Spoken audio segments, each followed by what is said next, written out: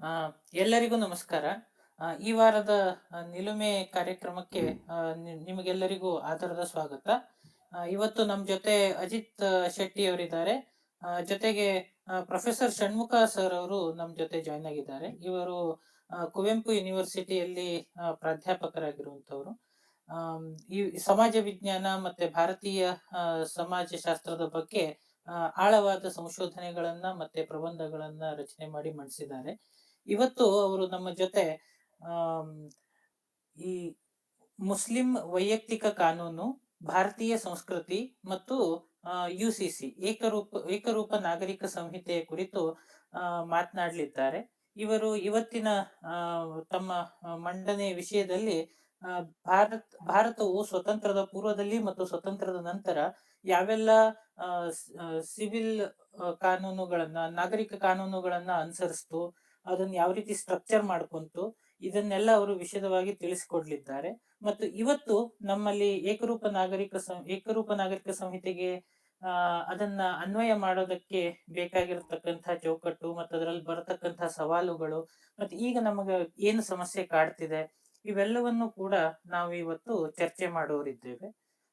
ಇದು ನಾವು ಈಗಾಗಲೇ ನಾವು ದಿನನಿತ್ಯದ ಪತ್ರಿಕೆಗಳಲ್ಲಿ ನೋಡ್ತಾ ಇರೋ ಹಾಗೆ ಬಹಳಷ್ಟು ಹೋರಾಟಗಳು ನಡೀತಾ ಇವೆ. ಏಕರೂಪ ನಾಗರಿಕ ಸಂಹಿತೆ ವಿರುದ್ಧವಾಗಿ ನಡೀತಾ ಇವೆ, ಪರವಾಗಿ ನಡೀತಾ ಇವೆ. ಕಾಲೇಜುಗಳಲ್ಲಿ ಸಮವಸ್ತ್ರದ ಕುರಿತೇ ಇಷ್ಟೆಲ್ಲ ಸಮಸ್ಯೆಗಳಾಗ್ತಿರುವಾಗ, ಇನ್ನು ಯೂನಿಫಾರ್ಮ್ ಬಗ್ಗೆನೆ ಇಷ್ಟೆಲ್ಲ ಪ್ರಶ್ನೆಗಳು ಹೇಳ್ತಿರುವಾಗ, ಯೂನಿಫಾರ್ಮ್ ಸಿವಿಲ್ ಕೋಡ್ ಇನ್ನೆಷ್ಟು ಪ್ರಶ್ನೆಗಳನ್ನ ಎಬ್ಸುತ್ತೆ, ಎಷ್ಟು ಹೋರಾಟಗಳನ್ನ ಮಾಡಿಸುತ್ತೆ. ಇವೆಲ್ಲವನ್ನ ಕೂಲಂಕುಷವಾಗಿ ಅರಿಯುವಂತಹ ಒಂದು ಸಣ್ಣ ಪ್ರಯತ್ನವನ್ನ ನಾವಿಲ್ಲಿ ಮಾಡೋರಿದ್ದೇವೆ. ಷಣ್ಮುಖ ಸರ್ ಅವರು ನಮ್ಗೆ ಇದರ ಕುರಿತು ಬೆಳಕನ್ನ ಚೆಲ್ಲಿದ್ದಾರೆ. ಷಣ್ಮುಖ ಸರ್, ನಿಮಗೆ ಆಧಾರದ ಸ್ವಾಗತ. ನಮಸ್ಕಾರ. ಅಜಿತ್ ಅವರೇ, ನೀವು ಏನಾದ್ರು ಹೇಳೋರಿದ್ದೀರಾ? ಇಲ್ಲ ಶುರು ಮಾಡೋಣ? ಅಲ್ಲ, ಶುರು ಮಾಡೋಣ. ನಾನು ಹೇಳೋದಿಷ್ಟೇ. ಇವತ್ತು ಹಿಜಾಬ್ ಗಲಾಟೆ ಏನ್ ಪ್ರಾರಂಭ ಆಯ್ತು, ಶಾಲೆಗಳಲ್ಲಿ ಅವಕಾಶ ಕೊಡುವುದಿಲ್ಲ ಅಂತ ಗೊತ್ತಾದಾಗ ಇವ್ರು ನ್ಯಾಯಾಲಯದ ಮೆಟ್ಟಿಲನ್ನ ಏರ್ತಾರೆ. ಬಹಳ ಬೇಗವಾಗಿ ಇದನ್ನ ತೀರ್ಮಾನ ಮಾಡಬೇಕು ಅಂತ ಇವರೇ ನ್ಯಾಯಾಲಯಗಳನ್ನ ಕೇಳ್ತಾರೆ. ಯಾವಾಗ ಇದೇ ನ್ಯಾಯಾಲಯ ಹಳೆಯ ಪದ್ಧತಿಯನ್ನೇ ಸದ್ಯಕ್ಕೆ ನೀವು ಪಾಲಿಸಿ ಮುಂದಿನ ತೀರ್ಮಾನ ಬರುವ ತನಕ ಯಾವುದೇ ರೀತಿಯ ತೊಂದರೆ ಆಗದಂತೆ ಶಾಲೆಗಳಲ್ಲಿ ವ್ಯವಹರಿಸಿ ಅಂತ ಹೇಳಿದಾಗ, ಯಾರು ನ್ಯಾಯಾಲಯವನ್ನ ನಂಬುತ್ತೇವೆ ಅಂತ ನ್ಯಾಯಾಲಯದ ಬುಡಕ್ ಹೋಗಿದ್ರು, ಅದೇ ನ್ಯಾಯಾಲಯದ ಆದೇಶವನ್ನು ಇವರು ಧಿಕ್ಕರಿಸಿ ಇವತ್ತು ನಮ್ಗೆ ಹಿಜಾಬ್ ಶಿಕ್ಷಣಕ್ಕಿಂತ ಮುಖ್ಯ, ಹಿಜಾಬ್ ಕೊಡಿ ಇಲ್ಲ ವಿಷ ಕೊಡಿ ಅಂತ ಹೇಳ್ತಾ ಇದ್ದಾರೆ. ಇದು ಬಹಳ ದುರಂತ. ಸೊ ಬಹುಶಃ ಇದು ಮುಂದಿನ ದಿನಗಳಲ್ಲಿ ಈ ನ್ಯಾಯಾಲಯ ಇವರಿಗೆ ಬೇಕಾದ ತೀರ್ಪನ್ನು ಕೊಟ್ಟರೆ ಮಾತ್ರ ಇವರು ಇದನ್ನ ಸ್ವೀಕರಿಸುವ ಮನಸ್ಥಿತಿ ಇದೆಯೇ ಹೊರತು ಬೇರೆ ರೀತಿಯ ತೀರ್ಪುಗಳನ್ನ ಬಂದ್ರೆ ಇವರಿಗೆ ಅದನ್ನ ಸ್ವೀಕರಿಸುವ ಮನಸ್ಥಿತಿ ಇಲ್ಲ ಅಂತ ಕಾಣ್ತದೆ. ಆ ನಿಟ್ಟಿನಲ್ಲಿ ಇವತ್ತು ಈ ಎಲ್ಲ ಹಿನ್ನೆಲೆಯಲ್ಲಿ ಷಣ್ಮುಖ ಸರ್ ಅವರು ನಮ್ಗೆ ಹೇಗೆ ಇದನ್ನ ವಿಶ್ಲೇಷಣೆ ಮಾಡ್ತಾರೆ ಅಂತ ನಾನು ಕಾತುರದಿಂದ ಕಾಯ್ತಾ ಇದ್ದೆ. ಸರ್ ನಮಸ್ತೆ ಅಜಿತ್ ಅವರೇ. ನಮಸ್ತೆ. ನಮಸ್ಕಾರ ವಿನಾಯಕ್. ಬಹಳ ಒಂದು ಒಳ್ಳೆಯ ಚರ್ಚೆಯನ್ನ ನಮ್ಮ ಮುಂದೆ ಇವತ್ತು ಇಡ್ತಾ ಇದ್ದೀರಿ. ಬಹಳ ಮಹತ್ವವಾಗಿರುವಂತ ಅಂಶ ಇವತ್ತು ಚರ್ಚೆ ಆಗಬೇಕಾಗಿದೆ. ಮತ್ತೆ ಈ ವಿಷಯ ಇನ್ನೂ ಇತ್ಯರ್ಥವಾಗದೇ ಇರುವಂತ ಒಂದು ಸಮಸ್ಯೆ ಅಂತ ನಾನು ಭಾವಿಸ್ತೇನೆ. ಅದರಲ್ಲೂ ಭಾರತೀಯ ಆಧುನಿಕ ಪ್ರಭುತ್ವವನ್ನು ನಾವು ಅಳವಡಿಸ್ಕೊಂಡ ಮೇಲೆ, ಸ್ವಾತಂತ್ರ್ಯ ನಂತರ ಸೆಕ್ಯುಲರಿಸಂನ ಸಮಸ್ಯೆಯ ಭಾಗವಾಗಿ ಇದು ಮುಂದುವರಿತಾನೆ ಇದೆ. ಹಾಗಾಗಿ ನಾನು ಇಡೀ ಈ ಸಮಸ್ಯೆಯನ್ನ ಸೆಕ್ಯುಲರ್ ವಾದದ ಚೌಕಟ್ಟಿನಲ್ಲಿ ಸೃಷ್ಟಿಯಾಗ್ತಾ ಇರುವಂತ ಸಮಸ್ಯೆ ಅಂತೇಳಿ ಪರಿಭಾವಿಸ್ಲಿಕ್ಕೆ ಇಷ್ಟಪಡ್ತೇನೆ. ಅದ್ರ ಒಳಗಡೆನೆ ಅದಕ್ಕೆ ಪರಿಹಾರ ಹುಡುಕಿದ್ರೆ ಬಹುಶಃ ನನ್ನ ಪ್ರಕಾರ ಪರಿಹಾರ ಸಿಗೋಕ್ಕಿಂತ ಸಮಸ್ಯೆ ಇನ್ನೂ ಉಲ್ಬಣವಾಗುವ ಸಾಧ್ಯತೆ ಹೆಚ್ಚಿದೆ ಅಂತ ನನ್ನ ವೈಯಕ್ತಿಕವಾಗಿರುವಂತ ನನ್ನ ನಂಬಿಕೆ. ಇದು ನಾವು ಮಾಡಿರುವಂತಹ ಅಧ್ಯಯನಗಳಲ್ಲಿ ಕಂಡುಕೊಂಡಂತ ಒಂದು ಅಂಶ. ಯಾಕಂದ್ರೆ ಸೆಕ್ಯುಲರ್ ವಾದ ಮುಖ್ಯವಾಗಿ ರಿಲಿಜನ್ಗಳನ್ನ ಕೇಂದ್ರವಾಗಿಟ್ಟುಕೊಂಡು ಬೆಳೆದಂತ ಒಂದು ಚಿಂತನಾ ಕ್ರಮ. ಅದು ಈಗಾಗಲೇ ಬೇರೆ ಚರ್ಚೆಗಳಲ್ಲಿ ಮತ್ತು ಬೇರೆ ಬೇರೆ ಬರವಣಿಗೆಗಳಲ್ಲಿ ಅದನ್ನ ಈಗಾಗಲೇ ನಾವು ತೋರಿಸಿದೆ. ಪಾಶ್ಚಾತ್ಯ ಸಂಸ್ಕೃತಿಯ ಹಿನ್ನೆಲೆಯಲ್ಲಿ, ಅದರಲ್ಲೂ ಪ್ರೊಟೆಸ್ಟೆಂಟ್ ಕ್ರಿಶ್ಚಿಯಾನಿಟಿಯ ಚೌಕಟ್ಟಿನ ಒಳಗಡೆಯಿಂದ ಈ ಸೆಕ್ಯುಲರ್ ವಾದದಲ್ಲಿರುವಂತಹ 4 ತತ್ವಗಳು ಉಗಮಾಗುತ್ತೆ. ರಿಲಿಜನ್ನ ಸ್ವಾತಂತ್ರ್ಯ, ರಿಲಿಜನ್ನ ಸಮಾನತೆ, ರಿಲಿಜನ್ನ ತಾಟಸ್ಥತೆ, ಮತ್ತು ರಿಲಿಜನ್ಗಳಿಗೆ ಸಂಬಂಧಪಟ್ಟಂತೆ ಸಹಿಷ್ಣುತಾ ಗುಣ ಏನಿದೆ, ತತ್ವ ಇದೆ, ಅವು ನಾಲ್ಕು ಕೂಡ ಪ್ರೊಟೆಸ್ಟೆಂಟ್ ಕ್ರಿಶ್ಚಿಯಾನಿಟಿಯ ತತ್ವಗಳನ್ನೇ ಈ ಎನ್ಲೈಟನ್ಮೆಂಟ್ ಪೀರಿಯಡ್ ನಂತರ, ಯಾವುದನ್ನ ನಾವು ಜ್ಞಾನೋದಯ ಯುಗ ಅಂತ ಕರಿತೀವಿ 17-18ನೇ ಶತಮಾನದ ಕಾಲಘಟ್ಟದಲ್ಲಿ, ಅದು ಪ್ರೊಟೆಸ್ಟೆಂಟ್ ಆ ತತ್ವಗಳು ಸೆಕ್ಯುಲರ್ ರೂಪವನ್ನು ಪಡೆದು ರಾಜಕೀಯ ಸಿದ್ಧಾಂತದ ಭಾಗವಾಗಿ, ಉದಾರವಾದಿ ರಾಜಕೀಯ ಸಿದ್ಧಾಂತದ ಭಾಗವಾಗಿ ಬೆಳೆದು ಬಂದಿದೆ. ಆ ಹಿನ್ನೆಲೆಗೆ ಹೆಚ್ಚು ನಾವು ಹೋಗೋದು ಬೇಡ. ಆದರೆ ಮೇಲ್ನೋಟಕ್ಕೆ ಈಗ ಸೆಕ್ಯುಲರ್ ವಾದದ ಬಗ್ಗೆ ಚರ್ಚೆ ಮಾಡ್ತಿರುವ ಎಲ್ಲ ಅದನ್ನು ಒಪ್ಪುವವರು ಮತ್ತು ಅದನ್ನು ಸಮರ್ಥನೆ ಮಾಡುವವರು ಈ ಒಂದು ಐತಿಹಾಸಿಕ ಸತ್ಯವನ್ನು ಬಹಳ ಜನ ಗುರುತಿಸಿದ್ದಾರೆ. ಅದು ಪಾಶ್ಚಾತ್ಯ ರಾಜಕೀಯ ಸಿದ್ಧಾಂತದ ಭಾಗವಾಗಿ ಬೆಳೆದು ಬಂದಿದ್ದು. ಆ ಹಿನ್ನೆಲೆಯಲ್ಲೇ ಬಹಳಷ್ಟು ಜನ ಕೆಲವೊಂದು ಪ್ರಯತ್ನಗಳನ್ನು ಮಾಡ್ತಾರೆ, ಅದನ್ನು ಭಾರತೀಕರಣ ಮಾಡಿಕೊಳ್ಬೇಕು, ಭಾರತೀಯ ಸನ್ನಿವೇಶದಲ್ಲಿ ಅದು ಬೇರೆ ಅರ್ಥಗಳನ್ನು ಕೊಟ್ಕೊಳ್ಬೇಕು ಅಂತೇಳಿ ಧರ್ಮ, ಜಾತ್ಯತೀತ ಧರ್ಮ, ಸರ್ವಧರ್ಮ ಸಮಭಾವ, ಮೊನ್ನೆಯ ಚರ್ಚೆಯ ಕೋರ್ಟ್ನ ಚರ್ಚೆಯ ಸಂದರ್ಭದಲ್ಲೂ ಆ ಶಬ್ದವನ್ನು ಬಳಸ್ತಾರೆ, ಸರ್ವಧರ್ಮ ಸಮಭಾವ ಅನ್ನೋ ಅರ್ಥದಲ್ಲಿ. ಅದನ್ನು ಸಕಾರಾತ್ಮಕ ಸೆಕ್ಯುಲರ್ವಾದ ಅಂತ ಕೂಡ ಕಾಮತ್ ಅವರು ಉಲ್ಲೇಖ ಮಾಡಿದ್ದು ನಾನು ಗಮನಿಸಿದೆ. ಈಗ ಬೇರೆ ಬೇರೆ ಅರ್ಥಗಳನ್ನು ಕೊಟ್ಕೊಳ್ಳೋ ಪ್ರಯತ್ನ ಮಾಡ್ತಾರೆ. ಬಟ್ ಬೇರೆ ಬೇರೆ ಅರ್ಥ ಕೊಡುವ ರೀತಿಯಲ್ಲಿ ಕಾನೂನುಗಳಾಗ್ಲಿ ಸಂವಿಧಾನದ ವಿಧಿಗಳಾಗ್ಲಿ ಅದಿಲ್ಲ. ಅದು ನಿಖರವಾಗಿ ಸೆಕ್ಯುಲರಿಸಂನ ತತ್ವಗಳು ಯಾವ ರೂಪದಲ್ಲಿದೆಯೋ ರಾಜಕೀಯ ಸಿದ್ಧಾಂತದ ಭಾಗವಾಗಿ ಯಥಾವಾಗಿ ಅದೇ ರೀತಿಯಲ್ಲಿ ಅದು ಅರ್ಥ ಪಡ್ಕೊಳ್ಳುತ್ತೆ. ಮತ್ತು ಸಂವಿಧಾನ ರಚನಾ ಸಭೆಯಲ್ಲಿ ಮತ್ತು ನಂತರ ನಡೆದಂತ ಬಹಳಷ್ಟು ಚರ್ಚೆಗಳಲ್ಲಿ ಹಾಗೆಯೇ ಅದು ಬಳಕೆ ಆಗುತ್ತೆ ಕೂಡ. ಒಟ್ಟಾರೆ ಅದು ಸೆಮಿಟಿಕ್ ರಿಲಿಜಿಯನ್ಗಳ ನಡುವಣ ಸಂಘರ್ಷದ ಸಮಸ್ಯೆಯನ್ನ ನಿರ್ವಹಣೆ ಮಾಡಲಿಕ್ಕೆ ಹುಟ್ಟುಕೊಂಡಂತ ಒಂದು ತಾತ್ವಿಕ ಚೌಕಟ್ಟು. ಕ್ಯಾಥೋಲಿಕರು ಮತ್ತು ಪ್ರೊಟೆಸ್ಟೆಂಟ್ ನಡುವೆ ಇದ್ದಂತ ರಿಲಿಜಿಯನ್ ಅನ್ನ ಸತ್ಯಕ್ಕೆ ಸಂಬಂಧಪಟ್ಟಂತ ಸಂಘರ್ಷವನ್ನ ಅದು ವೈಯಕ್ತಿಕ ನೆಲೆಗೆ ತಗೊಂಡೋಗಿ ಅದು ಸಾರ್ವಜನಿಕ ವಲಯದಲ್ಲಿ, ರಾಜಕೀಯ ವಲಯದಲ್ಲಿ ಬಂದ್ರೆ ಅದು ಒಂದು ನಾಗರಿಕ ಸಮಾಜದಲ್ಲಿ ಶಾಂತಿಯುತವಾಗಿರುವಂತ ಸಹಬಾಳ್ವೆ ಸಾಧ್ಯ ಆಗಲ್ಲ. ಹಾಗಾಗಿ ರಿಲಿಜನ್ಗಳನ್ನ ವೈಯಕ್ತಿಕವಾಗಿ ಇಟ್ಕೊಳ್ಳಿ ಅಂತ ಹೇಳಿ, ಮತ್ತು ರಿಲಿಜನ್ಗಳು ಸಹಜವಾಗಿ ತಾವು ಸತ್ಯ ಉಳಿದವು ಸುಳ್ಳು ಅಂತ ಹೇಳ್ತಾ ಇರ್ತಾರೆ. ತಾನು ಮಾತ್ರ ಅಂತಿಮ ಸತ್ಯ. ನಮ್ದು ಗಾಡ್ ಕೊಟ್ಟಿರುವಂತ ಒಂದು ಚೌಕಟ್ಟದು. ರಿಲಿಜನ್ ಅಂದ್ರೆ ಗಾಡ್ಸ್ ಗಿಫ್ಟ್ ಟು ಹ್ಯುಮ್ಯಾನಿಟಿ ಅಂತ, ಮನುಕುಲಕ್ಕೆ ದೇವರ ಗಾಡ್ನ ಕೊಡುಗೆ, ಅದು ರಿಲಿಜನ್ ಅಂತ ಪ್ರತಿಯೊಂದು ಪಂಥನೂ ನಂಬತ್ತೆ, ಪ್ರತಿಯೊಂದು ರಿಲಿಜನ್ ನಂಬತ್ತೆ. ಹಾಗೆ ತನ್ನದು ದೇವರ ಕೊಡುಗೆ ಅಂತ ಹೇಳಿದ್ಮೇಲೆ ಅನ್ಯರದ್ದು ಅಲ್ಲ ಅನ್ನೋ ಪ್ರಶ್ನೆ ಉತ್ತರ ಕೂಡ ಅಲ್ಲೇ ಸಹಜವಾಗಿ ಬಂದ್ಬಿಡುತ್ತೆ. ಬೇರೆಯವರದ್ದು ಡೆವಿಲ್ನ, ಸೈತಾನ್ನ ಪ್ರಲೋಭನೆಗಳು. ಹಾಗಾಗಿ ಅವೆಲ್ಲವೂ ಕೂಡ ನಾಶ ಮಾಡಬೇಕಾಗಿರುವಂಥದ್ದು, ತಮ್ಮನ್ನು ಮಾತ್ರ ಉಳಿದವರೆಲ್ಲರೂ ಒಪ್ಪಿಕೊಳ್ಳಬೇಕಾಗಿರುವಂಥದ್ದು ಅನ್ನೋದು ಅಂತರ್ಗತವಾಗಿ ರಿಲಿಜನ್ಗಳಲ್ಲಿರುವಂಥ ಗುಣ. ಈ ಗುಣದ ಪರಿಣಾಮವಾಗಿ ಎರಡು ರಿಲಿಜನ್ಗಳು ಅಥವಾ ಎರಡು ರಿಲಿಜನ್ನ ಪಂಥಗಳು ಎದುರು ನಿಂತಾಗ ಒಂದು ಸಾಮಾಜಿಕ ಜೀವನದ ಸಂದರ್ಭದಲ್ಲಿ ಸಹಜವಾಗಿ ಸಂಘರ್ಷ ಹುಟ್ಟುಕೊಳ್ಳುತ್ತೆ. ವೈರತ್ವ ಇರೋದ್ರಿಂದ ಸಂಘರ್ಷನೂ ಬಂದೇ ಬರುತ್ತೆ.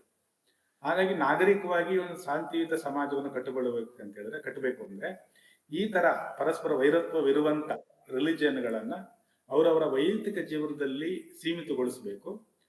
ನಾಗರಿಕ ಸಮಾಜದ ಭಾಗವಾಗಿರುವಂತಹ ರಾಜಕೀಯ ಜೀವನದಲ್ಲಿ ಮತ್ತು ಪ್ರಭುತ್ವದ ವಲಯದಲ್ಲಿ ಈ ರಿಲಿಜಿಯನ್ಗಳಿಗೆ ಅವಕಾಶ ಕೊಡಬಾರದು.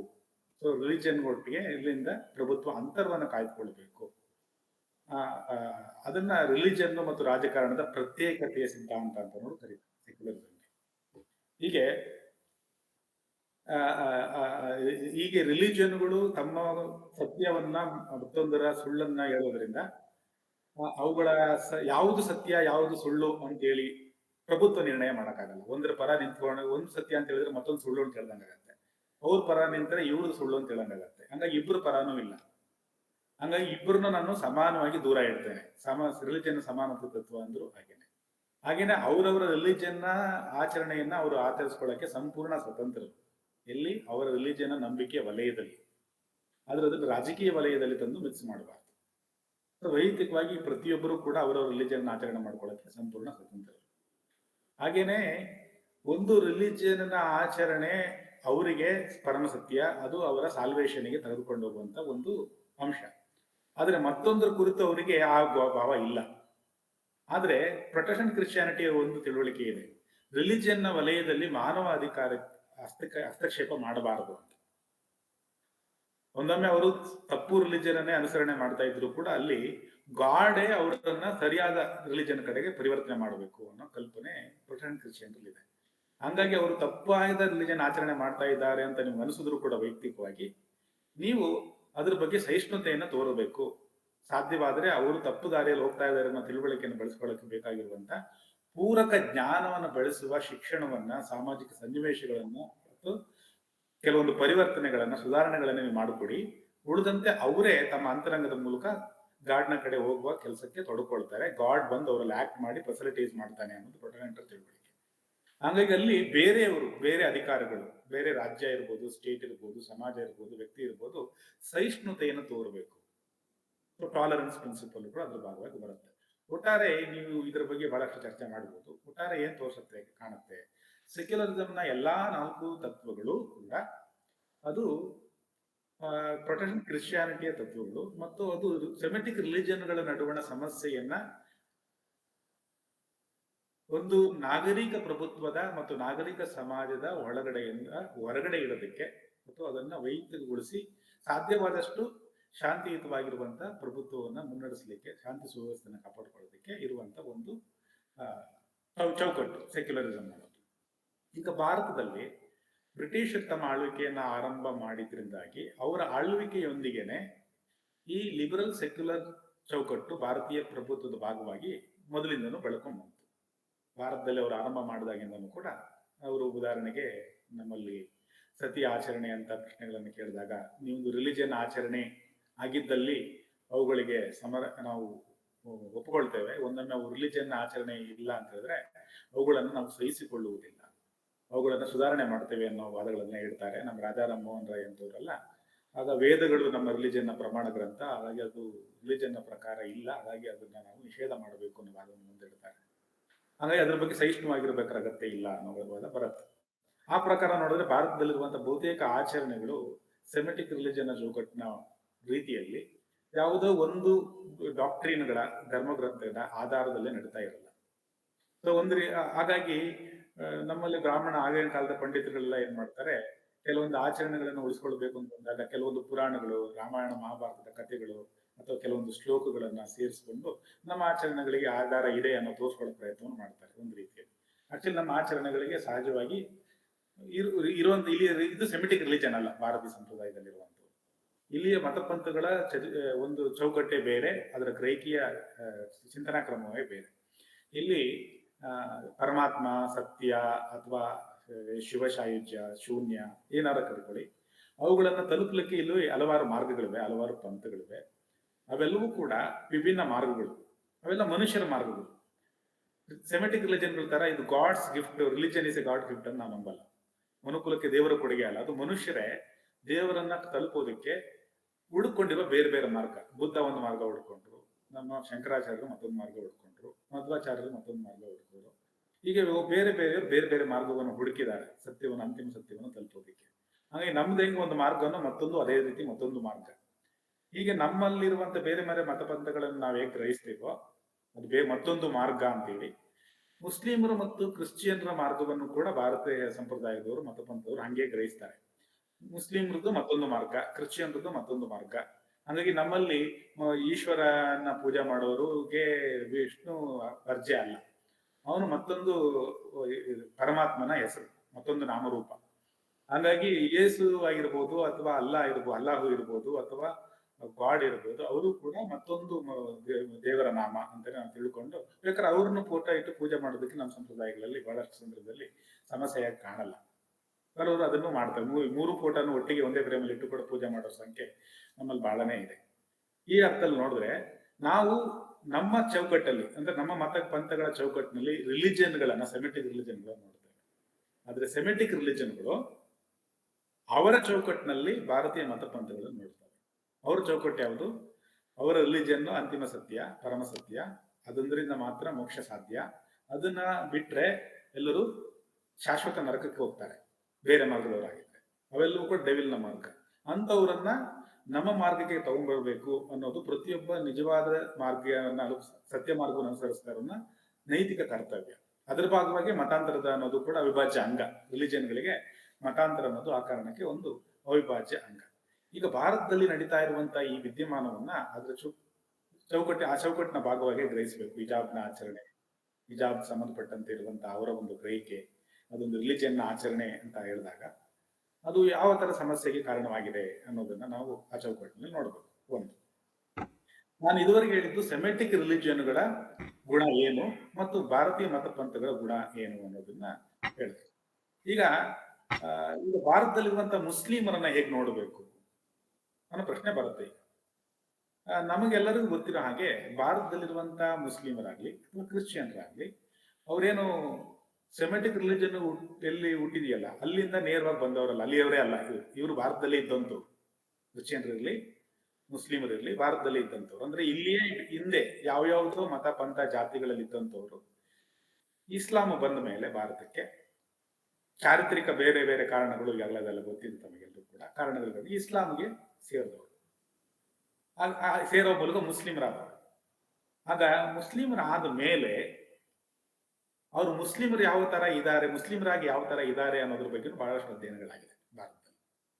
ಹೆಚ್ಚು ಕಡಿಮೆ ಈ ಅರೇಬಿಯಲ್ಲಿ ಇರುವಂತವ್ರು, ಬೇರೆ ಬೇರೆ ಕಡೆ ಇರುವಂತವ್ರು ಭಾರತೀಯ ಮುಸ್ಲಿಮರು ನಿಜವಾದ ಮುಸ್ಲಿಮರು ಅಂತ ಕೂಡ ಪರಿಗಣಿಸಲ್ಲ ಅನ್ನೋ ವಾದನೂ ಇದೆ. ಇವರು ಹಿಂದೂಸ್ತಾನಿ ಮುಸ್ಲಿಮರು ಅಂತ ಕರೀತಾರೆ ನಮ್ಮನ್ನು, ಅವರೇ ಕೆಲವರು. ಬೇರೆ ಬೇರೆಯವರು ಕೂಡ ಅಧ್ಯಯನಗಳಲ್ಲಿ ಗುರುತಿಸ್ತಾರೆ. ಇತ್ತೀಚೆಗೆ ಅಸಾದಿ ಅಂತವರು ಬರೆದಂತ ಪುಸ್ತಕಗಳಲ್ಲಿ ಅವರೇ ಗುರುತಿಸುವ ಹಾಗೆ ಮುಸ್ಲಿಮರಲ್ಲಿ ಜಾತಿಗಳಿವೆ, ಜಾತಿಯ ಆಚರಣೆಗಳಿವೆ, ಬೇರೆ ಬೇರೆ ಜಾತಿಯ ಆಚರಣೆಗಳ ಆರಾಧನಾ ಕ್ರಮಗಳು ಕೂಡ ಮುಸ್ಲಿಮರಲ್ಲಿದೆ ಅಂತೇಳಿ ನಮ್ಮ ಆಸಾದಿ ಅವರ ಪುಸ್ತಕನೂ ಹೇಳುತ್ತೆ. ಹಾಗೇನೆ ಇತ್ತೀಚೆಗೆ ನಮ್ಮಲ್ಲಿ ನಡೆದಂತ ಜಾತಿ ಗಣತಿ ಕೂಡ ಅದನ್ನು ತೋರಿಸುತ್ತೆ. ಅಂದ್ರೆ ಏನ್ ಅರ್ಥ, ನಮ್ಮಲ್ಲಿ ಹಿಂದಿನಿಂದ ಬಂದಂತ ಬಹಳಷ್ಟು ಪಾರಂಪರಾಗತವಾಗಿರುವಂತಹ ರೂಢಿ, ಆಚರಣೆ, ಜಾತಿಯೂ ಸೇರಿದಂತೆ ಭಾರತೀಯ ಮುಸ್ಲಿಮರಲ್ಲಿ ಇದೆ. ಆದ್ರೆ ಇಸ್ಲಾಂನ ಪ್ರಕಾರ ಒಬ್ಬ ಮುಸ್ಲಿಂ ಆಗಿದ್ದಂಥವನು ಕುರಾನ್ ಮತ್ತು ಶರಿಯಾ ಪ್ರಕಾರ ಅವನು ಬದುಕಬೇಕಾಗತ್ತೆ. ಕುರಾನ್ ಮತ್ತು ಶರಿಯಾ ಪ್ರಕಾರ ಅವನು ಬದುಕದೇ ಇದ್ರೆ ಅವನು ಮುಸ್ಲಿಂ ಅಂತ ಆಗುದಿಲ್ಲ. ಹಾಗಾಗಿ ನಿಜವಾದ ಮುಸ್ಲಿಂ ಯಾರು ಅನ್ನೋ ಪ್ರಶ್ನೆ ಅವ್ರ ಮುಂದೆ ಇಟ್ರೆ ಯಾರು ನಿಜವಾಗ್ಲೂ ಕುರಾನ್ ಮತ್ತು ಶರಿಯಾ ಬದುಕಂತವ್ರು ಅಂತ ಹೇಳು.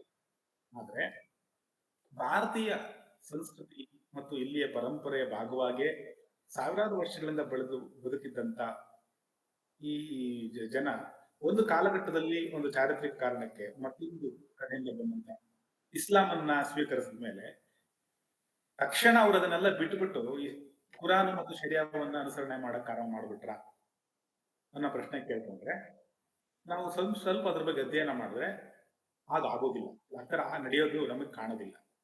ಈವನ್ ಮುಸ್ಲಿಮರ ಆಳ್ವಿಕೆಯ ಸಂದರ್ಭದಲ್ಲೂ ಮತ್ತು ಮುಸ್ಲಿಮರ ಆಳ್ವಿಕೆ ಆಗಿ ಬ್ರಿಟಿಷರ ಆಳ್ವಿಕೆ ಆರಂಭ ಮಾಡಿದ ಮೇಲೂ ಕೂಡ ಬಹುತೇಕ ಭಾರತೀಯ ಮುಸ್ಲಿಮರು, 90% ಹೆಚ್ಚಿನ ಮುಸ್ಲಿಮರು ಶರಿಯಾವನ್ನಾಗ್ಲಿ ಅಥವಾ ಶರಿಯಾದ ಕಾನೂನುಗಳನ್ನಾಗ್ಲಿ ಭಾರತದಲ್ಲಿ ಅನುಸರಿಸಲು ಕಾಣೋದಿಲ್ಲ. ಇದು ನನ್ನ ಗಮನಕ್ಕೆ ಬಂದಿದ್ದು ನಾನು ಇತ್ತೀಚೆಗೆ ಸಂವಿಧಾನ ರಚನಾ ಸಭೆಯ ಚರ್ಚೆಯನ್ನ ಗಮನಿಸ್ತಾ ಇರ್ಬೇಕಾದ್ರೆ ಅಂಬೇಡ್ಕರ್ ಅವರು ಒಂದು ಕಡೆ ಈ ಉಲ್ಲೇಖವನ್ನ ಮಾಡ್ತಾರೆ. ಮುಖ್ಯವಾಗಿ ಅದು ಯೂನಿಫಾರ್ಮ್ ಸಿವಿಲ್ ಕೋಡ್ ನ ಚರ್ಚೆಯನ್ನ ಮಾಡ್ತಾ ಇರ್ಬೇಕಾದ್ರೆ ಸಂವಿಧಾನ ರಚನಾ ಸಭೆಯಲ್ಲಿ ಅಲ್ಲಿ ಮುಸ್ಲಿಂ ಲೀಗ್ ನ ಪ್ರತಿನಿಧಿಯಾಗಿದ್ದಂತ ಇಸ್ಮಾಯಿಲ್ ಒಂದು ತಿದ್ದುಪಡಿಯನ್ನ ಮಾಡಬೇಕು ಅಂತ ಮಂಡಿಸ್ತಾರೆ.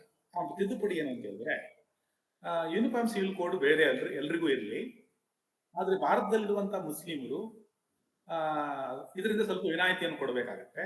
ಯಾಕೆ ಅಂತ ಹೇಳಿದ್ರೆ ಭಾರತೀಯ ಮುಸ್ಲಿಮರಿಗೆ ಸಂಬಂಧಪಟ್ಟಂತೆ, ಅದರ ಮುಸ್ಲಿಮರಿಗೆ ಸಂಬಂಧಪಟ್ಟಂತೆ ಇಸ್ಲಾಂ ಪ್ರಕಾರ ಮತ್ತು ಕುರಾನ್ ಪ್ರಕಾರ ಅವರ ವೈಯಕ್ತಿಕ ಕಾನೂನು ಅಂತ ಯಾವುದನ್ನು ಪರಿಗಣಿಸ್ತಾರೋ, ವೈಯಕ್ತಿಕ ಕಾನೂನು ಪರಿಧಿಯಲ್ಲಿ ಬರುವಂತ ವಿವಾಹ, ವಿಚ್ಛೇದನ, ಉತ್ತರಾಧಿಕಾರತ್ವ ಮತ್ತು ಆಸ್ತಿಯ ಹಂಚಿಕೆ, ಇಂಥ ವಿಷಯಗಳು ಅವರ ರಿಲಿಜಿಯನ್ನ ನಂಬಿಕೆಯ ಭಾಗವೇ ಆಗಿದೆ. ಅದು ಅವರ ಶರಿಯಾನ ಭಾಗವೇ ಆಗಿದೆ. ಹಂಗಾಗಿ ಅವುಗಳಿಗೆ ಸಂಬಂಧಪಟ್ಟಂತ ಯಾವುದೇ ನಾಗರಿಕ ಅಥವಾ ಸೆಕ್ಯುಲರ್ ಕಾನೂನುಗಳನ್ನ ನೀವು ಮುಸ್ಲಿಮರ ಮೇಲೆ ಹೇರಿದ್ರೆ ಹೌದು ಅವರ ರಿಲಿಜಿಯನ್ನ ಸ್ವಾತಂತ್ರ್ಯಕ್ಕೆ ಹರಣವಾದಂಗೆ, ಅವರ ರಿಲಿಜಿಯನ್ನ ಸ್ವಾತಂತ್ರ್ಯವನ್ನು ನೀವು ಕಿತ್ಕೊಂಡ ಹಾಗೆ. ಹಾಗಾಗಿ ಅವರ ರಿಲಿಜಿಯನ್ನ ಸ್ವಾತಂತ್ರ್ಯವನ್ನು ಮಾನ್ಯ ಮಾಡಬೇಕು ಅಂತ ಹೇಳಿದ್ರೆ ನೀವು ಏಕರೂಪ ನಾಗರಿಕ ಸಂಹಿತೆಯ ಹೆಸರಿನಲ್ಲಿ ಈ 4 ಮುಖ್ಯವಾಗಿರುವಂತಹ ವಿಚಾರಗಳಲ್ಲಿ ಏನು ಶರಿಯಾ ಇದೆ ಅದನ್ನ ತೆಗೆದು ಹಾಕಿ ಅಲ್ಲೂ ನಾಗರಿಕ ಕಾನೂನನ್ನ ಅನುಸರಿಸಬೇಕು ಅನ್ನೋ ತರ ಮಾಡೋದು ಸರಿಯಲ್ಲ. ಹಂಗಾಗಿ ನೀವು ತಿದ್ದುಪಡಿ ಏನಾಗಬೇಕು ಅಂದ್ರೆ ಏಕರೂಪ ನಾಗರಿಕ ಸಂಹಿತೆ ಇರಲಿ, ಅಲ್ಲಿ ಮುಸ್ಲಿಮರ ವೈಯಕ್ತಿಕ ಕಾನೂನನ್ನ ಹೊರತುಪಡಿಸಿ ಅಂತ ಒಂದು ತಿದ್ದುಪಡಿ ತೋರಿಸಿ ಅಂತೇಳಿ ಆ ತಿದ್ದುಪಡಿಯನ್ನ ಮಂಡನೆ ಮಾಡ್ತಾರೆ. ಅವಾಗ ಅಂಬೇಡ್ಕರ್ ಅದನ್ನ ವಿರೋಧಿಸ್ಬಿಟ್ಟು ಅವ್ರೇನ್ ಮಾತು ಹೇಳ್ತಾರೆ ಏನು ಅಂತ ಹೇಳಿದ್ರೆ, ಭಾರತದಲ್ಲಿ 1937ರಲ್ಲಿ ಕೇಂದ್ರ ಶಾಸಕಾಂಗ ಶರಿಯಾ ಕಾಯ್ದೆಯನ್ನು ತರುವವರೆಗೂ ಕೂಡ ನಾರ್ತ್ ವೆಸ್ಟ್ ಪ್ರಾವಿನ್ಸ್ ಅಂದ್ರೆ ಇವತ್ತು ಏನು ಪಾಕಿಸ್ತಾನ ಇದೆಯಾ ಆ ಭೂಭಾಗ, ಅತ್ಯಂತ ಮುಸ್ಲಿಮರ ಸಂಖ್ಯೆ ಹೆಚ್ಚಿರುವಂತ ಭೂಭಾಗದಲ್ಲೇ ಮುಸ್ಲಿಮರು ಶರಿಯಾವನ್ನ ಫಾಲೋ ಮಾಡ್ತಿರ್ಲಿಲ್ಲ. ಮೆಜಾರಿಟಿ ಮುಸ್ಲಿಮರು ಶರಿಯಾವನ್ನ ಅನುಸರಿಸ್ತಾ ಇರಲಿಲ್ಲ. ಅವರು ಅಲ್ಲಿಯ ಸ್ಥಳೀಯ ರೂಢಿ ಪದ್ಧತಿ ಮತ್ತು ಹಿಂದೂ ಕಾನೂನನ್ನ ಅನುಸರಿಸ್ತಾ ಇದ್ರು. ಹಿಂದೂ ರೂಢಿ ಪದ್ಧತಿಗಳನ್ನು ಅನುಸರಿಸ್ತಾ ಇದ್ರು, ಹಿಂದೂ ಕಾನೂನುಗಳನ್ನು ಕೂಡ ಅನುಸರಿಸ್ತಾ ಇದ್ರು. ನೀವು ಅದನ್ನ ನಿರಾಕರಿಸಿ 1937ರಲ್ಲಿ ನಮಗೆ ಶರಿಯಾ ಕಾನೂನನ್ನೇ ಅಳವಡಿಸಬೇಕು ಅಂತೇಳಿ ನೀವು ಒತ್ತಾಯ ಮಾಡಿದ್ರಿ. ನಿಮ್ಮ ಒತ್ತಾಯದ ಮೇರೆಗೆ 1937ರಲ್ಲಿ ಮೊದಲ ಬಾರಿಗೆ ಶರಿಯಾ ಕಾನೂನನ್ನ ಭಾರತದ ಎಲ್ಲರೂ ಕೂಡ ಒಪ್ಕೊಳ್ಳೋನ್ನು ಮಾಡಲಾಗುತ್ತೆ. ಆದ್ರೆ ಆ ಕಾನೂನು ಮಾಡಬೇಕಾದ್ರೂ ಒಂದು ತಿದ್ದುಪಡಿ ಎಲ್ಲ ಆಗತ್ತೆ. ಆಕ್ಚುಲಿ ಆ ತಿದ್ದುಪಡಿ ಏನ್ ಮಾಡುತ್ತೆ ಅಂತ ಹೇಳಿದ್ರೆ, ಒಂದು ಅಫಿಡವಿಟ್ ಕೊಡ್ಬೇಕಾಗತ್ತೆ. ಒಬ್ಬ ಮುಸ್ಲಿಂ ಆಗಿರುವಂತ ವ್ಯಕ್ತಿ ಯಾವ್ದಾದ್ರು ವ್ಯಾಜ್ಯವನ್ನ ಅವನ ವೈದ್ಯ ಕಾನೂನು ಸಂಬಂಧಪಟ್ಟಂತ ವ್ಯಾಜ್ಯವನ್ನ ಕೋರ್ಟಿಗೆ ತಗೊಂಡು ಬಂದಾಗ ಅವನೊಂದು ಅಫಿಡವಿಟ್ ಹಾಕೊಡ್ಬೇಕು. ನಾನು ಶರಿಯಾ ಕಾನೂನಂತೆ ನಡ್ಕೊಳ್ತೇನೆ, ಅದನ್ನ ನಾನು ಒಪ್ತೇನೆ, ಅದ್ರ ಪ್ರಕಾರ ನಾನು ತೀರ್ಪು ಕೊಡಬೇಕು ಅಂತ. ಹಾಗೆ ಅಫಿಡವಿಟ್ ಕೊಟ್ರೆ ಮಾತ್ರ ಅವನಿಗೆ ಶರಿಯಾ ಕಾನೂನನ್ನ ಅನುಸರಿಸಬೇಕು. ಒಂದನ್ನು ಅವನು ಕೊಡ್ಲಿಲ್ಲ ಅಂತ ಇಟ್ಕೊಳ್ಳಿ, ಅಥವಾ ಅವನು ಶರಿಯಾ ಕಾನೂನು ಬೇಡ ಅಂತ ಹೇಳಿದ್ರೆ ಅವನು ಯಾವ ಇಚ್ಛೆ ಪಡ್ತಾವನು, ಹಿಂದೂ ಕಾನೂನು ಅಥವಾ ನಾಗರಿಕ ಕಾನೂನು ಅಥವಾ ಬೇರೆ ರೀತಿದ್ದು, ಅದನ್ನ ಮಾತ್ರ ಅವ್ನು ನಿರ್ವಹಿಸಬೇಕು ಹೊರತು ಶರಿಯಾವನ್ನಲ್ಲ ಅಂತೇಳಿ 1937ರ ಆ ಕಾಯ್ದೆಯಲ್ಲೇ ಇತ್ತು. ಆಕ್ಚುಲಿ ಅದನ್ನು 1947ರ ನಂತರ ಸ್ವತಂತ್ರ ಭಾರತದ ಸರ್ಕಾರ ಅದನ್ನ ನಲಿಫೈ ಮಾಡುತ್ತೆ, ತೆಗೆದಾಕತ್ತೆ, ಆ ಆಯ್ಕೆಯನ್ನು ತೆಗೆದಾಕತ್ತೆ. ಅದನ್ನು ಆ ವಿಷಯನ ನಾನು ಮುಂದೆ ಅದನ್ನ ಹೇಳ್ತೇನೆ ನಾನು. ಒಟ್ಟಾರೆ ಅದು ಆ ತಿದ್ದುಪಡಿ ತರೋದು ಯಾರ ಕಾರಣಕ್ಕೆ ಅಂತ ಹೇಳಿದ್ರೆ, ಈ ನಮ್ಮ ಮೊಹಮ್ಮದ್ ಅಲಿ ಜಿನ್ನಾ ಹೇಳಿ ಕೇಳಿ ಅಥಿಸ್ಟ್, ನಾಸ್ತಿಕ ಆಗಿದ್ರು. ಅವರು ಯಾವತ್ತೂ ಕೂಡ ಇಸ್ಲಾಮು ಶರಿಯಾ ಬಗ್ಗೆ ಬಹಳ ಒಲವನ್ನು ಹೊಂದಿದ್ದಂಥ ವ್ಯಕ್ತಿ ಏನಲ್ಲ. ಸಾಧ್ಯವಾದಷ್ಟು ಎಲ್ಲರೂ ಕೂಡ ಸೆಕ್ಯುಲರ್ ಆಗಿ ಮತ್ತು ವೈಜ್ಞಾನಿಕವಾಗಿ ವೈಚಾರಿಕವಾಗಿ ಬದುಕಬೇಕು ಅಂತ ಯೋಚನೆ ಮಾಡ್ತಿದ್ದಂಥವ್ರು. ಹಾಗಾಗಿ ಒಂದೊಮ್ಮೆ ನೀವು ಶರಿಯಾದ ಪ್ರಕಾರ ಪ್ರತಿಯೊಬ್ಬ ಮುಸ್ಲಿಮರು ಬದುಕಲೇಬೇಕು ಅಂತೇಳಿ ಒತ್ತಾಯ ಮಾಡಿದ್ರೆ ಹೌದು ಅವರ ಆಯ್ಕೆಯನ್ನ ನಾವು ಕಡಿತಗೊಳಿಸ್ದಂಗಾಗತ್ತೆ. ಅವ್ರನ್ನ ನಾವು ಒಂದು ರೀತಿಯಲ್ಲಿ ಕುರಾನಿಗೆ ಮತ್ತು ಶರಿಯಾಗೆ ಗಂಟಾಗದಂಗಾಗತ್ತೆ. ಅವ್ರಿಗೆ ಆಯ್ಕೆಯಾಗಿ ಬಿಡೋಣ ಅಂತ ಹೇಳಿ ಅವ್ರು ಹೇಳಿದ ಕಾರಣಕ್ಕಾಗಿ ಅವರೊಂದು ಏನು ಆಯ್ಕೆಯನ್ನ ಕೊಡ್ಲಾಗತ್ತೆ, ಅಫಿಡವಿಟ್ ಹಾಕುವಂತ ಒಂದು ಆಯ್ಕೆ. ಆವಾಗ ಈ ನನಗೊಂದು ಪ್ರಶ್ನೆ ಬಂತು, ಅಲ್ಲಿಂದ ಮತ್ತು ಅಲ್ಲಿಂದ ನಂತರ ಅದಕ್ಕಿಂತ ಮುಂಚೆ ಕೂಡ ಮಾಪಳದ ಉದಾಹರಣೆಯನ್ನು ಕೊಡ್ತಾರೆ ಅಂಬೇಡ್ಕರ್ ಅಲ್ಲಿ. ಮಾಪಳ ಮುಸ್ಲಿಮರು ಕೂಡ ಹಿಂಗೆ ಇರ್ಲಿಲ್ಲ ಅಂತೇಳಿ. ಅದಾದ ಮೇಲೆ ನಾನು ಕೆಲವೊಂದು ಬೇರೆ ಇದು ಸಂಬಂಧಪಟ್ಟಂತೆ ಕೆಲವೊಂದು ಸೋರ್ಸ್ಗಳನ್ನು ಹುಡುಕ್ತಾ ಹೊರಟಾಗ ಪಾರ್ಥ ಚಟರ್ಜಿ ಅವರು ತಮ್ಮ ಲೇಖನದಲ್ಲಿ ಮತ್ತು ಕೆಲವೊಂದು ಫ್ಯಾಕ್ಟ್ಸ್ ಗಳನ್ನ ಉಲ್ಲೇಖ ಮಾಡ್ತಾರೆ. ಅವ್ರೇನ್ ಹೇಳ್ತಾರೆ, ಪಾರ್ಥ ಚಟರ್ಜಿ 1918ರವರೆಗೂ ಕೂಡ ಭಾರತದಲ್ಲಿ ಯಾವ ಮುಸ್ಲಿಮರು ಶರಿಯಾವನ್ನ ಅನುಸರಿಸ್ತಿರ್ಲಿಲ್ಲ. ಅವರು ಕೇರಳದ ಉದಾಹರಣೆ ಕೊಡ್ತಾರೆ, ಆಮೇಲೆ ರಾಜಸ್ಥಾನ ಉದಾಹರಣೆ ಕೊಡ್ತಾರೆ, ಪಂಜಾಬ್ನ ಉದಾಹರಣೆ ಕೊಡ್ತಾರೆ, ಬಿಹಾರದ ಉದಾಹರಣೆ ಕೊಡ್ತಾರೆ, ಹಾಗೆ ನಾರ್ತ್ ವೆಸ್ಟ್ ಪ್ರಾವಿನ್ಸ್ ನ ಉದಾಹರಣೆಯನ್ನು ಕೊಡ್ತಾರೆ, ಆಮೇಲೆ ಪಶ್ಚಿಮ ಬಂಗಾಳದ ಉದಾಹರಣೆ ಕೊಡ್ತಾರೆ. ಇನ್ನು ಹೇಳ್ಬೇಕಂದ್ರೆ ಪಶ್ಚಿಮ ಬಂಗಾಳದಲ್ಲಿ 1980ರವರೆಗೂ ಅಲ್ಲಿರೋ ಬಹುತೇಕ ಮುಸ್ಲಿಮರು ಶರಿಯಾವನ್ನ ಫಾಲೋ ಮಾಡ್ತಿರ್ಲಿಲ್ಲ. ಅಲ್ಲಿ ಕಾನೂನಿನ ಭಾಗ ಕೂಡ ಆಗಿರಲಿಲ್ಲ ಪಶ್ಚಿಮ ಬಂಗಾಳದಲ್ಲಿ. 1900 ಕೊನೆಯದಾಗಿ ಶರಿಯಾ ಒಂದು ಪ್ರಭುತ್ವದ ಕಾನೂನಾಗಿ ಸೇರಿತ್ತು ಎಲ್ಲಿ ಅಂತ ಹೇಳಿದ್ರೆ ಪಶ್ಚಿಮ ಬಂಗಾಳದಲ್ಲಿ. ಅದು ಕಮ್ಯುನಿಸ್ಟ್ ಸರ್ಕಾರ ಇದ್ದಾಗ 1980ರಲ್ಲಿ ಪ್ರತಿಭಾ ಬಸು ಅವರ ಕಾಲಘಟ್ಟದಲ್ಲಿ.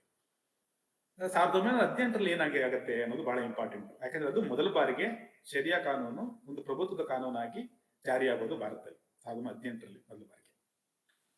ಆಕ್ಚುಲಿ ದಿಯೋಬಂದ್ ಸಂಘಟನೆ ಅಂತ ಒಂದಿತ್ತು, ಎಲ್ಲರಿಗೂ ಗೊತ್ತಿರೋ ಹಾಗೆ. ಅದು ಅವತ್ತಿನ ನ್ಯಾಷನಲ್ ಕಾಂಗ್ರೆಸ್ ಏನಿತ್ತು, ರಾಷ್ಟ್ರೀಯ ಕಾಂಗ್ರೆಸ್, ಅದರ ಸಹ ಸಂಘಟನೆ.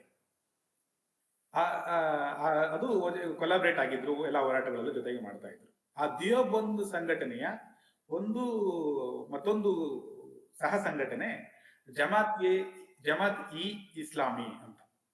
ಜಮಾತ್ ಇ ಇಸ್ಲಾಮಿ ಸಂಘಟನೆ ಅದು ಮೊದಲ ಬಾರಿಗೆ ಕೇರಳದ ಒಂದು ಘಟನೆಯನ್ನ ತನ್ನ ಹೋರಾಟಕ್ಕೆ ತೆಗೆದುಕೊಳ್ಳುತ್ತೆ.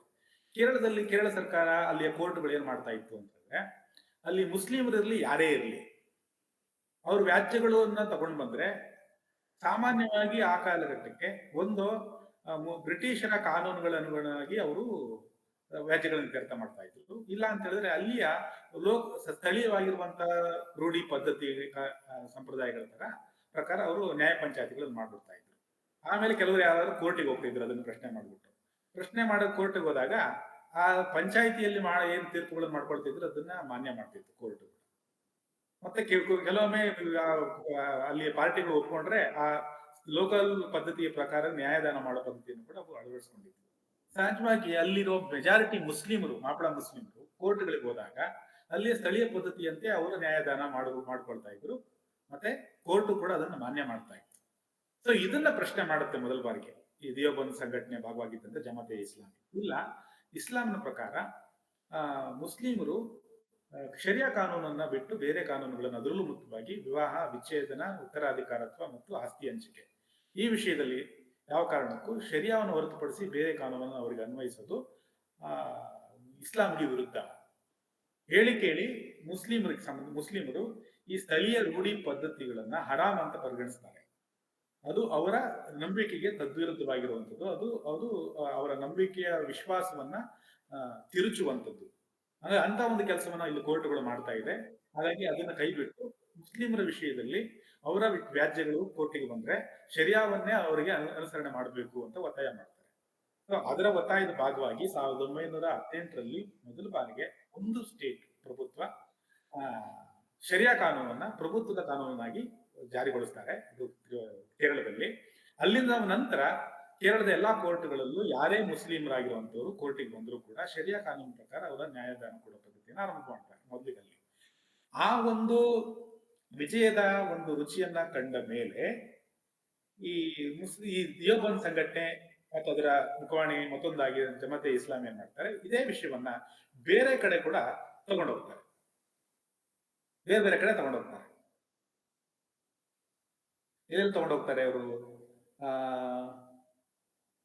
ಕುಚಿ ಮೊಮನ್ಸ್ ಕಾಯ್ದೆ 1920 ಅಲ್ಲೇ, ಮತ್ತೆ 1938ರಲ್ಲಿ ನಾರ್ತ್ ವೆಸ್ಟ್ ಪ್ರಾವಿನ್ಸ್ ಅಲ್ಲಿ ಇದೇ ಕಾಯ್ದೆಯನ್ನು ಜಾರಿಗೊಳಿಸಂಗೆ. ಹಾಗೇನೆ 1935ರಲ್ಲಿ ನಾರ್ತ್ ವೆಸ್ಟ್ ಪ್ರಾವಿನ್ಸ್ ಅಲ್ಲಿ ಅಗೇನ್ ಮೊದಲ ಬಾರಿಗೆ ಮುಸ್ಲಿಂ ವೈಯಕ್ತಿಕ ಕಾನೂನು ಮತ್ತು ಶರಿಯಾ ಎರಡು ಒಂದೇ ಅರ್ಥದಲ್ಲಿ ಪ್ರಯೋಗವಾಗುವ ಶಬ್ದವನ್ನು ಸೇರಿಸಿ personal law is equal to ಶರಿಯಾ ಅನ್ನೋ ತರ ಮಾಡಿ 1935ರಲ್ಲಿ ಕಾನೂನನ್ನು ಅನುಷ್ಠಾನ ಮಾಡಂಗೆ ನೋಡ್ಕೊಳ್ತಾರೆ. ಅದಾದ ಮೇಲೆ ಪಂಜಾಬು, ಅದಾದ ಮೇಲೆ ರಾಜಸ್ಥಾನ, ಅದಾದ ಮೇಲೆ 1980ಗೆ ಪಂಜಾಬ್ ಅಲ್ಲಿ ಪಶ್ಚಿಮ ಬಂಗಾಳದಲ್ಲಿ ಶರಿಯಾ ಕಾನೂನನ್ನ ಪ್ರಭುತ್ವದ ಕಾನೂನಾಗಿ ರೂಢಿಸ್ತಾರೆ. ಅಲ್ಲಿಗೆ ಈ ಎಲ್ಲಾ ಬೆಳವಣಿಗೆ ಏನನ್ನು ತೋರಿಸುತ್ತೆ? ಪ್ರಭುತ್ವದ ಕಾನೂನಾಗಿ ಮಾಡಿದಾಗ ಮಾತ್ರ ಮುಸ್ಲಿಮರು ಅನಿವಾರ್ಯವಾಗಿ ಶರಿಯಾವನ್ನು ಅನುಸರಿಸಬೇಕಾಗುತ್ತೆ ಈ ಕೋರ್ಟಿಗೆ ಹೋದರೆ. ಇಲ್ಲ ಅಂತ ಹೇಳಿದ್ರೆ ಅವರು ಅಲ್ಲಿಯ ಸ್ಥಳೀಯ ರೂಢಿ ಪದ್ಧತಿಗಳಂತೆಯೇ ಅವರು ಬದುಕ್ತಾ ಇದ್ರು. ಅದರ ಉಳಿದೆಲ್ಲ ಪಂಗಡದವರು, ಹಿಂದೂ ಪಂಗಡಗಳವರು ಯಾವ ತರ ನ್ಯಾಯದಾನ ಮಾಡ್ಕೊಳ್ತಾ ಇದ್ರು ಅಲ್ಲಿಯ ಪಂಚಾಯಿತಿಗಳಲ್ಲಿ, ಅದೇ ತರ ಮುಸ್ಲಿಮರು ಕೂಡ ಮದುವೆ, ವಿಚ್ಛೇದನ ಎಲ್ಲ ವಿಷಯಕ್ಕೆ ಸಂಬಂಧಪಟ್ಟಂತೆ ಮಾಡ್ಕೊಳ್ತಾ ಇದ್ರು. ಇದು ಈ ತರ ಶರಿಯಾವನ್ನ ಕೋರ್ಟ್ನ ಕಾನೂನು ಭಾಗವಾಗಿ ಮಾಡಿದ್ಮೇಲೆ ಮುಸ್ಲಿಮರು ಒಂದು ಚಾರಿತ್ರಿಕವಾಗಿರುವಂತಹ ಇಕ್ಕಟ್ಟಿನ ಪರಿಸ್ಥಿತಿಗೆ ಭಾರತದಲ್ಲಿ ತಲುಪ್ತಾರೆ. ಈ ಅಂಶವನ್ನ ನಾವು ಗುರುತಿಸಬೇಕು. ಏನು ಆ ಚಾರಿತ್ರಿಕವಾಗಿರುವಂತಹ ಬಿಕ್ಕಟ್ಟು? ಇಸ್ಲಾಮಿಗೆ ಮತಾಂತರ ಆದರೂ ಕೂಡ ಕಳೆದ 200-600 ವರ್ಷಗಳಿಂದ ಭಾರತೀಯ ಮುಸ್ಲಿಮರು ಭಾರತೀಯ ಸಂಸ್ಕೃತಿಯ ಒಂದು ಕ್ರಿಯಾಶೀಲತೆ ಮತ್ತು ಇಲ್ಲಿಯ ಸತ್ವದ ಕಾರಣಕ್ಕೂ ಹಳೆಯ ಪರಂಪರೆಯನ್ನೇ, ಹಳೆಯ ಆಚರಣೆಗಳನ್ನೇ, ರೂಢಿ ಪದ್ಧತಿ ಸಂಪ್ರದಾಯಗಳನ್ನೇ ಅನುಸರಿಸ್ತಾ ಇದ್ರು. ಯಾವುದು ಶರಿಯಾ ಮತ್ತು ಕುರಾನಲ್ಲಿ ಕಡ್ಡಾಯವಾಗಿತ್ತು, ಅದರಲ್ಲೂ ವೈಯಕ್ತಿಕ ಕಾನೂನು ಅಂತ ಅಂಶ, ಅದರಲ್ಲೂ ಕೂಡ ಅವರು ಅದನ್ನ ಪಾಲಿಸದೆ, ಆ ಶರಿಯಾವನ್ನು ಪಾಲಿಸದೆ ಸ್ಥಳೀಯವಾಗಿರುವಂತಹ ರೂಢಿ ಪದ್ಧತಿಗಳನ್ನೇ ಅನುಸರಿಸ್ತಾ ಇದ್ರು. ಹಾಗಂತೇಳಿ ಇಲ್ಲಿ ಮೌಲ್ಯಗಳಿರ್ಲಿಲ್ವೇ? ಇದ್ರು. ಈ ಜಮಾತೆ ಇಸ್ಲಾಮಿಗಿಂತ ಮುಂಚೆ ಅಂದ್ರೆ ಸಸೈದ್ ಅಹಮದ್ ಖಾನ್ ರವರು ಅಲಿಗರ್ ಚಳವಳಿಯನ್ನು ಆರಂಭಿಸಿ ವಹಾಬಿ ಚಳವಳಿಯನ್ನೆಲ್ಲ ಹುಟ್ಟಾಕಿ ಸಾಧ್ಯವಾದಷ್ಟು ಇಸ್ಲಾಂ ಮತ್ತು ಮೂಲ ಕುರಾನ್ ತರ ಬದುಕೋಕೆ ಬೇಕಾಗಿರೋ ರೀತಿಯಲ್ಲಿ ಚಳುವಳಿಗಳನ್ನ ಮತ್ತು ಚಿಂತನೆಗಳನ್ನ ಬೆಳೆಸಿ ಅಲ್ಲಲ್ಲಿ ಸಂಘಟನೆಗಳನ್ನ ಕಟ್ಟಿ ಸಾಧ್ಯವಾದಷ್ಟು ಭಾರತೀಯ ಮುಸ್ಲಿಮರೆಲ್ಲರೂ ಕೂಡ ಮತ್ತು ಕುರಾನ್ ಮತ್ತು ಶರಿಯಾ ಪ್ರಕಾರ ಬದುಕಬೇಕು, ಉಳಿದಿದ್ದೆಲ್ಲವೂ ಕೂಡ ಮೂಢನಂಬಿಕೆ, ಅಜ್ಞಾನ, ಈ ತರದ ಒಂದು ಸುಧಾರಣಾ ಕ್ರಮಗಳನ್ನು ಮಾಡ್ತಾ ಇರ್ತಾರೆ. ಅಷ್ಟೆಲ್ಲ ಮಾಡಿದ್ರು ಕೂಡ ಭಾರತೀಯ ಮುಸ್ಲಿಮರು ಬಹುತೇಕ ಈ ಕುರಾನ್ ಮತ್ತು ಶರಿಯಾದಿಂದ ದೂರವಾಗಿ ಉಳಿದು ಹಳೆಯ ಪದ್ಧತಿ, ರೂಢಿ ಪದ್ಧತಿ ಸಂಪ್ರದಾಯಗಳನ್ನೇ ಅನುಸರಿಸ್ಕೊಂಡು ಬರ್ತಾ ಇರ್ತಾರೆ. ಅವಾಗ ಇವರಿಗೆ ದಿಯೋಬಂದ್ ಸಂಘಟನೆ ಮತ್ತು ಇವರು ಜಮಾತೆ ಇಸ್ಲಾಮಿ ಒಂದು ಕ್ಲೆವರ್ ಆಗಿ ಮಾಡುವಂತ ಮೂವ್ ಏನು, ನಾವು ಇದನ್ನ ಕೋರ್ಟ್ನ ಕಾನೂನಾಗಿ ಮಾಡದ ಹೊರತು ಭಾರತದಲ್ಲಿರುವಂತ ಮುಸ್ಲಿಮರು ಶರಿಯಾವನ್ನು ಒಪ್ಪಲ್ಲ. ಯಾಕೆಂದ್ರೆ ಭಾರತ ಸಂಪ್ರದಾಯದ ಭಾಗವಾಗಿ ಬೇರೆ ಇತರೆ ಜಾತಿಗಳೊಟ್ಟಿಗೆ, ಇತರೆ ಸಂಪ್ರದಾಯಗಳೊಟ್ಟಿಗೆ ಹಳ್ಳಿಗಳಲ್ಲಿ ಮುಸ್ಲಿಮರು ಬದುಕ್ತಾ ಇರ್ಬೇಕಾದ್ರೆ ಅವರೆಲ್ಲ ಹೆಂಗ್ ಬದುಕ್ತಾ ಇದ್ದಾರೆ, ಇವರು ಕೂಡ ಹಂಗೆ ಬದುಕ್ತಾರೆ ಈ ಸಮಾಜದ ಒಳಗಡೆ. ಹಾಗಾಗಿ ಅವ್ರಿಗೆ ಆ ಆಯ್ಕೆಯನ್ನ ಬಿಡಬಾರದು. ಅವರಿಗೆ ಶರಿಯಾವಲ್ಲದೆ ಬೇರೆ ಆಯ್ಕೆಗಳಿಲ್ಲ ಅನ್ನೋ ತರ ಮಾಡಬೇಕು. ಅದು ಮಾಡೋದು ಹೇಗೆ? ಅವರು ಮುಸ್ಲಿಂ ಮಸೀದಿಗಳು ಮಾಡಬೇಕು, ಮುಲ್ಲಾಗಳು ಮಾಡಬೇಕು. ಆದ್ರೆ ಅದು ಆ ಪ್ರಯೋಗ ಅವರಿಗೆ ವಿಫಲವಾಯಿತು, ಅದು ಯಶಸ್ವಿ ಆಗ್ಲಿಲ್ಲ. ಯಾಕಂದ್ರೆ ಸರ್ ಸೈಯದ್ ಅಹಮದ್ ಖಾನ್ ರಿಂದ ಹಿಡಿದು ಮತ್ತು ವಹಾಬಿ ಚಳವಳಿ, ಅಲಿಗರ್ ಚಳವಳಿ ಅದನ್ನೆಲ್ಲ ಪ್ರಯತ್ನ ಮಾಡಿದ್ರು. ಆ ಪ್ರಯತ್ನದಲ್ಲಿ ಅವರು ಯಶಸ್ಸು ಕಾಣಲಿಲ್ಲ. ಅದರಲ್ಲಿ ಯಶಸ್ಸು ಕಂಡಿದ್ದು ಈ ಜಮಾತೆ ಇಸ್ಲಾಮಿ. ಯಾವುದ್ರ ಮೂಲಕ? ಇದನ್ನ ಕಾನೂನಿನ ಭಾಗವಾಗಿ ಮಾಡಿಬಿಟ್ರೆ ಅಲ್ಲಿಗೆ ಮುಸ್ಲಿಮರಿಗೆ ಬೇರೆ ದಾರಿ ಇಲ್ಲ, ಶರಿಯಾವನ್ನ ಅವರು ಅನುಸರಿಸಲೇಬೇಕು ಅಂತ. ಆಗ ಈ ಒಂದು ಚಾರಿತ್ರಿಕ ಬಿಕ್ಕಟ್ಟಿಗೆ ಮುಸ್ಲಿಮರು ಸಿಲುಕಿದ್ರು. ಏನು? ನೀವು ಪ್ರಭುತ್ವದ ಕಾನೂನು ಕೋರ್ಟಿಗೆ ಹೋದ್ರು ನಿಮಗೆ ಶರಿಯಾವನ್ನೇ ಪಾಲಿಸಬೇಕು, ಅದರಲ್ಲೂ ವೈಯಕ್ತಿಕ ಕಾನೂನು ವಿಷಯಕ್ಕೆ ಸಂಬಂಧಪಟ್ಟಂತೆ. ನೀವು ಮೌಲ್ಯಗಳ ಹತ್ರ ಹೋದ್ರೂ ಕೂಡ ನೀವು ಶರಿಯಾವನ್ನೇ ಪಾಲಿಸಬೇಕು. ಹೌದಾ? ಅಲ್ಲೂ ಕೂಡ ಮುಲ್ಲಾಗಳೇ ಇಂಟರ್ಪ್ರಿಟ್ ಮಾಡಿ ಫತ್ವಾಗಳ ಮೂಲಕನೋ ಅಥವಾ ತಲಾಖನ ಇರ್ಬೋದು, ಅಥವಾ ನಿಖಾ ಇರ್ಬೋದು, ಅಥವಾ ಉತ್ತರಾಧಿಕಾರದ ವಿಷಯ ಇರ್ಬೋದು, ಅದು ಇತ್ಯರ್ಥ ಮಾಡ್ತಾರೆ. ನೀವು ಕೋರ್ಟಿಗೆ ಹೋದ್ರೂ ಕೂಡ ಅದೇ ಶರಿಯಾ ಕಾನೂನನ್ನೇ ಅನ್ವಯಿಸಿ ನಿಮ್ಮ ಕಾನೂನುಗಳನ್ನು ಸಮಸ್ಯೆಗಳನ್ನು ಇತ್ಯರ್ಥ ಮಾಡ್ತಾರೆ, ವ್ಯಾಜ್ಯಗಳನ್ನು ಇತ್ಯರ್ಥ ಮಾಡ್ತಾರೆ. ಆದ್ರೆ ವ್ಯತ್ಯಾಸ ಇದೆ ಇಲ್ಲಿ. ಕೋರ್ಟಿಗೆ ಹೋದ್ರೆ ಹಣಕಾಸಿನ ಖರ್ಚಾಗತ್ತೆ ಒಂದು. ಎರಡನೇದಾಗಿ ಅದನ್ನ ಇವತ್ತಿಗೆ ಅದು ಇತ್ಯರ್ಥ ಆಗತ್ತೆ ಅಂತ ಏನಿಲ್ಲ. ಯಾಕಂದ್ರೆ ಅದು ಮೇಲಂತಕ್ಕೆ ಹೋಗ್ತಾನೆ ಇರುತ್ತೆ. ಹೆಚ್ಚು ಕಡಿಮೆ ಕೆಲವೊಮ್ಮೆ 5 ವರ್ಷ ಆಗ್ಬೋದು, 10 ವರ್ಷ ಆಗ್ಬೋದು, 15 ವರ್ಷ ಆಗ್ಬೋದು. ಕಾಲಹರಣನೂ ಆಗತ್ತೆ, ಹಣದ ವ್ಯಯನೂ ಆಗತ್ತೆ. ಈ ಕಡೆ ಮಸೀದಿಗೆ ಅಥವಾ ಮುಲ್ಲಾನ ಹತ್ರ ಹೋದ್ರೆ 1, 2, 3 ಸಿಟ್ಟಿಂಗು ಅಥವಾ 1, 2 ತಿಂಗಳಲ್ಲಿ ಅದು ಇತ್ಯರ್ಥ ಆಯ್ತೋ ಬಿಡ್ತೋ, ಒಟ್ಟು ಅದೇ ಶರಿಯಾ ಪ್ರಕಾರ ಅವ್ರಿಗೇನು ಅನ್ವಯ ಮಾಡಬೇಕು ಅದನ್ನ ಅನ್ವಯ ಮಾಡಿ ಒಂದು ಹಂತಕ್ಕೆ ಆ ಕೇಸನ್ನು ತರ್ತಾರೆ. ಈಗ ಹಣಕಾಸಿನ ವ್ಯಯವಿಲ್ಲದೆ ಮೌಲ್ಯ ಹತ್ರ ಹೋಗಿ ಶರಿಯಾ ಪ್ರಕಾರ ಅವರು ವ್ಯಾಜ್ಯಗಳನ್ನು ಇತ್ಯರ್ಥಪಡಿಸ್ಕೊಳ್ಳೋದು ಹೆಚ್ಚು ಸೂಕ್ತನೋ, ಅಥವಾ ಕೋರ್ಟ್ ಕಚೇರಿಗಳಿಗೆ ಹೋಗಿ ಹೆಚ್ಚು ಹಣಕಾಸು ವ್ಯಯವನ್ನು ಮಾಡಿ ಕಾಲಹರಣ ಮಾಡಿಕೊಂಡು ಅದೇ ಶರಿಯಾವನ್ನೇ ಪಾಲಿಸಬೇಕಾಗಿರುವಂತಹ ಪರಿಸ್ಥಿತಿ ಇರೋದು. ಇದೆರಡರಲ್ಲಿ ಯಾವುದು ಸೂಕ್ತ ಆಯ್ಕೆ ಅಂತ ಬಂದಾಗ ಸಹಜವಾಗಿ ಭಾರತದಲ್ಲಿರುವಂತಹ ಮುಸ್ಲಿಮರು ಮೌಲ್ಯಗಳ ಹತ್ರ ಹೋಗ್ಬೇಕಾಗಿರೋದು ಅನಿವಾರ್ಯ ಆಗತ್ತೆ. ಅಂದ್ರೆ ಏನಾಯ್ತು? ಪ್ರಭುತ್ವದ ಕಾನೂನಾಗಿ ಶರಿಯಾವನ್ನ ಮಾಡಿ ಆ ಮೂಲಕ ಭಾರತದಲ್ಲಿರುವಂತಹ ಮುಸ್ಲಿಮರಿಗೆ ಶರಿಯಾವಲ್ಲದೆ ಬೇರೆ ತರ ಬದುಕುವ ಮಾರ್ಗವನ್ನ ಸಂಪೂರ್ಣ ಮುಚ್ಚಲಾಯಿತು. ಅವರು ಆಯ್ಕೆ ಕೊಡಲಿಲ್ಲ. ಇನ್ನೊಂದು ಬಹಳ ಮುಖ್ಯವಾಗಿರುವಂತ ಅಂಶ ಇಲ್ಲಿ ಗಮನಿಸಬೇಕಾಗಿರೋದು, ಬ್ರಿಟಿಷರ ಕಾಲದಲ್ಲಿ ಮತ್ತೆ ಪಾಶ್ಚಾತ್ಯ ಸೆಕ್ಯುಲರಿಸಂನ ತತ್ವವಾಗಿ ಏನಿವತ್ತು ರಿಲಿಜನ್ ಅನ್ನ ಸ್ವಾತಂತ್ರ್ಯ ಅಂತ ಮಾತಾಡ್ತಾ ಇದ್ದಾರೆ, ಅದೊಂದು ಲಿಬರಲ್ ವ್ಯಾಲ್ಯೂ, ಉದಾರವಾದಿ ಮೌಲ್ಯ. ಆ ಉದಾರವಾದಿ ಮೌಲ್ಯ ಅಂದ್ರೆ ಏನು? ಅದು ಇಂಡಿವಿಜುವಲ್ ಫ್ರೀಡಮ್. ವ್ಯಕ್ತಿಗತವಾಗಿ ನನಗೆ ನನ್ನ ರಿಲಿಜನ್ ಅನ್ನ ಆಯ್ಕೆ ಮಾಡಿಕೊಳ್ಳುವ ಸಂಪೂರ್ಣ ಸ್ವಾತಂತ್ರ್ಯ ಇರಬೇಕು. ನಾನು ಯಾವ ರಿಲಿಜನ್ ಅನುಸರಣೆ ಮಾಡಬೇಕು, ಅನುಸರಣೆ ಮಾಡಬೇಕಾ, ಅಥವಾ ಯಾವುದೇ ರಿಲಿಜನ್ ಅನ್ನು ಆಯ್ಕೆ ಮಾಡದೆ ನನ್ನ ಇಚ್ಛೆಯಂತೆ ವೈಯಕ್ತಿಕವಾಗಿ ಯಾವುದನ್ನು ನಾಸ್ತಿಕನಾಗೂ ಕೂಡ ನಾನು ಇರಬಹುದು. ಅದು ರಿಲಿಜನ್ನ ಸ್ವಾತಂತ್ರ್ಯ. ನನಗೆ ಇಷ್ಟ ಇದ್ರೆ ಅನುಸರಿಸ್ತೇನೆ, ಇಲ್ಲ ಅಂದ್ರೆ ಬಿಡ್ತೇನೆ ಅಂತ. ಹೌದಾ? ಇದು ಸೆಕ್ಯುಲರ್ ತತ್ವದ ಒಂದು ಲಿಬರಲ್ ವ್ಯಾಲ್ಯೂ. ಆದ್ರೆ ಮುಸ್ಲಿಮರಿಗೆ ಆ ಒಂದು ತತ್ವದ ಆಯ್ಕೆನೂ ಇಲ್ಲ. ಅವ್ರ ವೈಯಕ್ತಿಕ ಆಯ್ಕೆ ಅಲ್ಲ ರಿಲಿಜಿಯಸ್ ಫ್ರೀಡಮ್ ಭಾರತದಲ್ಲಿ ಮುಸ್ಲಿಮರಿಗೆ. ಯಾಕೆ? ಅವರು ಮುಸ್ಲಿಮರಾಗಿರುವ ಕಾರಣಕ್ಕೆ ಅವರು ಶರಿಯಾವನ್ನ ಅನುಸರಿಸಬೇಕು. ಸೊ ಏನಾಯ್ತು? 1940 ನಂತರ ಮುಖ್ಯವಾಗಿ ಪಾರ್ಟಿಷನ್ ನ ಪಾಲಿಟಿಕ್ಸ್ ಆರಂಭವಾದ ಮೇಲೆ ಇಸ್ಲಾಂ ಮತ್ತು ಹಿಂದೂಗಳು ಅವುಗಳ ನಡುವೆ ಚರ್ಚೆಯ ಭಾಗವಾಗಿ ಒಂದು ಸಾಮುದಾಯಿಕ ಸ್ವರೂಪನ ಈ ಹಕ್ಕುಗಳ ಚರ್ಚೆ ಪಡ್ಕೊಳ್ಳುತ್ತೆ. ಈ ಹಕ್ಕುಗಳ ಚರ್ಚೆಯೇ ವ್ಯಕ್ತಿಗತ ನೆಲೆಯಿಂದ, ಇಂಡಿವಿಜುವಲ್ ನೆಲೆಯಿಂದ ಕಮ್ಯುನಿಟಿ ಲೆವೆಲ್ಗೆ ಹೋಗುತ್ತೆ. ಅಂದ್ರೆ ಅಲ್ಪಸಂಖ್ಯಾತರ ಹಕ್ಕುಗಳು, ಅಲ್ಪಸಂಖ್ಯಾತ ಸಮುದಾಯದ ಹಕ್ಕು, ಅಲ್ಪಸಂಖ್ಯಾತ ಇರಲಿ ಬಹುಸಂಖ್ಯಾತ ಇರಲಿ, ಒಬ್ಬ ವ್ಯಕ್ತಿಯ ರಿಲಿಜನ್ ಸ್ವಾತಂತ್ರ್ಯ ಅಂತ ಅರ್ಥವನ್ನು ಪಡ್ಕೊಳ್ಳಿಲ್ಲ. ಸೊ ಇದು ಸಮುದಾಯದ ಹಕ್ಕು ಅಂತ ಆಗಿ, ಇದು ಇಸ್ಲಾಂನ ಮುಸ್ಲಿಮರ ಹಕ್ಕು ಅಂತ ಆದಾಗ ಅವನು ಮುಸ್ಲಿಂ ಆಗಿರುವ ಕಾರಣಕ್ಕೆ ರಿಲಿಜನ್ನ ಸ್ವಾತಂತ್ರ್ಯವನ್ನು ಕಳ್ಕೊಳ್ತಾನೆ. ಅವನಿಗೆ ಶರಿಯಾ ಇಷ್ಟ ಇದೆಯಾ ಇದ್ರೆ ಅವನು ಫಾಲೋ ಮಾಡ್ತಾನೆ, ಇಲ್ಲ ಅಂದ್ರೆ ಬಿಡಬೇಕು. ಇಲ್ಲ ಅಂದ್ರೆ ಅವನು ಸ್ಥಳೀಯ ರೂಢಿ ಪದ್ಧತಿನೋ ಅಥವಾ ನಾಗರಿಕ ಕಾನೂನು, UCC ಅಂತ ಒಂದು ಕಾನೂನು ಮಾಡಿದ್ರೆ ಸಿವಿಲ್ ಲಾನ ಅನುಸರಿಸೋ ಅವಕಾಶ ಇದ್ರೆ, ಶರಿಯಾ ಅನುಸರಿಸೋ ಅವಕಾಶ ಇದ್ರೆ, ಅಥವಾ ಸ್ಥಳೀಯವಾಗಿರುವಂತ ನ್ಯಾಯ, ರೂಢಿ ಪದ್ಧತಿ, ಸಂಪ್ರದಾಯ ಏನಿದೆ ಅದನ್ನ ಅನುಸರಿಸಕ್ಕೆ ಅವನಿಗೆ ಅವಕಾಶ ಇದ್ರೆ ಅವನಿಗೆ ರಿಲಿಜನ್ ಸ್ವಾತಂತ್ರ್ಯ ಇದೆ ಅಂತ ಅರ್ಥ. ಸೆಕ್ಯುಲರ್ ತತ್ವದ ಪ್ರಕಾರ, ಸೆಕ್ಯುಲರ್ ತತ್ವದ ರಿಲಿಜಿಯಸ್ ಫ್ರೀಡಮ್ ನ ಪ್ರಕಾರ. ಆದ್ರೆ ಭಾರತದಲ್ಲಿ ಮುಸ್ಲಿಮರಿಗೆ ಆಯ್ಕೆಯನ್ನು ಮುಚ್ಚಲಾಗಿದೆ. ವ್ಯಕ್ತಿಗತವಾದ ರಿಲಿಜಿಯಸ್ ನ ಸ್ವಾತಂತ್ರ್ಯ ಅವರಿಗೆ ಇಲ್ಲ. ಅವರು ಮುಸ್ಲಿಮರಾಗಿರೋ ಕಾರಣಕ್ಕೆ ಅವರು ಮಸೀದಿಗೆ ಹೋದ್ರು, ಕೋರ್ಟಿಗೆ ಹೋದ್ರು, ಪ್ರಭುತ್ವದಲ್ಲಿ ಬಂದ್ರು, ಎಲ್ಲಾ ಕಡೆ ಅವರಿಗೆ ಅನ್ವಯ ಆಗೋದು ಶರಿಯಾ ಕಾನೂನೇ. ಅವನಿಗೆ ಇಷ್ಟ ಇದೆಯೋ ಇಲ್ವೋ ಅನ್ನೋದು ಇಲ್ಲಿ ಪ್ರಶ್ನೆಯಲ್ಲಿ ಎದ್ದೋಳೋದಿಲ್ಲ. ಅಲ್ಲಿಗೆ ಅವರ ಆಯ್ಕೆಯಾಗಿ 1920ರ ದಶಕದವರೆಗೂ ಭಾರತದ ಮುಸ್ಲಿಮರು ಯಾವುದನ್ನು ಇಟ್ಕೊಂಡಿದ್ರು, 1920ರ ದಶಕದ ನಂತರ ಶರಿಯಾ ಅವರಿಗೆ ಕಡ್ಡಾಯವಾಗಿ ಅನುಸರಿಸಲೇಬೇಕಾಗಿರುವಂತ ಕಾನೂನಾಗಿ ಬಂತು. ಅದು ಅವರ ಆಯ್ಕೆಯ ವಿಷಯವಾಗಿ ಇದೆಯೋ. ಇವತ್ತಿಗೂ ಕೂಡ ಈಗ ಪರ್ಸನಲ್ ಲಾ ವಿಷಯಕ್ಕೆ ಸಂಬಂಧಪಟ್ಟಂತೆ ಯಾವುದೇ ವಿಷಯ ಬಂದ್ರು, ತಲಾಕ್ ವಿಷಯ ಬಂದ್ರು ಕೂಡ, ಆಸ್ತಿ ಹಂಚಿಕೆ ವಿಷಯ ಬಂದ್ರು ಕೂಡ, ಮದುವೆಗೆ ಸಂಬಂಧಪಟ್ಟಂತೆ ಯಾವುದೇ ವಿಷಯ ಬಂದ್ರು ಕೂಡ ನೀವು ಶರಿಯಾ ಪ್ರಕಾರ ನಡ್ಕೊಳ್ಬೇಕು ಅಂತ ಅನಿವಾರ್ಯತೆ ಅವರಿಗೆ ಆದ್ಮೇಲೆ ಕೋರ್ಟಿಗೆ ಹೋಗೋದು ಎಕ್ಸ್ಪೆನ್ಸಿವ್ ಮತ್ತು ಕಾಲಹರಣ ಅಂತ ಅಂದಾಗ ಅವರು ಮೌಲ್ಯಗಳ ಹತ್ರ ಹೋಗ್ಬೇಕಾಗತ್ತೆ, ಮಸೀದಿ ಹೇಳೋದನ್ನ ಕೇಳಬೇಕಾಗತ್ತೆ. ಸೊ ಮೌಲ್ಯಗಳ ಹತ್ರ ಹೋದಾಗ ಈ 4 ವಿಷಯಕ್ಕೆ ಅಷ್ಟೇ ನಾನು ಇತ್ಯರ್ಥ ಮಾಡ್ತೀನಿ, ಉಳಿದೆಲ್ಲ ಏನು ಹೇಳಲ್ಲ ಅಂತ ಅವರು ಸುಮ್ಮನೆ ಇರಲ್ಲ. ಅವ್ರೇನ್ ಮಾಡ್ತಾರೆ, ಇಸ್ಲಾಮನ ಹೆಸರಿನಲ್ಲಿ ಒಬ್ಬ ಮುಸ್ಲಿಂನಾಗಿ ನೀನು ಹೇಗೆಲ್ಲ ಇರಬೇಕು ಅನ್ನೋ ಪ್ರತಿಯೊಂದು ವಿಷಯವನ್ನು ಅವ್ರು ನಿರ್ಣಯ ಮಾಡೋ ಕಾರಣ ಮಾಡ್ತಾರೆ. ಒಬ್ಬ ಮುಸ್ಲಿಮನಾಗಿ ಅದನ್ನ ಕೇಳದೆ ಬೇರೆ ದಾರಿ ಇಲ್ಲ. ಭಾರತೀಯ ಮುಸ್ಲಿಮರಿಗೆ ಕೇಳಲೇಬೇಕು.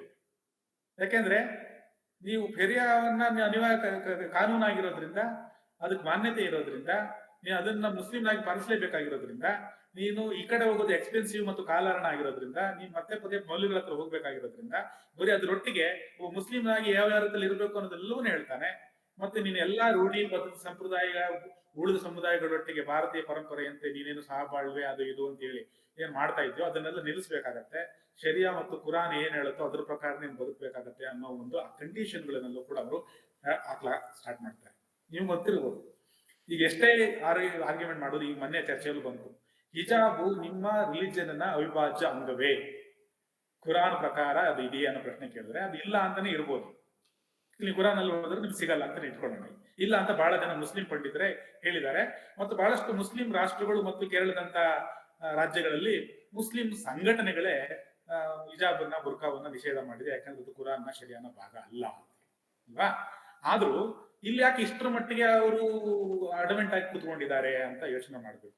ಈ ಲ್ಯಾಂಗಲ್ ಇಂದ ನಾವು ಅದನ್ನ ನೋಡ್ಬೇಕಾಗತ್ತೆ. ಅಂದ್ರೆ ಇಲ್ಲೂ ಕೂಡ ಒಂದು ನಾವು ವ್ಯತ್ಯಾಸ ಮಾಡ್ಬೇಕು. ಈಗ ಉದಾಹರಣೆಗೆ ಉಡುಪಿ ಕಾಲೇಜಿನ ಸಂದರ್ಭವನ್ನೇ ತಗೊಳ್ಳಿ. ಅಲ್ಲಿ ಸುಮಾರು 90 ಜನ ಹೆಣ್ಮಕ್ಳಿದ್ರು, ಮುಸ್ಲಿಂ ಹೆಣ್ಮಕ್ಳು. ಅದರಲ್ಲಿ 12 ಜನ ಮೊದಲಿಗೆ ನಮ್ಗೆ ಹಿಜಾಬ್ ಬೇಕು ಅಂತ ಕೇಳಿದ್ರು. ಉಳಿದ 78 ಜನ ಹಿಜಾಬ್ನ ಪ್ರಶ್ನೆನೇ ಎತ್ತಲಿಲ್ಲ. ಅವರು ಸಹಜವಾಗಿ ಉಳಿದೆಲ್ಲ ಹೆಣ್ಮಕ್ಳಂತೆ ಸಮವಸ್ತ್ರನ ಒಪ್ಕೊಂಡು ಬಂದಿದ್ರು. ಸೊ ನಾವು ಭಾರತೀಯ ಮುಸ್ಲಿಮರು ಮತ್ತು ಭಾರತೀಯ ಉಳಿದೆಲ್ಲ, ನಾನು ಶರಿಯಾವನ್ನ ಬಿಟ್ಟು ಉಳಿದೆಲ್ಲ ಜನ ಸಮುದಾಯ ಹೆಂಗ್ ಬದುಕ್ತಾ ಇದ್ದಾರೋ ನಾವು ಕೂಡ ಹಂಗೆ ಬದುಕ್ತೀವಿ ಅಂತ ಯೋಚನೆ ಮಾಡೋ ಸಂಖ್ಯೆ ಮುಸ್ಲಿಮರಲ್ಲಿ ಇವತ್ತಿಗೂ ಕೂಡ, ಶರಿಯಾ ಕಡ್ಡಾಯ ಆದ್ರೂ ಕೂಡ ಇವತ್ತಿಗೂ ಜಾಸ್ತಿ ಇದೆ ಅನ್ನೋದನ್ನ ನಾನು ನಿಮ್ಗೆ ಗಮನ ತರಕ್ಕೆ ಪ್ರಯತ್ನ ಮಾಡ್ತಿದ್ದೀನಿ. ಅದನ್ನ ನಾವು ಅದೇ ಉಡುಪಿ ಕಾಲೇಜಲ್ಲಿ ಇದ್ದಂತ ಉಳಿದ 78 ಹುಡುಗಿಯರನ್ನ ನಾವು ಅದಕ್ಕೆ ಉದಾಹರಣೆ ನೋಡ್ಬೇಕಾಗತ್ತೆ. ಹಾಗೇನೆ ಈ 12 ಜನ ಹುಡುಗಿಯರು ಏನು ನಮಗೆ ಹಿಜಾಬ್ ಬೇಕು ಅಂತ ಹೇಳಿ ಮನವಿ ಸಲ್ಲಿಸಿದ್ರು ಅಲ್ಲಿ ಪ್ರಿನ್ಸಿಪಾಲ್ ಮತ್ತು ಆಡಳಿತ ಮಂಡಳಿ ಮುಂದೆ, ಅವರಲ್ಲೂ ಕೂಡ ಅಲ್ಲಿ ಚರ್ಚೆ ಆದ ಮೇಲೆ ಪೋಷಕರು ಮತ್ತು ಅಲ್ಲಿಯ ಪ್ರಿನ್ಸಿಪಾಲ್ ಮತ್ತು ಆಡಳಿತ ಮಂಡಳಿಯೊಂದಿಗೆ ಆ 12 ಜನದಲ್ಲಿ 6 ಜನ ಪುನಃ ಕನ್ವಿನ್ಸ್ ಆಗಿ ಹಿಜಾಬ್ ಬೇಡ, ನಾವು ಉಳಿದೊರೊಟ್ಟಿಗೆ ಹೋಗ್ತೀವಿ ಅಂತ ಹೋದ್ರು. ಉಳಿದ 6 ಜನ ಮಾತ್ರ ಇಲ್ಲ, ನಮಗೆ ಹಿಜಾಬ್ ಬೇಕೇ ಬೇಕು ಅಂತ ಹೋರಾಟ ಸ್ಟಾರ್ಟ್ ಮಾಡಿ ಎಲ್ಲಾ ರೀತಿಯ ಮುಷ್ಕರಗಳನ್ನು ಮಾಡಿ ಕೊನೆಗೆ ಅದು ಬೇರೆ, ಅದಕ್ಕೆ ವಿರುದ್ಧವಾಗಿ ಕೆಲವು ಕ್ಷೇತ್ರ ಸಾಲನ್ನು ಹಾಕಿಕೊಂಡು ಅದು ಬೇರೆ ಕಾಲೇಜುಗಳಿಗೂ ಹರಡಿ ಇವತ್ತು ದೊಡ್ಡ ಒಂದು ವಿವಾದವಾಗಿ ಪರಿವರ್ತನೆ ಆಗಿರೋದು ನಾವು ಕಾಣ್ತಾ ಇದ್ದೇವೆ. ಈ 6 ಜನ ಮುಸ್ಲಿಮು ಹೆಣ್ಣು ಮಕ್ಕಳ ಹಿಂದೆ ಯಾರ್ಯಾರು ಇದ್ದಾರೆ ಅನ್ನೋ ರೀತಿ ಕೆಲವೊಂದು ಮಾಹಿತಿಗಳು ಮಾಧ್ಯಮಗಳಲ್ಲಿ ಇತ್ತೀಚೆಗೆ ಕಾಣ್ತಾ ಇದೆ. ಅದರಲ್ಲಿ CFI, SFI, SDPI ಇದೆ. ಅದ್ರ ಹಿಂದೆ ನಾನು ಪೇಪರ್ ನ್ಯೂಸ್ ಸ್ಟೇಟ್ಮೆಂಟ್ ಕೂಡ ನೋಡಿದೆ. ನಾನು ಯಾವ ಜಮಾತೆಯಿಂದ ಈ ಸಂಘಟನೆಯನ್ನ ಉಲ್ಲೇಖ ಮಾಡಿದ್ದೀನೋ ನನ್ನ ಲೇಖನದಲ್ಲಿ ಕೂಡ ಗುರುತಿಸಿದ್ದೇನೆ. ಆ ಸಂಘಟನೆಯವರು ಕೂಡ ಹಿಜಾಬು ಅವರ ರಿಲಿಜನ್ ನ ಹಕ್ಕು, ಮುಸ್ಲಿಮರ ರಿಲಿಜನ್ ನ ಸ್ವಾತಂತ್ರ್ಯ ಅನ್ನೋ ಪ್ರತಿಪಾದನೆ ಮಾಡಿ ಮುಂದೆ ಬಂದಿರೋದು ನೋಡ್ತೇನೆ. ಇದು 1920ರ ನಂತರ ಸಾಮಾನ್ಯ ಮುಸ್ಲಿಮರಿಗೆ ಬೇಕಿಲ್ಲದೆ ಇದ್ದಂತ ಶರಿಯಾವನ್ನ ಅವರ ಇಷ್ಟ ಇದೆಯೋ ಇಲ್ವೋ, ಅವರು ಮುಸ್ಲಿಮರಾಗಿರೋ ಕಾರಣಕ್ಕೆ ಅವರೆಲ್ಲರೂ ಪಾಲಿಸಲೇಬೇಕು ಅನ್ನೋ ಒತ್ತಾಯ ಸೃಷ್ಟಿ ಮಾಡೋದಕ್ಕೆ ಕಾನೂನಿನ ಮೂಲಕ ಶರಿಯಾವನ್ನ ಹೇರಿದ ಹಾಗೆ ಇವತ್ತು ಅವ್ರಿಗೆ ಇಷ್ಟ ಇದೆಯೋ ಇಲ್ವೋ, ನಾನು ಹೇಳ್ತಿದ್ದೀನಲ್ಲ ಅದೇ ಉದಾಹರಣೆಯಲ್ಲಿ 80% ವಿದ್ಯಾರ್ಥಿಗಳು ಹಿಜಾಬ್ ಬೇಡ ಅಂತೇಳಿ ಸಮವಸ್ತ್ರ ಧರಿಸ್ಕೊಂಡು ಬಂದಿದ್ದಾರೆ ಅಲ್ಲಿ. ಅಲ್ಲಿಗೆ ಅವ್ರಿಗೇನು ಸಮಸ್ಯೆ ಇಲ್ಲ. ಈಗ ಅವರನ್ನೂ ಸೇರಿದ ಹಾಗೆ ಕರ್ನಾಟಕದಲ್ಲಿರುವ ಎಲ್ಲಾ ಮುಸ್ಲಿಂ ಹೆಣ್ಮಕ್ಳು ಹಿಜಾಬ್ ಧರಿಸುವಂತೆಯೇ ನಾವು ಮಾಡುತ್ತೇವೆ, ಅದನ್ನು ಕಾನೂನು ಮೂಲಕವೇ ಮಾಡುತ್ತೇವೆ ಅಂತ ಹೇಳಿ ಅದೇ ಸಂಘಟನೆ, ಜಮಾತೆ ಇಸ್ಲಾಮಿ ಸಂಘಟನೆ, ಅದರ ಮುಖವಾಣಿಗಳಾಗಿರುವಂತ SFI, CFI ಮತ್ತು SDPIಗಳು ಈ ಒಂದು ವಿವಾದಗಳನ್ನ ಬಹಳ ಸೆಕ್ಯುಲರಿಸಂನ ಎಲ್ಲಾ ಪರಿಭಾಷೆಗಳನ್ನ ಬಳಸಿಕೊಂಡು ಕಾನೂನಿನ ಎಲ್ಲಾ ಚೌಕಟ್ಟುಗಳನ್ನ ನಮ್ಮ ಪರವಾಗಿರುವಂತಹ ಚೌಕಟ್ಟುಗಳನ್ನೆಲ್ಲ ಬಳಸಿಕೊಂಡು ಆ ಕೆಲಸ ಮಾಡ್ತಾ ಇದ್ದಾರೆ. ಇದನ್ನ ನಾವು ಭಾರತ ಮತ್ತು ಭಾರತೀಯ ಪರಂಪರೆ ಮತ್ತು ಸಹಬಾಳ್ವೆಗೆ ಸಂಬಂಧಪಟ್ಟಂತ ಸಮಸ್ಯೆ ಮಾತ್ರ ಅಲ್ಲ, ಅದು ಮುಸ್ಲಿಮರ ಒಳಗಡೆನೆ ಅವರ ಆಯ್ಕೆಗೆ ಸಂಬಂಧಪಟ್ಟಂತನೇ, ಅವರ ಶಿಕ್ಷಣಕ್ಕೆ ಸಂಬಂಧಪಟ್ಟಂತನೇ, ಅವರ ನಾಗರಿಕವಾಗಿ ಇತರೆ ಸಮುದಾಯಗಳೊಟ್ಟಿಗೆ ಸಹಬಾಳ್ವೆ ನಡೆಸ್ಕೊಳ್ಳಕ್ಕೆ ಆಗುವಂತ ಸಮಸ್ಯೆಯಾಗಿ ಗುರುತಿಸಬೇಕು. ಇಡೀ ಮುಸ್ಲಿಮರು ಇಸ್ಲಾಮನ್ನ ನಾವು ಬೈಫರ್ಕೇಟ್ ಮಾಡಿ ಅವರೆಲ್ಲರೂ ಸೇರಿ ಇದನ್ನ ಮಾಡ್ತಾ ಇದ್ದಾರೆ ಅಂತ ದಯವಿಟ್ಟು ನೋಡ್ಬೇಡಿ, ಹಂಗಾಗಿಲ್ಲ. ಇವತ್ತು ಕೂಡ ನಾವು ಅಲ್ಲಲ್ಲಿ ನ್ಯೂಸ್ಗಳಲ್ಲಿ ಮುಸ್ಲಿಂ ಹೆಣ್ಮಕ್ಳು ಹಿಜಾಬ್ನ ಕುರಿತು ವಾದ ಮಾಡ್ತಿರುವ ಇವತ್ತಿಗೂ ಕೂಡ ಅವರಿಗಿಂತ ಅತಿ ಹೆಚ್ಚಿನ ಸಂಖ್ಯೆಯ ಮುಸ್ಲಿಂ ಹೆಣ್ಮಕ್ಳು ಹಿಜಾಬ್ ಧರಿಸದೆ ಶಾಲೆಗಳಿಗೆ ಕಾಲೇಜುಗಳಿಗೆ ಹೋಗ್ತಾ ಇದ್ದಾರೆ. ಅವರು ಪ್ರತಿಭಟನೆ ಮಾಡಿ ನೀವು ನಮ್ ಜೊತೆ ಬರ್ಲಿಲ್ಲ ಅಂತ ಹೇಳಿದ್ರೆ ನಿಜವಾದ ಮುಸ್ಲಿಮರಲ್ಲ ಅಂತ ಅವ್ರು ಹೇಳ್ತಾ ಇದ್ದಾಗಲೂ ಕೂಡ ಅದನ್ನು ಧಿಕ್ಕರಿಸಿ ಬರ್ತಾ ಸಂಖ್ಯೆ ಜಾಸ್ತಿ ಇದೆ. ಆಗ ಪ್ರತಿಭಟನೆ ಮಾಡ್ತಿರೋರ ಸಂಖ್ಯೆನೇ ಕಡಿಮೆ ಇದೆ. ಈಗ ಇಡೀ ಚೌಕಟ್ಟು ಏನ್ ಮಾಡ್ತಾ ಇದೆ, ಈ ಹೋರಾಟಗಳು ಏನ್ ಮಾಡ್ತಾ ಇದೆ, ಈ ಕಾನೂನಿನ ಹೋರಾಟದ ಮೂಲಕ ಅವ್ರು ಏನ್ ಮಾಡ್ತಿದ್ದಾರೆ, 1920ರಿಂದ 1940ರವರೆಗೂ ಮಾಡಿ ಒಂದು ಹೋರಾಟ ಮಾಡಿ ಶರಿಯಾವನ್ನ ಭಾರತೀಯ ಮುಸ್ಲಿಮರ ಮೇಲೆ ಏರೋದ್ರಲ್ಲಿ ಯಶಸ್ವಿಯಾದ್ರಲ್ಲ, ಅದರ ಪುನರಾವರ್ತನೆಯ ಪ್ರಯತ್ನವಾಗಿ ಇವತ್ತು ಅವ್ರು ಮಾಡ್ತಾ ಇದ್ದಾರೆ. ಇದು ಮುಸ್ಲಿಮರ ಆಯ್ಕೆಯ ಸ್ವಾತಂತ್ರ್ಯ ಅಂತ ಅವ್ರು ಹೇಳ್ತಾ ಇದ್ದಾರೆ, ಮುಸ್ಲಿಂ ರಿಲಿಜನ್ ನ ಸ್ವಾತಂತ್ರ್ಯ ಅಂತ ಅವ್ರು ಹೇಳ್ತಾ ಇದ್ದಾರೆ. ಅದು ಮುಸ್ಲಿಮರ ರಿಲಿಜನ್ ನ ಸ್ವಾತಂತ್ರ್ಯ ಅಲ್ಲ, ಅವರಿಗೆ ಆಯ್ಕೆಯೇ ಇಲ್ಲದ ಹಾಗೆ ಮಾಡೋದು. ನೀ ಮುಸ್ಲಿಂ ಆಗಿದೆಯಾ, ನೀ ಶರಿಯಾವನ್ನು ಪಾಲಿಸ್ಬೇಕು, ಕುರಾನನ್ನ ಪಾಲಿಸ್ಬೇಕು. ಶರಿಯಾ ಪ್ರಕಾರ ಏನು, ಶರಿಯಾವನ್ನ ಕುರಾನನ್ನ ಪಾಲಿಸೋದಂದ್ರೆ ಏನು, ಮೌಲ್ಯಗಳು ಯಾವುದನ್ನ ಇಸ್ಲಾಂ ಪ್ರಕಾರ ಶರಿಯಾ ಪ್ರಕಾರ ಸರಿ ಅಂತ ಅವ್ರು ಹೇಳ್ತಾರ ಅದನ್ನ ನೀನ್ ಪಾಲಿಸ್ಬೇಕು. ಈ ಹಿಜಾಬ್ ಬಂದಿರೋದು ಹಾಗೇನೆ. ಹಾಗಾಗಿ ಈ ನನ್ನ ಪ್ರಕಾರ ಈ ಇಡೀ ವಿವಾದವನ್ನ ಈ ನೆಲೆಯಲ್ಲಿ ಇಟ್ಕೊಂಡು ನೋಡಿದ್ರೆ ಸೂಕ್ತವಾಗಿರೋ ಪರಿಹಾರದ ದಾರಿ ನಮ್ಗೆ ಕಾಣುತ್ತೆ. ಯಾಕೆ UCC ಒಂದು ಆಯ್ಕೆ ಆಗತ್ತೆ ಇಲ್ಲಿ ಅನ್ನೋದು ನಮ್ಗೆ ಕೂಡ ನಮ್ಗೆ ಬಹಳ ಸ್ಪಷ್ಟವಾಗಿ ಗೊತ್ತಾಗುತ್ತೆ. ಈಗ UCC ಬಂದಾಗ ನಮಗೆ ನಮ್ಮ ರಿಲಿಜನ್ ಸ್ವಾತಂತ್ರ್ಯ ದಮನ ಆಗ್ಬಿಡುತ್ತೆ ಅಂತ ಒಂದು ವಾದ ಬರುತ್ತೆ, ಕಾನ್ಸ್ಟಿಟ್ಯೂಂಟ್ ಅಸೆಂಬ್ಲಿಲೇ ಬರುತ್ತೆ. ಅವಾಗ ಅಂಬೇಡ್ಕರ್ ಒಂದೊಳ್ಳೆ ವಿಚಾರ ಹೇಳ್ತಾರೆ, ನೀವು ಅದ್ಯಾಕೆ ನಿಮ್ಮ ರಿಲಿಜನ್ ಸ್ವಾತಂತ್ರ್ಯ ಕಿತ್ಕೊಂಡು ಬಿಡ್ತಾರೆ ಅನ್ನೋ ವಾದ ನೀಡ್ತೀರಿ, ಅದ್ಯಾಕೆ 1937ರಲ್ಲಿ ಮೊದಲ ಕಾಯ್ದೆಯಲ್ಲಿ ಇತ್ತಲ್ಲ ಆ ತರ ಆಯ್ಕೆಯ ಒಂದು ಸ್ವಾತಂತ್ರ್ಯ ಅಂತ ಭಾವಿಸಿ, ಯಾಕಂದ್ರೆ ಅವ್ರು ಅಫಿಡವಿಟ್ ಹಾಕೊಟ್ರೆ ಶರಿಯಾವನ್ನು ಫಾಲೋ ಮಾಡ್ಬೋದು, ಇಲ್ಲಾಂದ್ರೆ ಮಾತ್ರ UCC ನಾಗರಿಕ ಕಾನೂನು ಅನ್ವಯ ಆಗೋದು. ಈಗ ಯಾರ್ಯಾರು ಭಾರತದಲ್ಲಿರೋ ಮುಸ್ಲಿಮರಿಗೆ ನಮ್ಗೆ ಶರಿಯಾನೇ ಬೇಕು ಅಂತ ಹೇಳ್ತಾರೋ ಅವ್ರು ಶರಿಯಾ ಫಾಲೋ ಮಾಡ್ತಾರೆ. ಯಾರ್ಯಾರು ಶರಿಯಾ ಬೇಡೋ ಶರಿಯಾ ಬಿಟ್ಬಿಟ್ಟು ಭಾರತದ ನಾಗರಿಕ ಕಾನೂನು ಅಂತ ಇದುವರೆಗೂ ಮಾಡಿಲ್ಲ, ಮಾಡಿದ್ರೆ ಅಂತ ಕಾನೂನನ್ನು ಅವ್ರು ಅನುಸರಿಸೋದಕ್ಕೆ ಅವಕಾಶ ಸಿಕ್ಕಾಗತ್ತೆ. ಸೊ ಅವ್ರಿಗೊಂದು ನಿಜವಾದ ವೈಯಕ್ತಿಕ ಸ್ವಾತಂತ್ರ್ಯ ಸಿಗತ್ತೆ. ಇಲ್ಲಿ ಸಂವಿಧಾನ ರಚನಾ ಸಭೆಯಲ್ಲಿ ನಾನು ಆ ಚರ್ಚೆ ಸಂದರ್ಭದಲ್ಲೇ ಹೇಳಿದೆ, ಮುಸ್ಲಿಂ ವೈಯಕ್ತಿಕ ಕಾನೂನಿನ ಮಾನ್ಯತೆಯನ್ನ ಪಡಿಸಬೇಕು ಅಂತೇಳಿ ಅಂಬೇಡ್ಕರ್ ವಾದ ಮಾಡ್ತಾರೆ, ಮತ್ತು ಆ ತಿದ್ದುಪಡಿ ಅಲ್ಲಿ ಬಿದ್ದೋಗತ್ತೆ. ಅಲ್ಲಿ ಮುಸ್ಲಿಂ ವೈಯಕ್ತಿಕ ಕಾನೂನಿಗೆ ನಮ್ಮ ಸಂವಿಧಾನ ರಚನಾ ಸಭೆಯಲ್ಲಿ ಅವಕಾಶ ಇಲ್ಲ ಒಂದು. ಎರಡನೇದಾಗಿ ನಮ್ಮ ಸಂವಿಧಾನದ ಯಾವುದೇ ವಿಧಿಗಳನ್ನು ತೆಗೆದುಕೊಂಡು ನೋಡಿದ್ರು ಕೂಡ ಶರಿಯಾ ಕಾನೂನಿಗೆ ಒಂದು ಉಲ್ಲೇಖ ನಮ್ಮ ಸಂವಿಧಾನದಲ್ಲಿ ಇಲ್ಲ. ಸಂವಿಧಾನದಲ್ಲಿ ಉಲ್ಲೇಖ ಇರೋದು ಇದು ಏಕರೂಪ ನಾಗರಿಕ ಸಂಹಿತೆ, ಮುಂದೆ ಭಾರತೀಯ ಪ್ರಭುತ್ವ ಜಾರಿಗೊಳಿಸುವ ಬಾಧ್ಯತೆಯನ್ನು ಹೊಂದಿದೆ ಅನ್ನೋ ಉಲ್ಲೇಖ ಸಂವಿಧಾನದಲ್ಲಿದೆ.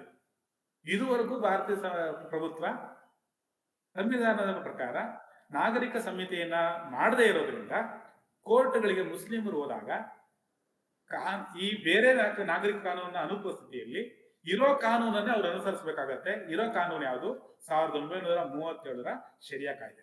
ಅದನ್ನೇ ಇವತ್ತು ಕೂಡ ಕೋರ್ಟ್ಗಳು ಅನುಸರಿಸ್ತಾ ಇದೆ. ಆದ್ರೆ 1947ರ ಸಂದರ್ಭದಲ್ಲಿ ಆ ಅಫಿಡವಿಟ್ ಹಾಕುವ ಆಯ್ಕೆಯನ್ನ ಮುಸ್ಲಿಮರಿಂದ ಕಿತ್ತುಕೊಳ್ಳಲಾಗಿದೆ. ಅವ್ರು ಮುಸ್ಲಿಮರು ಹೋದ್ರೆ ಅವ್ರಿಗೆ ಶರಿಯಾವನ್ನ ಅನುಸರಿಸದೆ, ಶರಿಯಾವನ್ನ ಅನ್ವಯ ಮಾಡದೆ ಕೋರ್ಟ್ಗಳಿಗೆ ಬೇರೆ ಆಯ್ಕೆ ಇಲ್ಲ, ಶರಿಯಾವನ್ನೇ ಅವರಿಗೆ ಅನ್ವಯ ಮಾಡಬೇಕು. ಈಗ ಆಯ್ಕೆಯ ಸ್ವಾತಂತ್ರ್ಯ ಮುಸ್ಲಿಮರಿಗೆ ಇಲ್ಲದೆ ಇರೋದ್ರಿಂದ ರಿಲಿಜಿಯಸ್ ಫ್ರೀಡಮ್ನ ಹೆಸರಿನಲ್ಲಿ ಹಿಜಾಬ್ನನ್ನಾಗ್ಲಿ ಶರಿಯಾವನ್ನಾಗ್ಲಿ ಇವರು ಮಾತಾಡಕ್ ಬರಲ್ಲ. ನನ್ನ ಪ್ರಕಾರ ವೈಯಕ್ತಿಕ ನನಗೆ ಕೇಳಿದ್ರೆ UCC ಒಂದೊಮ್ಮೆ ಕಿತ್ಕೊಳತ್ತ ಅಂತ ಹೇಳಿದ್ರೆ ಮತ್ತೊಂದು ಆಯ್ಕೆ ಕೊಡಿ. UCC ಏಕೈಕ ನಾಗರಿಕ ಸಂಹಿತೆ ಮಾಡ್ಲಿ, ಶರಿಯಾನು ಇರ್ಲಿ. ಹಾಗೇನೆ ನಮ್ಮಲ್ಲಿ ಬಹಳಷ್ಟು ನಾವು ಬೇರೆ ಬೇರೆ ಪಂಥಗಳಲ್ಲಿ, ಜಾತಿ ಮತ ಪಂಥಗಳು, ಹಳ್ಳಿಗಳೆಲ್ಲ ಪಂಚಾಯತಿಗಳನ್ನು ಮಾಡ್ಕೊಳ್ತಾರೆ. ಅಲ್ಲಿ ರೂಢಿ ಪದ್ಧತಿಗಳ ಪ್ರಕಾರ ಇವನು ನಮ್ಮ ದೊಡ್ಡ ದೊಡ್ಡ ಪಂಚಾಯತಿ ಕಟ್ಟೆಗಳು ಕೂಡ ಇದೆ. ನಾವಲ್ಲಿ ಬೇರೆ ಬೇರೆ ತರ ಕೌಟುಂಬಿಕ ನ್ಯಾಯ ಪಂಚಾಯತಿ ಮಾಡೋದು, ಅಥವಾ ದೇವಸ್ಥಾನದ ನ್ಯಾಯ ಪಂಚಾಯತಿ ಮಾಡೋದು, ಧರ್ಮಸ್ಥಳದಲ್ಲೂ ಕೂಡ ಕೆಲವೊಮ್ಮೆ ಮನೆ ಹೋಗಿ ಹಣ ಪ್ರಮಾಣ ಮಾಡಿದ್ದು ಅದನ್ನು ಕೇಳಿದಿರಿ. ಈ ತರ ನ್ಯಾಯದಾನ ವ್ಯವಸ್ಥೆಗಳು ಕೂಡ ಇದೆ. ಅವುಗಳೆಲ್ಲ ಕೂಡ ಇರಲಿ. ಅದನ್ನ ಆಯ್ಕೆಗೆ ಬಿಡಿ. ಅವನಿಗೆ ಶರಿಯಾನೇ ಬೇಕು ಅಂತ ಹೇಳಿದ್ರೆ ಅವ್ರು ಮೌಲ್ಯಗಳ ಹತ್ರ ಹೋಗ್ಲಿ. ನಮಗೆ ನ್ಯಾಯದಾನ ಬೇಕು ಅಂತ ಹೇಳಿದ್ರೆ ಪಂಚಾಯತಿಗಳಿಗೆ ಹೋಗ್ಲಿ. ಅವ್ರಿಗೆ ಇಲ್ಲ ನನಗೆ ನಾಗರಿಕ ಕಾನೂನು ಬೇಕು ಅಂತ ಹೇಳಿದ್ರೆ ಕೋರ್ಟಿಗೆ ಬರಲಿ. ಕೋರ್ಟಿಗೆ ಬಂದಾಗ ಅಲ್ಲಿ ಕೋರ್ಟ್ ಪಂಚಾಯತಿ ನ್ಯಾಯನೂ ಮಾಡೋದು ಬೇಡ, ಕಾಜಿ ನ್ಯಾಯ ಮಾಡೋದು, ಮೌಲ್ಯ ನ್ಯಾಯನೂ ಬೇಡ ಮಾಡೋದು, ಶರಿಯಾವನ್ನು ಮಾಡೋದು ಬೇಡ. ಸೊ ಆಯ್ಕೆಯ ಸ್ವಾತಂತ್ರ್ಯ ಕೊಟ್ಟಾಗ ಪ್ರಭುತ್ವ ನಾಗರಿಕ ಕಾನೂನು, ಸೆಕ್ಯುಲರ್ ಕಾನೂನು ಪ್ರಕಾರ ಏಕರೂಪ ನಾಗರಿಕ ಮೇಲೆ ಆಕ್ಚುಲಿ ಅಲ್ಲಿ ಸೆಕ್ಯುಲರಿಸಮ್ ಭಾಗವಾಗಿ ನಮ್ಮ ಭಾರತಾಚಾರ್ಯ ಚೆನ್ನಾಗಿ ಹೇಳ್ತಾರೆ. ಸೆಕ್ಯುಲರಿಸಂನ ಭಾಗವಾಗಿ ಕಾನ್ಸ್ಟಿಟ್ಯೂಂಟ್ ಅಸೆಂಬ್ಲಿಯಲ್ಲಿ ಏನೋ ಈಕ್ವಲ್ ಸಿಟಿಸನ್ಶಿಪ್ ಅಂತ ಒಂದು ಚರ್ಚೆ ಆಗತ್ತೆ. ಆ ಸಂದರ್ಭದಲ್ಲಿ ಹೇಳ್ತಾರೆ ಈಕ್ವಲ್ ಸಿಟಿಸನ್ಶಿಪ್ ಅಂದ್ರೆ ಏನು, ರಿಲಿಜನ್ನ ಆಧಾರದ ಮೇಲೆ ಅಥವಾ ಇನ್ನೇ ಯಾವುದೇ ರೀತಿಯ ಸಾಮುದಾಯಿಕ ಗುರುತಿನ ಆಧಾರದ ಮೇಲೆ ನಾಗರಿಕತ್ವವನ್ನು ತಾರತಮ್ಯ ಮಾಡಬಾರ್ದು, ಭಿನ್ನ ಭಿನ್ನ ರೀತಿಯಲ್ಲಿ ಕಾನೂನುಗಳನ್ನು ಮಾಡಬಾರ್ದು, ಎಲ್ಲರಿಗೂ ಒಂದೇ ರೀತಿಯ ಕಾನೂನುಗಳನ್ನು ಮಾಡಿ ಒಂದೇ ರೀತಿಯ ಕಾನೂನು ಮೂಲಕ ಎಲ್ಲರನ್ನು ಆಳಬೇಕು. ಅದು ಮಾತ್ರ ನಿಜವಾದ ಏಕರೂಪ ನಾಗರಿಕತ್ವ, ಸಮಾನ ನಾಗರಿಕತ್ವ ಅಂದ್ರೆ ಅದು.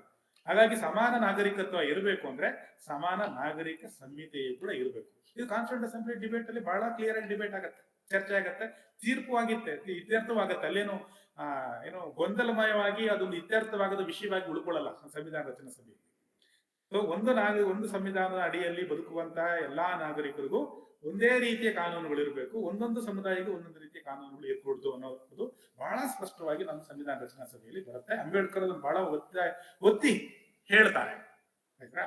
ಹಾಗಿರ್ಬೇಕಾದ್ರೆ ಈಗ ಕೋರ್ಟಿಗೆ ಹೋದ್ರೆ ಅಲ್ಲಿ ನಮ್ಮ ನ್ಯಾಯಾಧೀಶರು, ನಮ್ಮ ವಕೀಲರು ಕುರಾನನ್ನ, ಶರಿಯಾವನ್ನ ತಗೊಂಡು ಮುಲ್ಲಾಗಳ ತರ ಅದನ್ನ ಪಠಣ ಮಾಡಿ ಇದು ಮೂಲಭೂತವಾಗಿ ನಿಮ್ಮ ರಿಲಿಜನ್ ಒಳಗಡೆ ಇದೆಯೋ ಇಲ್ವೋ ಅಂತ ಕೇಳ್ತಾರೆ ಅಂತ ಹೇಳಿದ್ರೆ ಅಲ್ಲಿ ಮೌಲ್ಯಗೂ ಲಾಯರ್ಗಳಿಗೂ ನ್ಯಾಯಾಧೀಶರಿಗೂ ವ್ಯತ್ಯಾಸ ಮೇಲ್ನೋಟಕ್ಕೆ ಕಾಣಲ್ಲ. ನಮ್ಗೆ ಅಟ್ಲೀಸ್ಟ್ ರಿಲಿಜನ್ ಅಂದ್ರೆ ಏನು ಅಂತಾನೆ ಗೊತ್ತಿಲ್ಲದೆ ಇರೋಂತ ಬೇರೆ ಸಂಪ್ರದಾಯಗಳಿಂದ ಬರೋರಿಗೆ ಇವ್ರ್ಯಾಕೆ ಇದನ್ನ ಮಾಡ್ತಾರೆ? ನಮ್ಮಲ್ಲಿ ಯಾರು ಮನುಶಾಸ್ತ್ರ, ಧರ್ಮಶಾಸ್ತ್ರ ಇಟ್ಕೊಂಡು ಅಥವಾ ಭಗವದ್ಗೀತೆ ಇಟ್ಕೊಂಡು ಇದ್ರಲ್ಲಿ ಏನು ಹೇಳಲಾಗಿದೆ, ಏನು ಹೇಳಲಾಗಿಲ್ಲ ಅನ್ನೋದ್ರ ಆಧಾರದ ಮೇಲೆ ನಮ್ಮ ನ್ಯಾಯವನ್ನು ನಾವು ಕೇಳೋದಿಲ್ವಲ್ಲ.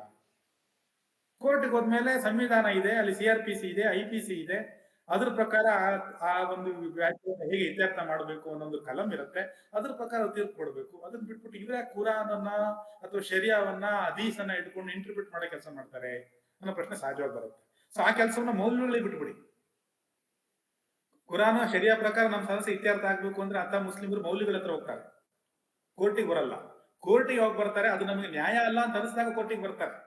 ಕೋರ್ಟಿಗೆ ಬಂದಾಗ ನೀವು ಪುನಃ ಅದನ್ನೇ ಇಟ್ಕೊಂಡು ಮಾಡೋದಿದ್ರೆ ಅವ್ರಿಗೆ ನ್ಯಾಯ ಕೊಟ್ಟಂಗೆ ಆಗಲ್ಲ. ಹಾಗಾಗಿ ಕೋರ್ಟಿಗೆ ಬರದ ಹಾಗೆ ಅವರ ಸಮುದಾಯ ರಿಲಿಜನ್ ಸ್ವಾತಂತ್ರ್ಯ ಅವ್ರು ಕಾಪಾಡ್ಕೊಳ್ಳಿ. ಕೋರ್ಟಿಗೆ ಬಂದ್ರೆ ಸಿವಿಲ್ ಆಗಿರಲಿ. ಅದಕ್ಕೆ ಏಕರೂಪ ನಾಗರಿಕ ಸಂಹಿತೆ ಒಂದು ರೀತಿಯಲ್ಲಿ ಇದಕ್ಕೆ ಅವಕಾಶ ಕೊಡುತ್ತೆ. ಮತ್ತು ಏಕರೂಪ ನಾಗರಿಕ ಸಂಹಿತೆ ಮತ್ತು ಅದು ಕಡ್ಡಾಯವಾಗಬಾರದು ಅನ್ನೋದನ್ನ ಅಂಬೇಡ್ಕರ್ ವಾಗ್ವಾದ ಮಾಡ್ತಾರೆ. ಆಯ್ಕೆಯನ್ನು ಅವಕಾಶ ಕೊಡಬೇಕು ಅಂತ. ಸೊ ಆ ಆಯ್ಕೆಯನ್ನು ಅಲ್ಲಿ ಕೊಡುವ, ಶರಿಯಾವನ್ನ ಅವರು ಮೌಲ್ಯಗಳಲ್ಲಿ ಇಟ್ಕೊಳ್ಳಿ, ಕೋರ್ಟಿಗೆ ಬರೋದು ಬೇಡ. ಹಾಗೇನೆ ಇವರು ಪಂಚಾಯತಿಗಳನ್ನ ಅವರ ಸಾಂಪ್ರದಾಯಿಕವಾಗಿ ಅವ್ರು ಇಟ್ಕೊಳ್ಳಿ. ಅದ್ರ ಕೋರ್ಟಿಗೆ ಬಂದಾಗ ಆ ಪಂಚಾಯತಿ ಇಲ್ಲಿ ಮಾಡೋದು ಬೇಡ, ಇಲ್ಲಿ ನಾಗರಿಕ ಕಾನೂನೇ ಇರ್ಲಿ. ಆಗ ಏನಾಗತ್ತೆ, ಯಾವ ಒಂದು ಇಕ್ಕಟ್ಟಿನ ಪರಿಸ್ಥಿತಿಗೆ ಕಳೆದ 80 ವರ್ಷಗಳಿಂದ ಭಾರತದ ಮುಸ್ಲಿಮರು ಸಿಗಾಕೊಂಡಿದ್ದಾರೋ ಅದರಿಂದ ಅವ್ರಿಗೆ ಬಿಡುಗಡೆ ಆಗುತ್ತೆ ಮತ್ತು ನಿಜವಾದ ರಿಲಿಜನ್ ಸ್ವಾತಂತ್ರ್ಯ ಸಿಗತ್ತೆ. ಅವ್ರಿಗೆ ಇಷ್ಟ ಇದ್ರೆ ಬುರ್ಕಾವನ್ನೋ ಅಥವಾ ಹಿಜಾಬನ್ನೋ ಹಾಕೊಳ್ತಾರೆ ಅಥವಾ ಶರಿಯಾವನ್ನೋ ಫಾಲೋ ಮಾಡ್ತಾರೆ. ಇಲ್ಲ ಅಂತ ಹೇಳಿದ್ರೆ ಅವರ ಇಚ್ಛೆಯಂತೆ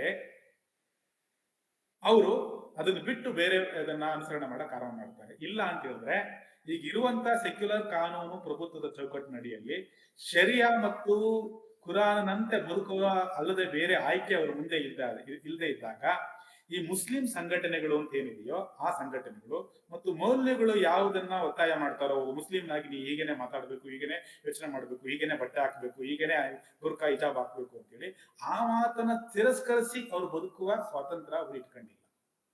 ಅದಕ್ಕೆ ಅವರು ಶಕ್ತಿ ಮತ್ತು ಅಧಿಕಾರ ನಂಬಿಕೆ ಕಾರಣ ಅಂತ ನಾನಂತೂ ನೋಡೋದಿಲ್ಲ.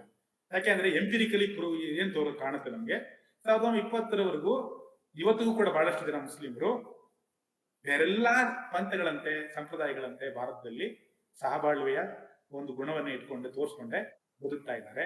ಆ ಆಯ್ಕೆಯನ್ನು ಅವರು ಒತ್ತು ಕೂಡ ಕದ್ದು ಮುಚ್ಚಿ ಆದರೂ ಬಳಸ್ಕೋತಾ ಇದ್ದಾರೆ. ನಮ್ಮ ಕಾನೂನು ಆ ಒಂದು ಆಯ್ಕೆಯ ಸ್ವಾತಂತ್ರ್ಯವನ್ನ, ರಿಲಿಜನ್ ಸ್ವಾತಂತ್ರ್ಯ ಕಿತ್ಕೊಳ್ಳದೆ ಅವ್ರ ಆಯ್ಕೆಗೆ ಬಿಟ್ರೆ ಶಾಲೆಗಳಿಂದ ಅಲ್ಲ, ಕಾಲೇಜುಗಳಿಂದ ಅಲ್ಲ, ನನ್ನ ವೈಯಕ್ತಿಕ ಅಭಿಪ್ರಾಯ ಅವರ ಮನೆಯಿಂದನೇ ಬುರ್ಕಾ ಮತ್ತು ಹಿಜಾಬ್ ಹೊರಟೋಗುತ್ತೆ. ಇಷ್ಟು ಹೇಳಕ್ಕೆ ನಾನು ಬಯಸ್ತೇನೆ. ವಿನಾಯಕ್ ಏನಾದ್ರು ಕೇಳೋದಿದೆಯಾ ಅಥವಾ ನನ್ನ ಹತ್ರ ಒಂದು 2-3 ಪ್ರಶ್ನೆ ಇದೆ.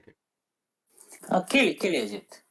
ಸರ್, ನಿಮ್ದು ಸುಮಾರು ಒಂದು 1 ಅವರ್ ನೀವು ಬಹಳ ವಿಸ್ತಾರವಾಗಿ ಎಕ್ಸ್ಪ್ಲೈನ್ ಮಾಡಿದ್ರಿ. ಈ ಶರಿಯಾ ಕಾನೂನು ಹಿಂದೆ ಇರ್ಲಿಲ್ಲ, ಅದು ಹೇಗೆ ಹೇರ್ತು.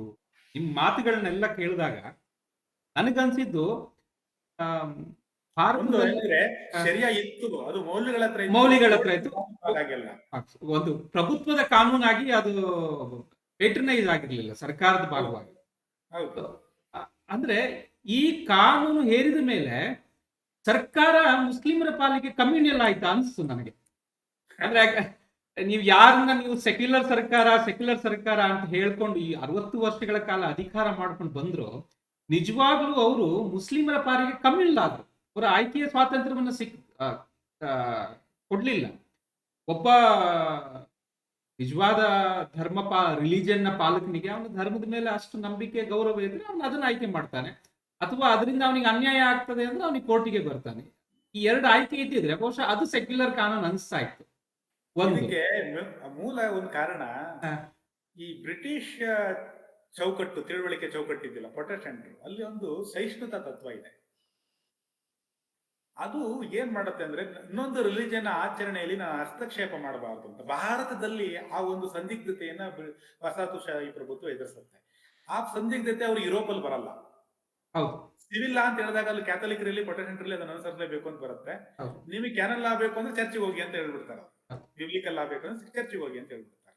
ಭಾರತದಲ್ಲಿ ಹಂಗಾಗ್ಲಿಲ್ಲ. 2 ಕಾರಣಕ್ಕಾಗಲಿಲ್ಲ. ಒಂದು, ಅವ್ರಿಗೆ ಸಹಿಷ್ಣುತೆಯ ತತ್ವ ಇತ್ತು, ರಿಲಿಜಿಯಸ್ ಟಾಲರೆನ್ಸ್ ಅನ್ನೋ ಪ್ರಿನ್ಸಿಪಲ್ ನ ಸೆಕ್ಯುಲರಿಸಮ್ ನ ಭಾಗವಾಗಿ ಅವ್ರು ಇಟ್ಕೊಂಡಿದ್ರು.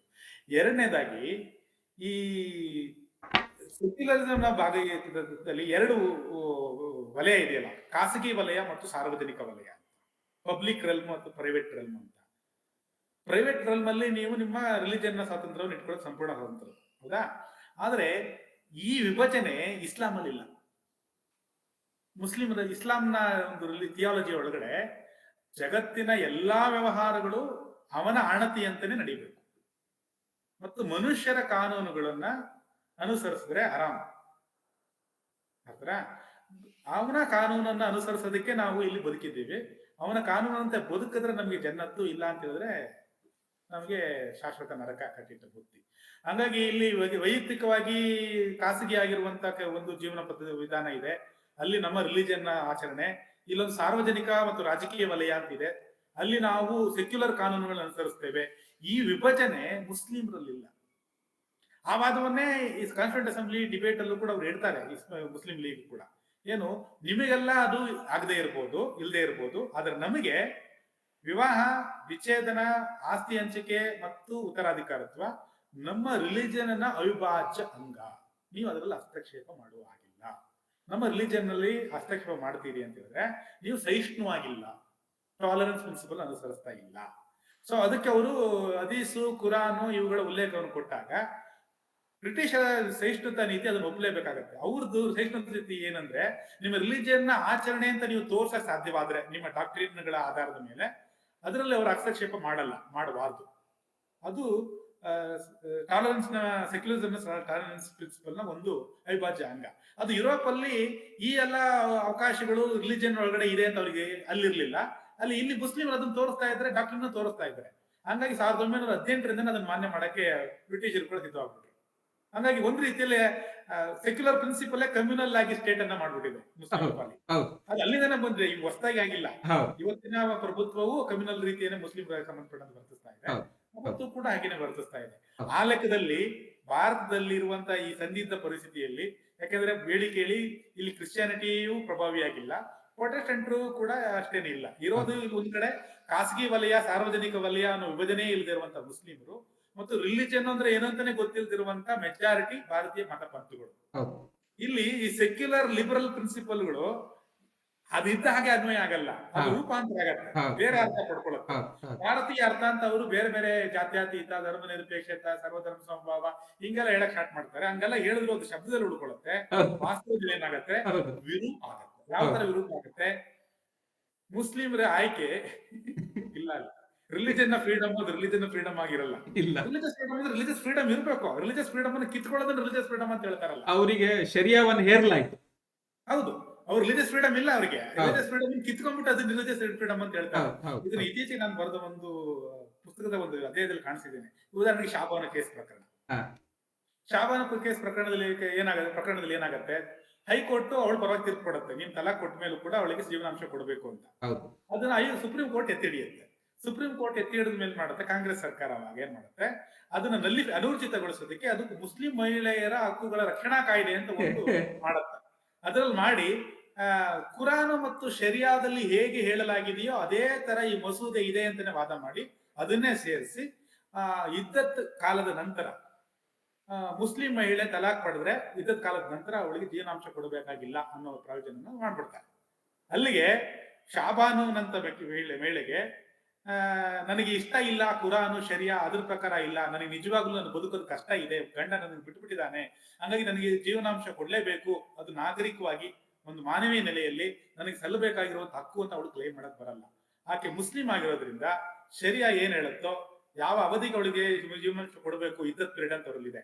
ಅದು ಬಿಟ್ಟು ಉಳಿದಂತೆ ಅವಳಿಗೆ ಬದುಕಕ್ಕಾಗತ್ತೋ ಆಗಲ್ವೋ, ಅವಳು ನಾಗರಿಕ ಕಾನೂನಿನ ಒಂದು ಸಹಾಯದಿಂದ ತನ್ನ ಜೀವನಾಂಶವನ್ನು ಪಡೆಯುವ ಹಕ್ಕು ಅವಳಿಗಿಲ್ಲ. ಹಂಗಾಗಿ ಅವಳು ಮುಸ್ಲಿಂ ಆಗಿರೋದ್ರಿಂದ ಕುರಾನೋ ಶರಿಯಾ ಏನ್ ಹೇಳುತ್ತೋ ಅದ್ರ ಪ್ರಕಾರ ಅವಳು ಒಪ್ಕೊಂಡು ಸುಮ್ಮನೆ ಇರಬೇಕು. ಅವಳಿಗೆ ಅಲ್ಲಿ ಆಲಕ್ಯ ಸ್ವಾತಂತ್ರ್ಯ ಇಲ್ಲ. ಅಲ್ಲಿಗೆ ಮೌಲ್ಯಗಳ ಮೂಲಕ ಇಡೀ ಇಸ್ಲಾಮಿಗೆ ರಿಲಿಜಿಯನ್ ಸ್ವಾತಂತ್ರ್ಯ ಕೊಟ್ರೆ ಹೊರತು ಒಬ್ಬ ಮುಸ್ಲಿಂ ಮಹಿಳೆಯಾಗಿ ಶಾಬಾನಿಗೆ ಯಾವ ರಿಲಿಜಿಯನ್ ಸ್ವಾತಂತ್ರ್ಯವೂ ಕೊಡ್ಲಿಲ್ಲ.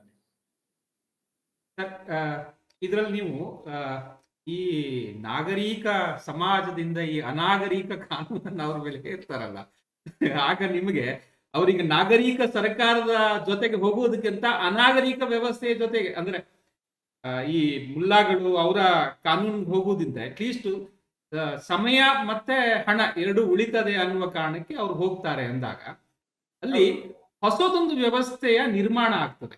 ಅಂದ್ರೆ ನೀವು ಒಂದು ನಾನ್ ಸ್ಟೇಟ್ ಆಕ್ಟರ್ಸ್ ಕಡೆಗೆ ಆಸ್ ಎ ಸ್ಟೇಟ್ ನೀವು ಒಂದು ಸಮಾಜವನ್ನ ತಳ್ಳುತ್ತೀರಿ, ಯಾಕಂದ್ರೆ ಅವರಿಗೆ ಆಯ್ಕೆ ಇಲ್ಲದ ಕಾರಣಕ್ಕೆ.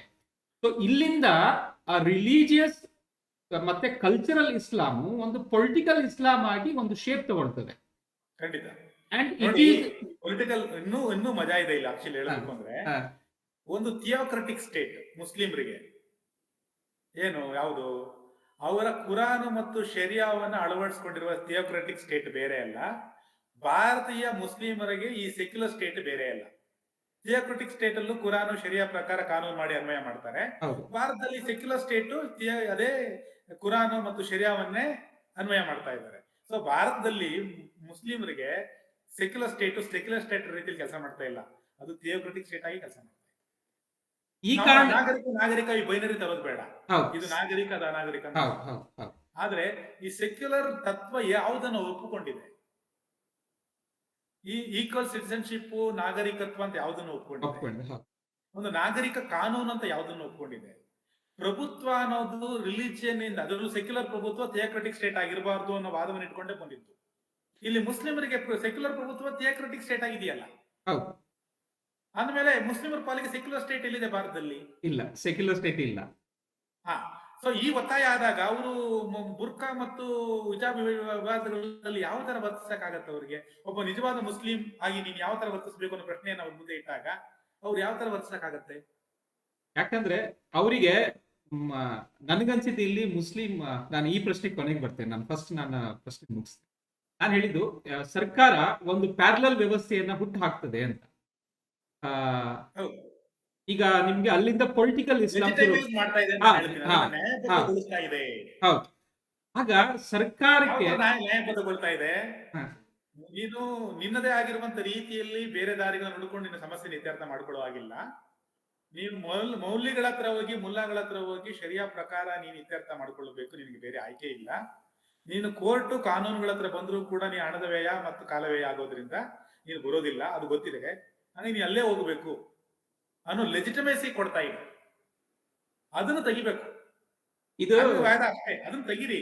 ಆದ್ರೆ ಆ ಸ್ವಾತಂತ್ರ್ಯ ಶರಿಯಾವನ್ನ ಫಾಲೋ ಮಾಡೋ ಸ್ವಾತಂತ್ರ್ಯವನ್ನು ಕಿತ್ಕೋಬೇಡಿ, ಅದ್ರ ಅವ್ರ ಆಯ್ಕೆಗೆ ಬಿಡಿ.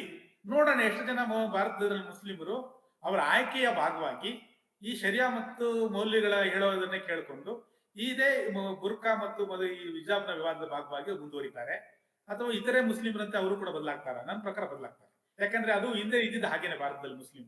ಯಾಕಂದ್ರೆ ಇವತ್ತು ಅಲ್ಪಸಂಖ್ಯೆಯಲ್ಲಿ ಆ ತರ ಮಾಡ್ತಾ ಇದ್ದಾರೆ, ವರ್ತಿಸ್ತಾ ಇದ್ದಾರೆ. ಆ ಅಲ್ಪಸಂಖ್ಯೆಯಲ್ಲಿ ಮಾಡ್ತಾ ಇರೋದ ಕಾರಣನೂ ಈ ಸೆಕ್ಯುಲರ್ ಪ್ರಭುತ್ವದ ಈ ಒಂದು ಆ ದೃಷ್ಟಿಕೋನ, ಚೌಕಟ್ಟು. ನನಗೆ ಅನ್ಸಿದ್ದು ಇದರ ಈ ಒಂದು ಶರಿಯಾವನ್ನ ಕಾನೂನು ಮುಖಾಂತರ ನೀವು ಅಂದ್ರೆ ಅವರಿಗೆ ಅದನ್ನೇ ಆಯ್ಕೆ ಸ್ವಾತಂತ್ರ್ಯ ಇಲ್ಲದೆ ಮಾಡಿ ಈ ಇಷ್ಟೂ ಸಮಾಜವನ್ನ ನೀವು ಅವರ ಧಾರ್ಮಿಕ ಗುರುಗಳು ಮುಲ್ಲಾಗಳ ಹತ್ರ ತಳ್ಳುವ ಮೂಲಕ ಅದರ ಬೇರೆ ಬೇರೆ ರೀತಿಯ ಸಮಸ್ಯೆಗಳಿಗೆ ಭಾರತ ನೂಕಲ್ಪಟ್ಟಿತು ಅಂತ ನನಗನ್ನಿಸ್ತದೆ. ಯಾಕಂದ್ರೆ ಒಂದು ನೀವು ಇಡೀ ಸಮಾಜವನ್ನ ಅವರ ಧಾರ್ಮಿಕ ಸಂಸ್ಥೆಗಳು ಸರ್ಕಾರದ ರೀತಿಯಲ್ಲಿ ನಿಯಂತ್ರಣ ಮಾಡ್ಲಿಕ್ಕೆ ಶುರು ಮಾಡಿದ್ರು. ಅವ್ರು ಏನು ಬೇಕು ಏನು ಬೇಡ, ಎಲ್ಲಿಗೆ ಹೋಗಬೇಕು ಎಲ್ಲಿಗೆ ಬರಬೇಕು ಅಂತ. ಮತ್ತೆ ಈಗಿನ ಈ ನಮ್ಮ ಐಸಿಸ್ ಮುಂತಾದ ಈ ಮೂಲಭೂತವಾದಿ ಉಗ್ರಗಾಮಿ ಚಟುವಟಿಕೆಗಳಿಗೆ ಆ ಸಮುದಾಯದವರನ್ನ ಕೈಯಲ್ಲಿ ಹಿಡ್ಕೊಂಡು ಒಂದಷ್ಟು ಹುಡುಗಿಯರನ್ನ ಬ್ರೈನ್ ವಾಶ್ ಮಾಡಿ ಅದನ್ನ ಅವರಿಗೆ ತಲುಪಿಸುವಂತ ಕೆಲಸ ಈ ಕಾರಣಗಳಿಂದಾಗಿ ಅವ್ರಿಗೆ ಸುಲಭ ಆಯ್ತು ಅಂತ ನನಗೆ ಅನಿಸಿಕೆ. ಇರ್ಬೋದು, ಖಂಡಿತ ಇರ್ಬೋದು, ಇಲ್ಲ ಅಂತ ಹೇಳಕ್ ಬರೋದಿಲ್ಲ. ಆದ್ರೆ ಸಂಘಟನೆಗಳಿಗೆ, ಉದಾಹರಣೆಗೆ ಜಮಾತೆ ಇಸ್ಲಾಮಿ, ಜಿಹಾದ್ ಸಂಘಟನೆ ನೋಡಿ, ಅವುಗಳಿಗೆ ಧ್ವನಿ ಬರೋದು, ಗಟ್ಟಿತನ ಬರೋದು. ಈಗ SFI ಯಾವ ಧೈರ್ಯದ ಮೇಲೆ ನಾನು ಇದನ್ನ ಮಾಡೋ ಸಾಧ್ಯತೆ ಇದೆ ಅಂತ ಅನಿಸ್ತಾ ಇದೆ ಅಂತ ಹೇಳಿದ್ರೆ, ಈಗಾಗಲೇ ಅದು ಒಂದು ಪ್ರಯತ್ನದಲ್ಲಿ ಯಶಸ್ಸು ಆಗಿದೆ, ಅದೇ ಇವತ್ತಿಗೂ ಇದೆ. ಕಳೆದ 70-80 ವರ್ಷಗಳ ಅದರ ಅನುಭವದಲ್ಲಿ ಇದು ಕೂಡ ಆತರ ಮಾಡಕ್ ಆಗತ್ತೆ ಅಂತ ಅದು ತಿಳ್ಕೊಂಡಿದೆ. ಮತ್ತೆ ಇವುಗಳ ಉದ್ದೇಶ ಏನು? ಮೂಲಭೂತವಾದಿ ಸಂಘಟನೆ ಅಂತ ಯಾವ್ದನ್ನ ನೀವು ಕರೆದ್ರೋ, ನೀವು ಅದನ್ನ ಮೂಲಭೂತವಾದಿ ಅಂತ ನೀವು ಹೇಳ್ಬೋದು. ಅವ್ರ ದೃಷ್ಟಿಯಲ್ಲಿ ಪ್ರತಿಯೊಬ್ಬ ಮುಸ್ಲಿಮರು ಮುಸ್ಲಿಮ್ನಾಗಿ ಬದುಕಬೇಕು, ಶರಿಯಾ ಪ್ರಕಾರ ಬದುಕಬೇಕು, ಕುರಾನ್ ಪ್ರಕಾರ ಬದುಕಬೇಕು, ಅದು ನಮ್ಮ ಬಾಧ್ಯತೆ. ಅವರು ಅದನ್ನ ಬಿಟ್ಟು ಬೇರೆ ತರ ಹೋಗ್ತಾರೆ ಅಂತ ಹೇಳಿದ್ರೆ ಅದನ್ನ ನೋಡ್ಕೊಂಡು ನಾವು ಸುಮ್ಮನೆ ಇರಕ್ ಆಗಲ್ಲ. ಅದು ನಮ್ಮ ನೈತಿಕ ಕರ್ತವ್ಯ ಅಂತ ಅವ್ರು ನೋಡ್ತಾರೆ. ನೀವು ಅದನ್ನ ಮೂಲಭೂತವಾದ ನೋಡ್ತೀರಿ. ಅದಕ್ಕೆ ಅವರು ಸ್ವಾತಂತ್ರ್ಯ, ಆಯ್ಕೆಯ ಸ್ವತಂತ್ರವಾಗಿ ಕೊಟ್ರೆ ಅವ್ರಿಗೆ ಯಾವ ಮಾನ್ಯತೆನೂ ಸಿಗಲ್ಲ, ಯಾವ ಬಲನೂ ಸಿಗಲ್ಲ. ಅದೇ ಕಾನೂನಿನ ಮಾನ್ಯತೆ ಸಿಕ್ಬಿಟ್ರೆ ಆವಾಗ ಅವರಿಗೆ ಮಾತಿಗೆ, ಅವರ ಧ್ವನಿಗೆ, ಅವರ ಸಂಘಟನೆಗಳಿಗೆ ಹೆಚ್ಚು ಬಲ ಸಿಗುತ್ತೆ. ಎಕ್ಸಾಕ್ಟ್ಲಿ ಇವತ್ತು ಆಗ್ತಿರುತ್ತದೆ. ಇದು ನೀವು ಹೇಳ್ತೀರಿ, ಯಾಕಂದ್ರೆ ಇದು ಪ್ರೊಟೆಸ್ಟೆಂಟ್ ಕ್ರಿಶ್ಚಿಯನ್ಸ್ ಅಥವಾ ಐರೋಪ್ಯ ಸೆಕ್ಯುಲರ್ ಮನಸ್ಥಿತಿಯ ವಿಚಾರವಾದಿಗಳಿಂದ ಹುಟ್ಟಿದಂತಹ ವ್ಯವಸ್ಥೆಯ ಕಾರಣಕ್ಕೆ ಇವತ್ತು ಹೀಗೆ ಬಂತು ಅಂತ. ಆದ್ರೆ ಅದೊಂದು ಒಳ್ಳೇದಾಯ್ತು, ನೀವು ಅದೊಂದು ನಾನು ಬಿಟ್ಬಿಟ್ಟಿದ್ದೆ. ಆ ದಿಯೋಬಂದ್ ಸಂಘಟನೆ ಮತ್ತು ಜಮಾತೆ ಸಂಘಟನೆಗಳ ಹೋರಾಟ ಮಾಡಿದಾಗ ಅವುಗಳಿಗೆ ತಾತ್ವಿಕ ಚೌಕಟ್ಟನ್ನು ಒದಗಿಸ್ಕೊಟ್ಟವರು, ತಾತ್ವಿಕ ಜೊತೆ ನಿಂತವರು ಈ ಎಡಪಂಥೀಯ ಸೆಕ್ಯುಲರ್ ಚಿಂತಕರೇ. ಅವತ್ತಿಗೂ ಸರಿ, ಇವತ್ತಿಗೂ ಸರಿ. ಅದನ್ನ ನಮ್ಮ ಪಾರ್ಥ ಚಟರ್ಜಿ ಅವರು ತಮ್ಮ ವಾದದಲ್ಲಿ, ಲೇಖನದಲ್ಲಿ ಗುರುತಿಸ್ತಾರೆ. ಆದ್ರೆ ಇವರಿಗೆ ಏನ್ ಮಾಡ್ತಾ ಇದೀವಿ ಅಂತ ಗಮನಿಸ್ತಾ ಇಲ್ಲ. ನಿಜವಾದ ಸೆಕ್ಯುಲರ್ ತತ್ವಕ್ಕೆ ವಿರುದ್ಧವಾಗಿ ನಾವು ವರ್ತಿಸ್ತಾ ಇದೀವಿ ಅನ್ನೋ ಒಂದು ಗ್ರಹಿಕೆನೂ ಇಲ್ಲದೆ ಈ ಸೆಕ್ಯುಲರ್ ವಾದಿಗಳು ಅನ್ಕೊಂಡಿರುವಂತವ್ರು ಈ ಮುಸ್ಲಿಂ ಸಂಘಟನೆಗಳಿಗೆ ಬೆಂಬಲವಾಗಿ ನಿಂತ್ಕೊಂಡು ಮುಸ್ಲಿಮರು ಶರಿಯಾವನ್ನೇ ಪಾಲಿಸಬೇಕಾಗಿರೋ ಒತ್ತಾಯಕ್ಕೆ ತಳ್ಳಿ ಅವರ ರಿಲಿಜಿಯನ್ನ ಸ್ವಾತಂತ್ರ್ಯವನ್ನ ಕಿತ್ಕೊಳ್ತಾ ಇರೋದು ಇವ್ರ ಗಮನಕ್ಕೆ ಬರ್ತಾ ಇಲ್ಲ ಈ ಸೆಕ್ಯುಲರ್ ವಾದಿಗಳಿಗೆ ಅಂತ ಪಾರ್ಥ ಚಟರ್ಜಿ ಅವರು ಬರೀತಾರೆ. ಆದ್ರೆ ಈ ಕರ್ಮ ಸಿದ್ಧಾಂತ, ನಾವು ಭಾರತೀಯರು ಬಹಳ ಕರ್ಮ ಸಿದ್ಧಾಂತವನ್ನ ಬಹಳ ಪಾಲಿಸ್ತೇವೆ. ಹಾಗಾಗಿ ಈ ಕರ್ಮ ಅನ್ನೋದು ವಾಪಸ್ ಅವರನ್ನೇ ಸುತ್ತಿ ಹೊಡೆದಿದೆ. ಈಗ ಬಹುತೇಕ ಬುದ್ಧಿಜೀವಿಗಳು ಹುಟ್ಕೊಂಡಂತ ಫ್ರೆಂಚ್ ನಲ್ಲಿ ಈಗ ಒಂದು ಕಾನೂನು ತಂದಿದ್ದಾರೆ, political Islam has to be curbed ಅಂತ. ಅಂದ್ರೆ ಇಸ್ಲಾಂ ಒಂದು ಸಂಸ್ಕೃತಿಯ ಭಾಗವಾಗಿರ್ಲಿ, ಆದ್ರೆ ರಾಜಕೀಯ ಭಾಗ ಅಲ್ಲಿ ಇರಬಾರ್ದು. ನಿಮ್ಮ ಮದ್ರಸೆಗಳನ್ನ ಮಾಡೋದು ಅಥವಾ ಸ್ಟೇಟ್ ಅಗೇನ್ಸ್ಟ್ ಪ್ರೀಚ್ ಮಾಡುವ ಯಾವುದೇ ವಿಚಾರವನ್ನ ನಿರ್ಬಂಧ ಹೇಳುವುದು. ಯಾಕಂದ್ರೆ ಇದೇ ಕಾರಣಕ್ಕೆ ಇಮಾನ್ಯುಯಲ್ ಮ್ಯಾಕ್ರೂನ್ ಅವರ ಫೋಟೋಗಳನ್ನ ಇಟ್ಕೊಂಡು ಬೇರೆ ಬೇರೆ ದೇಶಗಳಲ್ಲಿ ಬೇರೆ ಬೇರೆ ಪ್ರತಿಭಟನೆ ಆಯ್ತು. ಸೊ ಅವರಿಗೆ ಬುದ್ಧಿ ಕಲಿತು ಅವರು ಸುಧಾರಣೆ ಮಾಡ್ಕೊಂಡಿದ್ದಾರೆ. ಅದನ್ನ ಯಾರು ಇದನ್ನ ಹುಟ್ಟಾಕಿದಾರೋ ಅಥವಾ ಎಲ್ಲಿಂದ ಇದು ಹುಟ್ಟಿತೋ, ಉಳಿದವರು ಜಗತ್ತು ಈ ಕಡೆಗೆ ಹೋಗುವುದು ನನ್ನ ಪ್ರಕಾರ ಇದು ಮುಸ್ಲಿಮರಿಗೂ ಒಳ್ಳೆಯದು, ಮತ್ತೆ ಒಂದು ನಾಗರಿಕ ಸಮಾಜದಲ್ಲಿ ಬದುಕುವ ಇತರರಿಗೂ ಅದು ಒಳ್ಳೆಯದು ಅನಿಸ್ತದೆ ಸರ್. ಮತ್ತೆ ಇಲ್ಲೊಂದು ಒಂದು ವಿಪರ್ಯಾಸ ಇದೆ ನಮ್ಮ ಭಾರತೀಯ ಸೆಕ್ಯುಲರ್ ವಾದ ಇದುವರೆಗೂ ಬೆಳ್ಕೊಂಡ್ ಬಂದಿದ್ರಲ್ಲಿ. ಒಂದು ಕಡೆ ಹಿಂದೂಗಳ ವಿಷಯಕ್ಕೆ ಸಂಬಂಧಪಟ್ಟಂತೆ ಈ ದೇವಸ್ಥಾನವನ್ನು ಸೇರಿದ ಎಲ್ಲಾ ವಿಷಯಕ್ಕೂ ಕಾನೂನು ಮಾಡಿದೆ. ವೈದಿಕ ಅಂತ ಹೇಳ್ತಿರೋ ಅದೆಲ್ಲಾ ವಿಷಯಕ್ಕೆ ಸಂಬಂಧಪಟ್ಟಂತೆ ಪ್ರಭುತ್ವ ಕಾನೂನು ಮಾಡಿಟ್ಟಿದೆ. ಹಾಗಾಗಿ ಪ್ರಭುತ್ವದ ಕಾನೂನನ್ನು ಬಿಟ್ಟು ಹೊರತಾಗಿ ನಿಮ್ಮ ಸ್ಥಳೀಯ ಲೋಕ ರೂಢಿ ಪದ್ಧತಿ ಸಂಪ್ರದಾಯಗಳಿಗೆ ಸಂಬಂಧಪಟ್ಟಂತೆ ಯಾವುದನ್ನು ಒಂದು ಆಯ್ಕೆಯಾಗಿ ನೀವು ಅನುಸರಿಸುವ ಆಗಿಲ್ಲ ಅನ್ನೋ ಒಂದು ಕಾನೂನು ಪದ್ಧತಿಯನ್ನ ನಾವು ಸೆಕ್ಯುಲರ್ ಪ್ರಭುತ್ವದ ಹೆಸರಿನಲ್ಲಿ ಹಿಂದೂಗಳಿಗೆ ಸಂಬಂಧಪಟ್ಟಂತೆ ಮಾಡಿದ್ದೀವಿ. ಸೊ ನೀವು ನಿಮ್ದಾಗಿರೋದು ಏನನ್ನು ಮಾಡೋ ಆಗಿಲ್ಲ. ನಾವು ಯಾವುದನ್ನ ನಾಗರಿಕ ಕಾನೂನು ಮತ್ತು ವೈಚಾರಿಕ ಕಾನೂನು ಅಂತ ಮಾಡಿದೀವೋ ಇದನ್ನೇ ಹಿಂದೂಗಳಾಗಿರುವ ಪ್ರತಿಯೊಬ್ಬರು ಅಲ್ಲಿಯ ರೂಢಿ, ಪದ್ಧತಿ, ಸಂಪ್ರದಾಯ, ಪ್ರಾದೇಶಿಕತೆ, ಯಾವ ವೈವಿಧ್ಯತೆಯನ್ನು ನೋಡದೆ ಎಲ್ಲರೂ ಅದನ್ನ ಏಕರೂಪವಾಗಿ ಅನುಸರಿಸಬೇಕು ಅಂತ ಹಿಂದೂಗಳಿಗೆ ಸಂಬಂಧಪಟ್ಟಂತೆ ನಾವು ಮಾಡ್ತಾ ಇದ್ದೇವೆ. ಇಲ್ಲಿ ನಿಮಗೆ ನಿಮ್ಮದನ್ನ ಅನುಸರಿಸಕ್ಕೆ ಆಯ್ಕೆ ಇಲ್ಲ, ನಾವ್ ಹೇಳಿದ್ರೆ ನೀವು ಪಾಲಿಸಬೇಕು ಅಂತ ಹಿಂದೂಗಳಿಗೆ ಸಂಬಂಧಪಟ್ಟಂತೆ. ಇಲ್ಲಿ ಈ ಕಡೆ ಮುಸ್ಲಿಮರಿಗೆ ಸಂಬಂಧಪಟ್ಟಂತೆ ನಾನು ನಿಮ್ಗೆ ಸಂಬಂಧಪಟ್ಟಂತೆ ಯಾವ ಕಾಯ್ದೆಯನ್ನು ಮಾಡಲ್ಲ. ನಿಮ್ಮದು ಇಸ್ಲಾಮಿಗೆ ಸಂಬಂಧಪಟ್ಟಂತೆ ಏನು ಶರಿಯಾ ಇದೆ, ಕುರಾನ್ ಇದೆ, ಅದಕ್ಕೆ ಅದನ್ನೇ ನೀವು ಪಾಲಿಸಿ. ಮಾತ್ರ ಅಲ್ಲ, ನನ್ನ ಹತ್ರ ಬಂದ್ರು ನಾನು ಅದನ್ನೇ ಪಾಲಿಸ್ತೇನೆ. ಮತ್ತೆ ಅದನ್ನ ಬಿಟ್ಟು ಬೇರೆ ಆಯ್ಕೆಗಳಿಗೆ ನೀವು ಹೋಗುವ ಹಾಗೇನೆ ಇಲ್ಲ. ಈಗ ನಾವು ಇದು ನೀವು ಹೇಳಿದ್ರೆ ವಿಪರ್ಯಾಸ. ಹಿಂದೂಗಳಿಗೆ ಸಂಬಂಧಪಟ್ಟಂತೆ ಅವರ ಸಂಪ್ರದಾಯ, ಅವರ ಆಚರಣೆ, ಅವರ ರೂಢಿಯನ್ನು ಅನುಸರಿಸುವ ಯಾವ ಆಯ್ಕೆಯನ್ನು ಪ್ರಭುತ್ವ ಕೊಡ್ತಾ ಇಲ್ಲ. ನಾನೇ ಹೇಳಿದ್ದೇನೆ ನೀವು ಕೇಳಬೇಕು ಅಂತ ಅವ್ರಿಗೆ ಹೇಳ್ತಾ ಇದೆ. ಇಲ್ಲಿ ಮುಸ್ಲಿಮರಿಗೆ ಸಂಬಂಧಪಟ್ಟಂತೆ ನೀನೇ ಹೇಳಿದ್ದೇನೆ ನಾನು ಕೇಳ್ತೇನೆ, ನಿಮ್ಮದೇನಿದೆಯೋ ಅದನ್ನ ನಾನು ಅಳವಡಿಸ್ಕೊಡ್ತೇನೆ ಮತ್ತು ನೀವು ಅದನ್ನೇ ಅಳವಡಿಸ್ಕೊಳ್ಳಿ. ಮತ್ತು ಬೇರೆ ಮುಸ್ಲಿಮರು ಅದನ್ನ ಬೇಡ ಅಂತ ಹೇಳಿದ್ರು ಕೂಡ ಅವರಿಗೆ ನಿರಾಕರಿಸುವ ಅಧಿಕಾರ ಇಲ್ಲ, ಹಕ್ಕಿಲ್ಲ. ಅವರೆಲ್ಲ ಕುರಾನ್ ಏನ್ ಹೇಳುತ್ತೋ, ಶರಿಯಾ ಏನ್ ಹೇಳುತ್ತೋ ಅದನ್ನ ಅವ್ರು ಅನುಸರಿಸಬೇಕು. ಈ ಇಬ್ಬಂದಿಯ ಒಂದು ಧೋರಣೆಯನ್ನ ಭಾರತೀಯ ಸೆಕ್ಯುಲರ್ ಪ್ರಭುತ್ವವೇ ಎರಡು ಪ್ರಮುಖವಾಗಿರೋ ಸಮುದಾಯಗಳಿಗೆ ಸಂಬಂಧಪಟ್ಟಂತೆ ತೋರಿಸ್ತಾ ಇದೆ. ಮುಸ್ಲಿಮರಿಗೆ ಸಂಬಂಧಪಟ್ಟಂತೆನೂ ಆಯ್ಕೆ ಇಲ್ಲ, ಹಿಂದೂಗಳಿಗೆ ಸಂಬಂಧಪಟ್ಟಂತೆನೂ ಆಯ್ಕೆ ಇಲ್ಲ. ಆದ್ರೆ ಹಿಂದೂಗಳಿಗೆ ಸಂಬಂಧಪಟ್ಟಂತೆ ನನ್ನ ಕಾನೂನು, ಮುಸ್ಲಿಮರಿಗೆ ಸಂಬಂಧಪಟ್ಟಂತೆ ಇಸ್ಲಾಂನ ಕಾನೂನು. ಅದೇ ನಾವು ಮಾತಾಡ್ತಾ ಇದ್ವಿ. ಈಗ ನೀವು ಅದೇ ಹೇಳ್ತಾ ಇದ್ರಲ್ಲ, ನಮಗೂ ಆಯ್ಕೆಯ ಸ್ವಾತಂತ್ರ್ಯ ಇಲ್ಲ, ಅವರಿಗೂ ಆಯ್ಕೆಯ ಸ್ವಾತಂತ್ರ್ಯ ಇಲ್ಲ, ಎರಡು ವಿರುದ್ಧವಾದದ್ದು. ಆದ್ರೆ ಈ ಹಿಜಾಬ್ ಗಲಾಟೆ ಆಗುವಾಗ ಅದ್ರ ಎರಡರ ಪ್ರಾಕ್ಟಿಕಲ್ ದರ್ಶನ ನಮಗಾಗ್ತದೆ. ಒಂದು ಕಡೆ ನೀವು ಅವತ್ತು ಹೇಳಿದ್ರಿ ಅಲ್ಲ, ಯಾಕೆ ನ್ಯಾಯಾಲಯದ ನ್ಯಾಯವಾದಿಗಳು ಮುಲ್ಲಾಗಳ ತರ ಶರಿಯಾ, ಹದೀಸು ಅದನ್ನ ಹಿಡ್ಕೊಂಡು ಮಾತಾಡ್ತಾರೆ ಅವರ ಧಾರ್ಮಿಕ ಸ್ವಾತಂತ್ರ್ಯದ ಹಕ್ಕು ಬಂದಾಗ ಅಂತ. ಇತ್ತೀಚೆಗೆ ಕರ್ನಾಟಕ ಸರ್ಕಾರ ಅಧಿಕಾರಿಗಳು ದೇವಸ್ಥಾನಕ್ಕೆ ಗಂಟೆಯ ಶಬ್ದ ಬಡಿಬಾರದು ಅಂತ ನೋಟಿಸ್ ಕೊಡ್ತಾರೆ. ಯಾವ ಕೋರ್ಟು ಅವರ ಮನಸ್ಸು ಈಗ ಮಾಡ್ತಾರ ಬಿಡ್ತಾರೋ, ಧರ್ಮಗ್ರಂಥಗಳಲ್ಲಿ ಏನ್ ಹೇಳಿದೆ ಅಂತ ನೋಡ್ಲಿಕ್ಕೂ ಹೋಗದಷ್ಟು ರೀತಿಯಲ್ಲಿ ಇದನ್ನು ಮಾಡ್ತಾರೆ. ಆದ್ರೆ ಹಿಜಾಬ್ ಬಂದಾಗ ಧರ್ಮಗ್ರಂಥದಲ್ಲಿ ಏನಿದೆ ಅಂತ ಕೇಳ್ತಾರೆ. ಅಂದ್ರೆ ಇಲ್ಲಿ ಅದನ್ನ ಅವ್ರ ಯೋಚನೆಗೂ ಬರಲ್ಲ, ಅದು ಯೋಚನೆಗೂ ಬರಲ್ಲ. ಅದ್ರ ಬಗ್ಗೆ ಸ್ವಲ್ಪ ಸೆಕೆಂಡ್ ಥಾಟು ಮಾಡಲ್ಲ. ಹೌದು. ಅಂದ್ರೆ ಈಗ ಬೇರೆ ಏನೇ ಇರ್ಲಿ, ನಮ್ಮ ಧಾರ್ಮಿಕ ಆಚರಣೆಗಳಲ್ಲಿ ಗಂಟೆ, ಧೂಪ, ದೀಪ ನಾವು ನಮ್ಮ ಸಂಸ್ಕೃತಿ ಆದಿಯಿಂದಲೂ ಬಂದಿದ್ದು, ಯಾವುದೋ ಒಂದು ಕಾಲಘಟ್ಟದಲ್ಲಿ ಜೋಡಣೆ ಆಗಿದ್ದಲ್ಲ ಇದು. ಅದರಲ್ಲೂ ಆ ದೇವಸ್ಥಾನ 800 ವರ್ಷಗಳಿಂದ ನಡೀತಾ ಇದೆ ದೇವಸ್ಥಾನಕ್ಕೆ. ನಿಜವಾಗ್ಲೂ ನನಗೆ ನಗು ಬಂತು ನೀವು ಹೇಳಿದ್ದು. ಆದ್ರೆ ಈ ರೀತಿಯ ಆಲೋಚನೆಗಳನ್ನ ನಾವು ಮಾಡಿದಾಗಲೇ ಹೊಸ ಹೊಸ ವೈಕಲ್ಪಗಳ ಕೆಳಗೆ ನಮಗೆ ಒಂದಷ್ಟು ದಾರಿಗಳು ತೋರ್ತವೆ.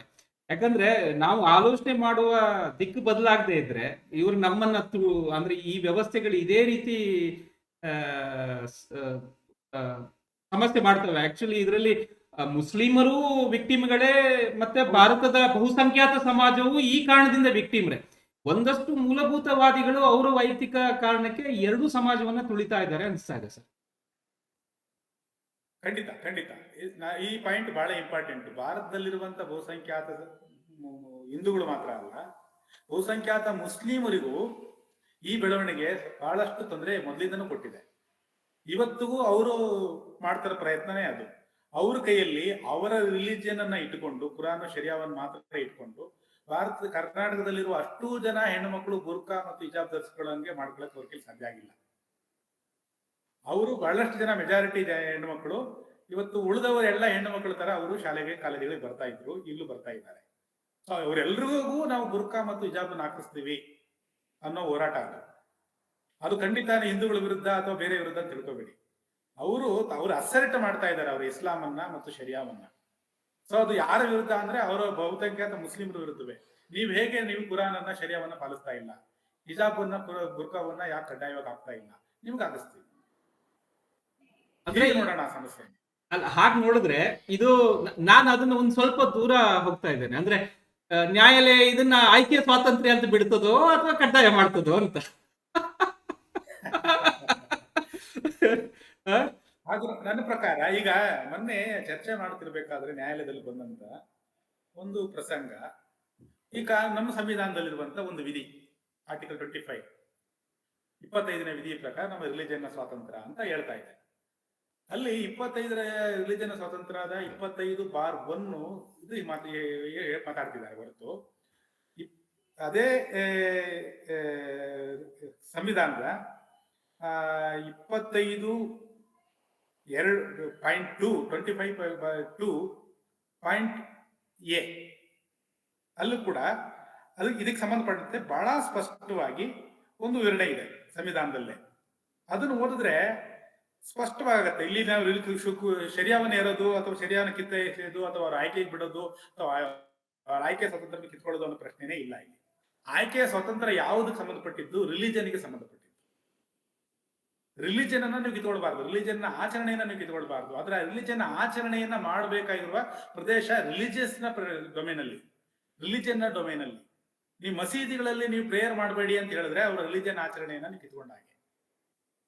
ನೀವು ರಸ್ತೆಯಲ್ಲಿ ಬಂದು ನೀವು ನಮಾಜ್ ಮಾಡ್ತಿರ್ಬೇಕಾದ್ರೆ ನೀವು ಇಲ್ಲಿ ರಸ್ತೆಯಲ್ಲಿ ನಮಾಜ್ ಮಾಡಬೇಡ ಅಂತ ಹೇಳಿದ್ರೆ ಅವ್ರ ರಿಲಿಜನ್ ಆಚರಣೆ ಕಿತ್ಕೊಂಡಾಗ ಅನ್ನೋ ಪ್ರಶ್ನೆ ಇಟ್ಕೋಬೇಕು. ಹಾಗೇನೆ ನಮ್ಮ ಸಂವಿಧಾನದಲ್ಲಿ ಈ ಉದಾಹರಣೆಗೆ ನಾನು ಅದನ್ನೇ ಓದ್ತೇನೆ. Article 25(2) nothing in this article shall affect the operation of any existing law or prevent the state from making any law. ಅದರಲ್ಲಿ ಒಂದು provision a, regulating or restricting any economic, financial, political or other secular activity which may be associated with religious practice. ಅದು religion ಆಚರಣೆಗೊಂದಿಗೆ ಸಂಬಂಧವಿರಬಹುದು, ಆದರೆ ಯಾವ ಚಟುವಟಿಕೆಗಳು secular ಚಟುವಟಿಕೆಯಾಗಿರುತ್ತದೋ, ಆರ್ಥಿಕ ಚಟುವಟಿಕೆಯಾಗಿರುತ್ತೋ, ರಾಜಕೀಯ ಚಟುವಟಿಕೆಯಾಗಿರುತ್ತೋ ಅಂತ ಚಟುವಟಿಕೆಗಳಿಗೆ ಸಂಬಂಧಪಟ್ಟಂತೆ ಪ್ರಭುತ್ವ ಕಾನೂನು ಮಾಡುವ ಸಂಪೂರ್ಣ ಅಧಿಕಾರವನ್ನು ಹೊಂದಿದೆ. ಒಂದೊಮ್ಮೆ ಅಂತ ವಿಷಯ ಕೆಲವು ರಿಲಿಜನ್ಗಳಿಗೆ ನಮ್ಮ ರಿಲಿಜನ್ಗೂ ಸಂಬಂಧಪಟ್ಟಿದೆ ಇದು ಅಂತ ಹೇಳ್ಬೋದು. ಸಂಬಂಧಪಟ್ಟಿದ್ದರೂ ಪ್ರಭುತ್ವ ಆ ವಿಷಯದಲ್ಲಿ ಕಾನೂನು ಮಾಡಬಹುದು ಅಂತ ಇಲ್ಲಿ ಸ್ಪಷ್ಟವಾಗಿ ಕಾನ್ಸ್ಟಿಟ್ಯೂಷನ್ ಅಲ್ಲಿ ಇದೆ, ಆಯ್ತಾ? ಹಾಗೇನೆ ಈಗ ಸಮವಸ್ತ್ರ, ಶಾಲೆಯಲ್ಲಿ ಸಮವಸ್ತ್ರ ಅಂತ ಡ್ರೆಸ್ ಇದೆಯಲ್ಲ, ಅದು ರಿಲಿಜಿಯನ್ ನ ವಿಷಯವೋ ಸೆಕ್ಯುಲರ್ ನ ವಿಷಯವೋ ಅಂತ ತೀರ್ಮಾನ ಮಾಡಿದ್ರೆ ಮುಗೀತು. Whether it's A religious activity, whether it is A secular activity. ಅದು ಶಾಲೆ ಖಾಸಗಿ ವಲಯವೋ ಪ್ರಭುತ್ವದ ವಲಯವೋ ಸಾರ್ವಜನಿಕ ವಲಯವೋ ಅಂತ ಅಷ್ಟೇ ಪ್ರಶ್ನೆ. ಆಯ್ಕೆ ಎರಡೇ. ಸೆಕ್ಯುಲರ್ ಅಂತ ಹೇಳಿದ್ರೆ ಎಲ್ಲರೂ ಸೇರಿದ್ದು ಅಂತ, ಸಾರ್ವಜನಿಕ ವಲಯ ಅಂತ, ಅಥವಾ ಪ್ರಭುತ್ವದ ವಲಯ ಅಂತ, ಅಥವಾ ಪೊಲಿಟಿಕಲ್ ಡೊಮೈನ್, ಪೊಲಿಟಿಕಲ್ ವಲಯ ಅಂತ. ಪೊಲಿಟಿಕಲ್ ಥಿಯರಿ ಪ್ರಕಾರ ಲಾಕ್ ನಿಂದ ಬಂದಿರುವಂತಹ ವಾದವಿವಾದಗಳಲ್ಲಿ ಎರಡು ವಲಯವನ್ನು ವಿಂಗಡಣೆ ಮಾಡಿದ್ದಾರೆ. ಒಂದು ಪ್ರೊಫೇನು ಅಥವಾ ಪೊಲಿಟಿಕಲ್ಲು ಅಥವಾ ಸೆಕ್ಯುಲರು ಅಥವಾ ಟೆಂಪರಲ್ಲು ಅಂತ ಹೇಳ್ತಾರೆ. ಮತ್ತೊಂದು ಡಿವೈನು, ಸ್ಪಿರಿಚುವಲ್ಲು, ಚರ್ಚು, ಹೀಗೆ ಈ ವಲಯ ಅಂತ ಎರಡು ವಿಂಗಡಣೆ ಮಾಡಿದ್ದಾರೆ. ಅದು ಯುರೋಪಿಂದ ಬಂದಿರೋ ರಾಜಕೀಯ ಸಿದ್ಧಾಂತದ ಒಂದು ಭಾಗವಾಗಿ ಹೀಗೆ ನೋಡ್ತಾರೆ ಅಂತ ಇಟ್ಕೊಳ್ತಾರೆ. ಅದರ ಭಾಗವಾಗಿ ಖಾಸಗಿ ಮತ್ತು ಸಾರ್ವಜನಿಕ ಅಂದಾಗ, ಖಾಸಗಿ ಅಂದ್ರೆ ರಿಲಿಜಿಯಸ್ ಡೊಮೈನು, ಸಾರ್ವಜನಿಕ ಅಂತ ಹೇಳಿದ್ರೆ ಪೊಲಿಟಿಕಲ್ ಡೊಮೈನು ಅಥವಾ ಪಬ್ಲಿಕ್ ಡೊಮೈನು ಅಂತ. ಅರ್ಥ ಆಯ್ತಾ? ಈಗ ಶಾಲೆ, ಒಂದು college public domain, private domain. Private domain ಆಗಿದ್ರೆ ಅದು religion domain, you cannot interfere there. Public domain ಆದ್ರೆ ಅದು ಪೊಲಿಟಿಕಲ್ ಡೊಮೈನು, ಅಲ್ಲಿ state cannot take a call, ಒಂದು ಕಾನೂನು ಮಾಡ್ಬೋದು. ಈಗ ಸಮವಸ್ತ್ರ ಅದು ಶಾಲೆಯಲ್ಲಿ, ಹಾಗಾಗಿ ಅದು ಸೆಕ್ಯುಲರ್ ಡೊಮೈನ್ಗೆ ಸಂಬಂಧಪಟ್ಟಂತ ವಿಷಯ. ಆ ವಸ್ತ್ರದಲ್ಲಿ ಒಂದು ಭಾಗ ಮುಸ್ಲಿಮರ ಪ್ರಕಾರ ಹಿಜಾಬ್. ಅಂದ್ರೆ ಹಿಜಾಬ್ ಅನ್ನೋದು ಅವರ ರಿಲಿಜಿಯನ್ ಆಚರಣೆಗೆ ಸಂಬಂಧಿಸಿದಂತ ಅವ್ರು ಹೇಳ್ತಾರೆ. ಆಕ್ಚುಲಿ ಸೆಕ್ಯುಲರಿಸಮ್ ನ ಚೌಕಟ್ಟಿನಲ್ಲಿ ರಿಲಿಜಿಯಸ್ ಪ್ರಾಕ್ಟೀಸ್ ಆಗಲ್ಲ ಟಾಲರೆನ್ಸ್ ಪ್ರಿನ್ಸಿಪಲ್ ಪ್ರಕಾರ. ಯಾಕೆಂದ್ರೆ ಅದು ಕುರಾನ್ ಅಲ್ಲಿ ಸ್ಯಾಂಕ್ಷನ್ ಆಗಿದ್ರೆ ಮಾತ್ರ ಅಂತ ಇದೆ. ಅವರ ಡಾಕ್ಟ್ರಿನಲ್ ಸ್ಯಾಂಕ್ಷನ್ ಇದ್ರೆ ಅದು ರಿಲಿಜಿಯಸ್ ಪ್ರಾಕ್ಟೀಸ್ ಆಗುತ್ತೆ, ಇಲ್ಲಾಂದ್ರೆ ಇಲ್ಲ. ರಿಲಿಜಿಯಸ್ ಪ್ರಾಕ್ಟೀಸ್ ಅಂದ್ರೆ ಅಲ್ಲಾ ಹೇಳಿರೋದು ಅಂತ ಅರ್ಥ, ಅಥವಾ ಗಾಡ್ ಹೇಳಿರೋದು ಅಂತ ಅರ್ಥ. ಸೊ ಅದು ಕುರಾನ್ ಅಲ್ಲಿ ಹೇಳಿದ್ರೆ ಕುರಾನ್ ದೈವವಾಣಿ, ಅಲ್ಲಾನ ವಾಣಿ, ಹಂಗಾಗಿ ಅದ್ರಲ್ಲಿ ಹೇಳಿದ್ರೆ ಅದನ್ನ ಒಪ್ಕೋತೀವಿ, ಇಲ್ಲಾಂದ್ರೆ ಇಲ್ಲ ಅಂತ ಈ ಒಂದು ವಾದ ಬರುತ್ತೆ. ಆಕ್ಚುಲಿ ಆ ಪ್ರಕಾರ ಒಂದೊಮ್ಮೆ ಒಪ್ಕೊಳ್ಳೋಣ ವಾದಕ್ಕೋಸ್ಕರ, ಇಲ್ಲ ಅದು ರಿಲಿಜನ್ ಪ್ರಾಕ್ಟೀಸ್ ಅಂತಾನೆ ಒಪ್ಕೊಳ್ಳೋಣ, ಯಾವುದು ಹಿಜಾಬ್ ಧರಿಸೋದು. ಆದರೆ ಇಲ್ಲಿ ಶಾಲೆ ಒಳಗಡೆ, ಶಾಲೆ ಅನ್ನೋದು ಒಂದು ಪೊಲಿಟಿಕಲ್ ಡೊಮೈನು, ಪಬ್ಲಿಕ್ ಡೊಮೈನು, ಹಾಗಾಗಿ ಅದು ಸೆಕ್ಯುಲರ್ ಡೊಮೈನ್ ಆಗುತ್ತೆ. ಅಲ್ಲಿ ಯಾವ ರೀತಿಯ ವಸ್ತ್ರ ಧರಿಸಬೇಕು ಅನ್ನೋದು ಒಂದು ಸೆಕ್ಯುಲರ್ ಆಕ್ಟಿವಿಟಿ ಆಗುತ್ತೆ, ಸಮವಸ್ತ್ರ ಅನ್ನೋದು. ಹಾಗಾಗಿ ಅಲ್ಲಿ ಮುಸ್ಲಿಂ ಅನ್ನೋ ಒಬ್ಬ ವಿದ್ಯಾರ್ಥಿಗೆ ಅಥವಾ ಮುಸ್ಲಿಮರಿಗೆ ಆ ಸಮವಸ್ತ್ರದ ಭಾಗವಾಗಿ ಅವ್ರು ಹೇಳುವಂತ ಡ್ರೆಸ್ ಕೋಡ್ ಹಿಜಾಬು ಅಲ್ಲಿ ಅವಕಾಶ ಇಲ್ಲ ಅಂತ ಹೇಳಿದಾಗ, ಹಿಜಾಬು ಅವರ ರಿಲಿಜನ್ ನ ಪ್ರಾಕ್ಟೀಸ್ಗೆ ಸಂಬಂಧಪಟ್ಟಿದೆ, ರಿಲಿಜನ್ ಒಂದಿಗೆ ಅಸೋಸಿಯೇಟ್ ಆಗಿದೆ ಅಂತ ಇಟ್ಕೊಳ್ಳಿ. ಇಲ್ಲಿ ಏನ್ ಹೇಳುತ್ತೆ constitution, even though it is associate with religious practice ಅಂತ ಕ್ಲಿಯರ್ ಆಗಿದೆ. ನಿಮಿಷ,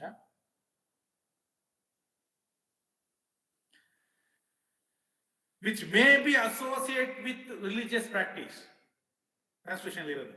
ಅದು ಅವರ ರಿಲಿಜಿಯಸ್ ಪ್ರಾಕ್ಟೀಸ್ ಒಂದಿಗೆ ಸಂಬಂಧ ಹೊಂದಿದ್ರು ಅದು ಸೆಕ್ಯುಲರ್ ಆಕ್ಟಿವಿಟಿ ಆಗಿದ್ರೆ, ಪೊಲಿಟಿಕಲ್ ಡೊಮೇನ್ ಸೇರಿದ್ರೆ ಅದ್ರ ಸಂಬಂಧಪಟ್ಟಂತೆ ನೀವು ಕಾನೂನು ಮಾಡಬಹುದು, ಅದನ್ನ ಅನುಸರಿಸಲೇಬೇಕು. ಆಯ್ಕೆನೇ ನಮ್ಮ ಸಂವಿಧಾನದಲ್ಲಿ ಈ ವಿಷಯಕ್ಕೆ ಸಂಬಂಧಪಟ್ಟಂತೆ ಕ್ಲಿಯರ್ ಆಗಿದೆ. ಹಂಗಾಗಿ ಅಲ್ಲಿ ನಿಮ್ಮ ಆಯ್ಕೆ ಅಂತ ಹೇಳಂಗಿಲ್ಲ. ನೀವು ಆಯ್ಕೆಯನ್ನು ಕೇಳ್ಬೇಕಾದ್ರೆ ನಿಮ್ಮ ಮನೆ ರಿಲಿಜಿಯನ್ ಆಚರಣೆ ಎಲ್ಲಿ ಮಾಡಬೇಕು, ಎಲ್ಲಿ ಪ್ರಚಾರ ಮಾಡಬೇಕು, ಎಲ್ಲಿ ಅನುಸರಣೆ ಮಾಡಬೇಕು, ಎಲ್ಲಿ ಪ್ರಾಕ್ಟೀಸ್ ಮಾಡಬೇಕು, ಅಲ್ಲಿ ತಡೆ ಹುಟ್ಟಿದ್ದಾರೆ. ಅವಾಗ ನಿಮ್ಮ ರಿಲಿಜನ್ ಸ್ವಾತಂತ್ರ್ಯವನ್ನ ಕಿತ್ತುಕೊಂಡ ಹಾಗೆ. ನಮ್ಮ ರಿಲಿಜನ್ ಸ್ವಾತಂತ್ರ್ಯದ ಒಂದು ಹಕ್ಕಿನ ಅಡಿಯಲ್ಲಿ ಬರುವಂತದ್ದು ಅಲ್ಲಿ. ನೀವು ಸ್ಟೇಟ್ ನ ವ್ಯವಹಾರದ ಒಳಗಡೆ ಬಂದ್ಬಿಟ್ಟು ನನಗೆ ರಿಲಿಜನ್ ನ ಆಚರಣೆಗೆ ಅವಕಾಶ ಕೊಡಬೇಕು, ಸ್ವಾತಂತ್ರ್ಯ ಕೊಡಬೇಕು ಅಂತ ಮಾತಾಡಿದ್ರೆ ನೋ. ಕೊಟ್ರೆ ಓಕೆ, ಕೊಡ್ಲಿಲ್ಲ ಅಂದ್ರೆ ನೀವು ಒತ್ತಾಯ ಮಾಡಕ್ ಬರಲ್ಲ, ಆ ಕಾನೂನನ್ನು ಅನುಸರಿಸಲ್ಲ ಅಂತ ಹೇಳಕ್ ಬರಲ್ಲ ಸಂವಿಧಾನದ ಪ್ರಕಾರ. ಒಂದು. ಎರಡನೇದಾಗಿ ಇದಕ್ಕೆ ಪೂರಕವಾಗಿ ನಮ್ಮ ರವಿವರ್ಮ ಕುಮಾರ್ ಅವರು ಈಗ ಉಳಿದವರು ಆ ಭಾಷೆಯನ್ನು ಕಲ್ತ್ಕೊಂಡಿದಾರಲ್ಲ. ಕುಂಕುಮ, ಬಳೆ, ಹೂ ಮುಡ್ಕೊಳ್ಳೋದು ಇವೆಲ್ಲ ರಿಲಿಜಿಯನ್ ಆಚರಣೆ ಅಲ್ವಾ, ಅದಕ್ಕೆಲ್ಲ ಹಿಂಗೆ ಅವಕಾಶ ಕೊಡ್ತೀನಿ ಅಂತ ಹೇಳಿದ್ದಾರೆ. ರಿಲಿಜಿಯನ್ ಆಚರಣೆ ಅಂತ ಹೇಳಿದ್ರೆ ಈಗಾಗಲೇ ನಾನು ಹೇಳಿದ ಹಾಗೆ ಅವರ ಡಾಕ್ಟ್ರಿನ್ಗಳಲ್ಲಿ ಅವರವ್ರ ನಂಬಿ ಯಾವ ರಿಲಿಜನ್ ಸೇರಿದ್ದಾರೆ ಅಂತ ಅವ್ರು ತಿಳ್ಕೊಂಡಿದಾರೋ, ಅದು Islam, Quran, Islam, Christianity, Judaism ಯಾವುದೇ ಇರಲಿ, ಅವರ ರಿಲಿಜಿಯನ್ ಡಾಕ್ಟ್ರಿನ್ ಅದನ್ನು ಸ್ಯಾಂಕ್ಷನ್ ಮಾಡಿದ್ರೆ ಅಂತ ಪ್ರಾಕ್ಟೀಸ್ ಅನ್ನ ರಿಲಿಜಿಯಸ್ ಪ್ರಾಕ್ಟೀಸ್ ಅಂತ ಹೇಳ್ಬೇಕಾಗುತ್ತೆ. ವಾದಕ್ಕೋಸ್ಕರ ಈಗ ನಮ್ಗೆಲ್ಲ ಗೊತ್ತಿರೋ ಹಾಗೆ ನಾವು ಮಾಡೋ ಸಂಶೋಧನೆ ಮತ್ತು ಬೇರೆ ಬೇರೆಯವರು ಹೇಳಿರೋ ಪ್ರಕಾರ ನಮ್ಮಲ್ಲಿ ಈ ರಿಲಿಜನ್ಗಳಿಲ್ಲ. ರಿಲಿಜನ್ ಇಲ್ಲ ಇದರ ಕಡೆ ರಿಲಿಜಿಯಸ್ ಪ್ರಾಕ್ಟೀಸ್ ಇರೋಕ್ಕೆ ಸಾಧ್ಯತೆ ಇಲ್ಲ. ಇವ್ರು ಹೇಳುವ ವಾದಕ್ಕೋಸ್ಕರ ರಿಲಿಜನ್ ಅಂತಾನೆ ಒಪ್ಕೊಳ್ಳೋಣ, ಆಯ್ತಾ? ಇವೆಲ್ಲ ರಿಲಿಜಿಯಸ್ ಪ್ರಾಕ್ಟೀಸ್ ಅಂತ ಹೇಳ್ಬೇಕು ಅಂದ್ರೆ ಕುಂಕುಮ, ಬಳೆ ಹಾಕೊಳ್ಳೋದು, ಹೂ ಮುಡ್ಕೊಳ್ಳೋದು ಅವೆಲ್ಲ ಡಾಕ್ಟ್ರಿನಲ್ ಸ್ಯಾಂಕ್ಷನ್ಡ್ ಪ್ರಾಕ್ಟೀಸ್ ಆಗಿರ್ಬೇಕು. ತೋರ್ಸ್ಲಿ ಯಾವ್ದಾದ್ರೂ ನಮ್ಮಲ್ಲಿರುವ ಡಾಕ್ಟ್ರಿನ್ಗಳು ಈಗ ಹೇಳ್ತವೆ, ಹಂಗಾಗಿ ನಮ್ಮಲ್ಲಿ ಎಲ್ಲರೂ ಕೂಡ ಕುಂಕುಮ ಇಟ್ಕೊಳ್ತಾರೆ, ಬಳೆ ಹಾಕೊಳ್ತಾರೆ ಅಥವಾ ಹೂ ಮುಡ್ಕೊಳ್ತಾರೆ, ಹಂಗಾಗಿ ಅದು ರಿಲಿಜಿಯಸ್ ಪ್ರಾಕ್ಟೀಸು, ಹಂಗಾಗಿ ಇಂಥವುಗಳಿಗೆ ಸಮವಸ್ತ್ರ ಇರೋ ಕಡೆ ಪ್ರವೇಶ ಕೊಡಬಾರ್ದು ಅಂತ ವಾದ ಮಾಡಿದ್ರೆ ಅವಾಗ ಅದು ತಾರ್ಕಿಕವಾಗಿ ಸರಿ. ಅದಕ್ಕೂ ಸರಿಯಾಗಲ್ಲ. ಯಾಕೆ ಅಂತ ಹೇಳಿದ್ರೆ ರಿಲಿಜನ್ನೇ ಇಲ್ಲ ಭಾರತದಲ್ಲಿ, ಯಾವ್ದು ರಿಲಿಜನ್ ಅಲ್ಲ, ಯಾವ್ದು ರಿಲಿಜಿಯಸ್ ಪ್ರಾಕ್ಟೀಸು ಅಲ್ಲ. ಒಂದೊಮ್ಮೆ ರಿಲಿಜಿಯಸ್ ಪ್ರಾಕ್ಟೀಸ್ ಅಂತ ತೋರಿಸ್ಬೇಕು ಅಂದ್ರೆ ಕೂಡ ಅದಕ್ಕೆ ಮಾನದಂಡ ಇದೆ. ಅದಕ್ಕೆ ಸೆಕ್ಯುಲರ್ ಪ್ರಭುತ್ವ ಮಾಡಿಟ್ಕೊಂಡಿರುವ ಮಾನದಂಡ, ಕಲೋನಿಯಲ್ ಅಡ್ಮಿನಿಸ್ಟ್ರೇಷನ್ ಕಾಲದಿಂದಲೂ ಕೂಡ. ನಿಮ್ದು ರಿಲಿಜಿಯಸ್ ಪ್ರಾಕ್ಟೀಸ್ ಅಂತ ಹೇಳಿದ್ರೆ ನಿಮ್ಮ ಡಾಕ್ಟ್ರಿನಲ್ಲಿ ಅದಕ್ಕೆ ಉಲ್ಲೇಖ ಇರಬೇಕು. ಇಲ್ಲ ಅಂದ್ರೆ ಅದನ್ನ ರಿಲಿಜಿಯಸ್ ಪ್ರಾಕ್ಟೀಸ್ ಅಂತ ನಾವು ಒಪ್ಕೊಳ್ಳೋದಿಲ್ಲ ಅನ್ಕೊಂಡೆ ಇವತ್ತಿಗೂ ಕೂಡ ಕುರಾನಲ್ಲಿ, ಶರಿಯಾದಲ್ಲಿ ಹಿಜಾಬ್ ಹೇಳಲಾಗಿದೆ ಅನ್ನೋ ಪ್ರಶ್ನೆ ನಮ್ಮ ನ್ಯಾಯಾಲಯಗಳಿಗೆ ಕೇಳ್ತಾ ಇರೋದು. ಹೇಳಿದ್ರೆ ನೀವು ರಿಲಿಜಿಯಸ್ ಪ್ರಾಕ್ಟೀಸ್, ಹೇಳಿಲ್ಲ ಅಂದ್ರೆ ಅದು ರಿಲಿಜಿಯಸ್ ಪ್ರಾಕ್ಟೀಸ್. ಹೌದಾ? ಅದ್ರ ಪ್ರಕಾರ ಬಿಂದಿ ಇಡೋದು ರಿಲಿಜಿಯಸ್ ಪ್ರಾಕ್ಟೀಸ್ ಅಂತ ಫಸ್ಟ್ ಪ್ರೂವ್ ಮಾಡ್ಲಿ. ಅಲಂಕಾರಿಕ ನಾನು ಅದಕ್ಕೆ ಹೋಗಲ್ಲ, ಇವ್ರದನ್ನೇ ಒಪ್ಕೊಳ್ಬೇಡೋಣ. ನಾನು ಅದಕ್ಕೆ ಅದನ್ನ ಕಲ್ಚರಲ್ ಆಸ್ಪೆಕ್ಟ್ ಅಂತ ಹೇಳಿದೆ. ಅಗೇನ್ ಈಗ ನೀವು ಹಿಜಾಬ್ ಇದೆಯಾ ಇಲ್ವಾ ಅಂತ ಕುರಾನ್ ಅನ್ನ ಹುಡುಕುವ ನ್ಯಾಯಾಲಯವೇ ಬಿಂದಿ ತಾಳಿ ಹಾಕಲು ಆಸ್ಪದ ಇಲ್ವಾ ಅಂತ ನಮ್ಮ ಭಾರತೀಯ ಧಾರ್ಮಿಕ ಗ್ರಂಥಗಳನ್ನು ಕಂಡು ಉಲ್ಲೇಖ ಮಾಡ್ಲಿ, ಆಮೇಲೆ ಅದನ್ನ ಧಾರ್ಮಿಕ ಆಚರಣೆಗಳು ಅಂತ ನೋಟಿಫೈ ಮಾಡ್ಲಿ, ಅದಾದ್ಮೇಲೆ ಅದು ಅಸಂಬದ್ಧ ಅಂತ ಹೇಳಿ. ಯಾವುದೋ ಮಾಡದೆ ನಿಮ್ಮದಕ್ಕೆ ನಮ್ಮದು ನೇರವಾಗಿ ಅಲ್ಲ ಆಕ್ಚುಲಿ ಇಲ್ಲಿ ವಾದವೇ ಅಸಂಬದ್ಧವಾಗಿ ಹೋಗ್ತಾ ಇದೆ. ಎಲ್ಲಿ ಸೆಕ್ಯುಲರ್ ಚರ್ಚೆಯ ಭಾಗವಾಗಿ ಪೊಲಿಟಿಕಲ್ ಮತ್ತು ಸೆಕ್ಯುಲರ್ ಡೊಮೈನ್ ಅಲ್ಲಿ ರಿಲಿಜಿಯನ್ ಆಚರಣೆಗಳಿಗೆ ಪ್ರವೇಶ ಇಲ್ಲ, ರಿಲಿಜಿಯನ್ ಅಲ್ಲದೆ ಇರುವ ಆಚರಣೆಗಳಿಗೆ ಪ್ರವೇಶ ಇಲ್ಲ ಅಂತ ಹೇಳುವಾಗಿಲ್ಲ. ಸೊ ಒಂದೊಮ್ಮೆ ಹಿಜಾಬ್ ರಿಲಿಜಿಯನ್ ಅಲ್ಲದೆ ಇರುವ ಆಚರಣೆ ಆಗಿದ್ರೆ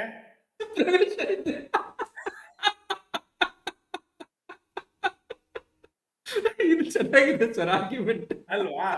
ಅವರು ನಮ್ಮ ರಿಲಿಜಿಯನ್ ಸ್ವಾತಂತ್ರ್ಯ ಅಂತ ಕೇಳ್ತಾ ಇದ್ದಾರೆ. ಇದು ಧಾರ್ಮಿಕ ಅಲ್ಲ, ಸಂಸ್ಕೃತಿಯ ಭಾಗ ಅನ್ನುವ ಕಾರಣಕ್ಕೆ ಅದು ಒಳಗಿರ್ತದೆ. ಆಮೇಲೆ ಜೋಕ್ಸ್ ಅಪಾರ್ಟ್ ಸರ್, ನಾನು ಬಹಳ ಸೀರಿಯಸ್ ಆಗಿ ನೋಡಿದ್ದು, ಎಲ್ಲಿವರೆಗೆ ಸಮಾಜಕ್ಕೆ ಹಿಜಾಬ್ ಒಂದು ಸಂಸ್ಕೃತಿಯ ಭಾಗ ಅನ್ಕೊಂಡಿದ್ರು ಒಂದಷ್ಟು ಕಡೆ ಒಂದಷ್ಟು ಅಡ್ಜಸ್ಟ್ಮೆಂಟ್ ಅಲ್ಲಿ ಹಿಜಾಬ್ ಹಾಕೋದನ್ನ ಬಿಟ್ಟಿದ್ರು ಶಾಲೆಗಳು. ಖಂಡಿತ ಸಾಂಪ್ರದಾಯಿಕವಾಗಿ ನಮ್ಮ ಸಮುದಾಯಗಳಲ್ಲಿ ವಿಭಿನ್ನ ಜನರು ವಿಭಿನ್ನ ರೀತಿಯ ರೂಢಿ ಪದ್ಧತಿ, ಆಚಾರ, ಆಹಾರ ಪದ್ಧತಿಗಳು ಇಟ್ಕೊಂಡಿರ್ತಾರೆ ಅನ್ನೋ ವಿಷಯಕ್ಕೆ ಸಂಬಂಧಪಟ್ಟಂತೆ ಯಾವ ಅಜ್ಞಾನವೂ ಇಲ್ಲ, ಅದ್ರ ಬಗ್ಗೆ ಯಾವ ಅಸಹಿಷ್ಣುತೆಯೂ ಇಲ್ಲ. ಅವ್ರು ಅದರೊಟ್ಟಿಗೆ ಬದುಕೋದನ್ನ ಸಾವಿರಾರು ವರ್ಷಗಳಿಂದ ಕಲ್ತಿದ್ದಾರೆ, ಬದುಕ್ತಾನೂ ಇದ್ದಾರೆ, ಆಯ್ತಾ? ಆದ್ರೆ ಯಾವಾಗ ನೀವು ಒಂದು ರಿಲಿಜಿಯನ್ ಅನ್ನ ಡಾಕ್ಟ್ರಿನ್ ಅನ್ನ ಇಟ್ಟುಕೊಂಡು ಅದನ್ನ ಒಂದು ರೀತಿಯಲ್ಲಿ ಆರ್ಟಿಫಿಷಿಯಲ್ ಆಗಿ, ಸ್ವಾಭಾವಿಕವಾದಲ್ಲ, ಬಹಳ ಕೃತಕವಾಗಿ ಹಿಜಾಬ್ ಅನ್ನೋದು ನಮ್ಮ ರಿಲಿಜನ್ ಆಚರಣೆ ನಮ್ಮದು, ಹಂಗಾಗಿ ಎಲ್ಲಾ ಮುಸ್ಲಿಮರು ಇಲ್ಲಿ ಸಮವಸ್ತ್ರವನ್ನ ಬಿಟ್ಟು ಹಿಜಾಬ್ ಅನ್ನು ಧರಿಸ್ತಾರೆ ಅಂತ ಒಂದು ಕಾಲದಲ್ಲಿ ನೀವು ಸ್ಟಾರ್ಟ್ ಮಾಡಿದಾಗ ಅದಕ್ಕೆ ಪ್ರತಿಕ್ರಿಯೆ ಏನಾದ್ರು ಮಾಡ್ತಾರೆ. ಸಹಜವಾಗಿ ಬಹಳಷ್ಟು ಕಾಲೇಜುಗಳಲ್ಲಿ ಹಿಜಾಬ್ ಹಾಕೊಂಡ್ ಬರ್ತಾ ಇದ್ರು, ಇವನ್ ಬುರ್ಕಾ ಕೂಡ ನಮ್ಮ ಕಾಲೇಜುಗಳಲ್ಲಿ ಹಾಕೊಂಡ್ ಬರ್ತಾ ಇದ್ರು. ಕೆಲವರಿಗೆ ಬಿಡಿ ತೆಗೀರಿ ಅಂತ ಹೇಳಕ್ ಪ್ರಯತ್ನ ಮಾಡ್ತಿದ್ರು, ತೆಗಿಲಿಲ್ಲ ಅಂದ್ರೆ ಅದೇನ್ ದೊಡ್ಡ ಸಮಸ್ಯೆ ಅಂತ ಇಟ್ಕೊಳ್ತಿರ್ಲಿಲ್ಲ, ಅದರೊಟ್ಟಿಗೆ ಬದುಕೋದನ್ನು ಕಲ್ತಿದ್ರು. ಆದ್ರೆ ಅಸರ್ಷನ್ ಇದೆಯಲ್ಲ, ಇಟ್ಸ್ ಅವರ್ ರೈಟ್ ಅಂತ, ಅವಾಗ ಈ ಸಂಪ್ರದಾಯ ಅದಕ್ಕೆ ತಿರುಗಿ ನಿಲ್ಲುತ್ತೆ. ಸಾಂಪ್ರದಾಯಿಕವಾಗಿ ಯಾವ ನೆಲೆಯಲ್ಲಿ ಇದೊಂದು ತನ್ನ ಹಕ್ಕು ಅಂತ ಹೇಳಿ ಇವರು ಪ್ರತಿಪಾದನೆ ಮಾಡ್ಕೊಂಡು ನಿಲ್ತಾ ಇದ್ದಾರೆ, ಯಾವ್ದನ್ನ ಇವರು ಚಾಲೆಂಜ್ ಮಾಡ್ತಾ ಇದ್ದಾರೆ. ಸಮವಸ್ತ್ರ ಅನ್ನೋದು ಇವ್ರು ಯಾಕೆ ಸಮಸ್ಯೆ ಆಗಿದೆ ಇಲ್ಲಿ, ಅವಾಗ ಸಹಜವಾಗಿ ಈ ತರ ಪ್ರತಿಕ್ರಿಯೆಗಳು ಉಟ್ಕೊಳ್ಳುತ್ತೆ ಅಂತ ನನ್ನ ಭಾವನೆ. ಆದ್ರೂ ಕೇಸರಿ ಹೆಂಗೆ ರಿಲಿಜಿಯಸ್ ಸಿಂಬಲ್ ಆಯ್ತು ಇವತ್ತು ಅರ್ಥ ಮಾಡ್ಕೊಳಕ್ ಕಷ್ಟ ಆಗಿದೆ ನನಗೆ. ಅವ್ರು ಹಿಜಾಬ್ ವಿರುದ್ಧವಾಗಿ ಇವ್ರ ಕೇಸರಿ ಇಟ್ಕೊಂಡ್ಬಂದ್ರು ಅಂತ ನನಗೆ ಇವತ್ತು ಅರ್ಥವಾಗದಿರೋ ಗೊತ್ತಿಲ್ಲ. No religion, anything cannot be a religious symbol. ಇದು ಈ ವಾದ ಯಾವ್ದನ್ನ ಮಾಡದೇ ಇದ್ದಿದ್ರೆ ಇದು ಲೆಜಿಟಮೇಟ್ ಆಗ್ತಾ ಇತ್ತು, ಅದನ್ನ ಮಾಡೋದ್ರಿಂದ ಇಲೆಜಿಟಮೇಟ್ ಆಗ್ತಾ ಇದೆ ಅಂತ ಆಕ್ಚುಲಿ ಆಲೋಚನೆ ರೀತಿಯನ್ನೇ ಇವು ನಿಮ್ಮ ಮಾತು ಬದಲು ಮಾಡ್ತಾ ಇದೆ ಸರ್.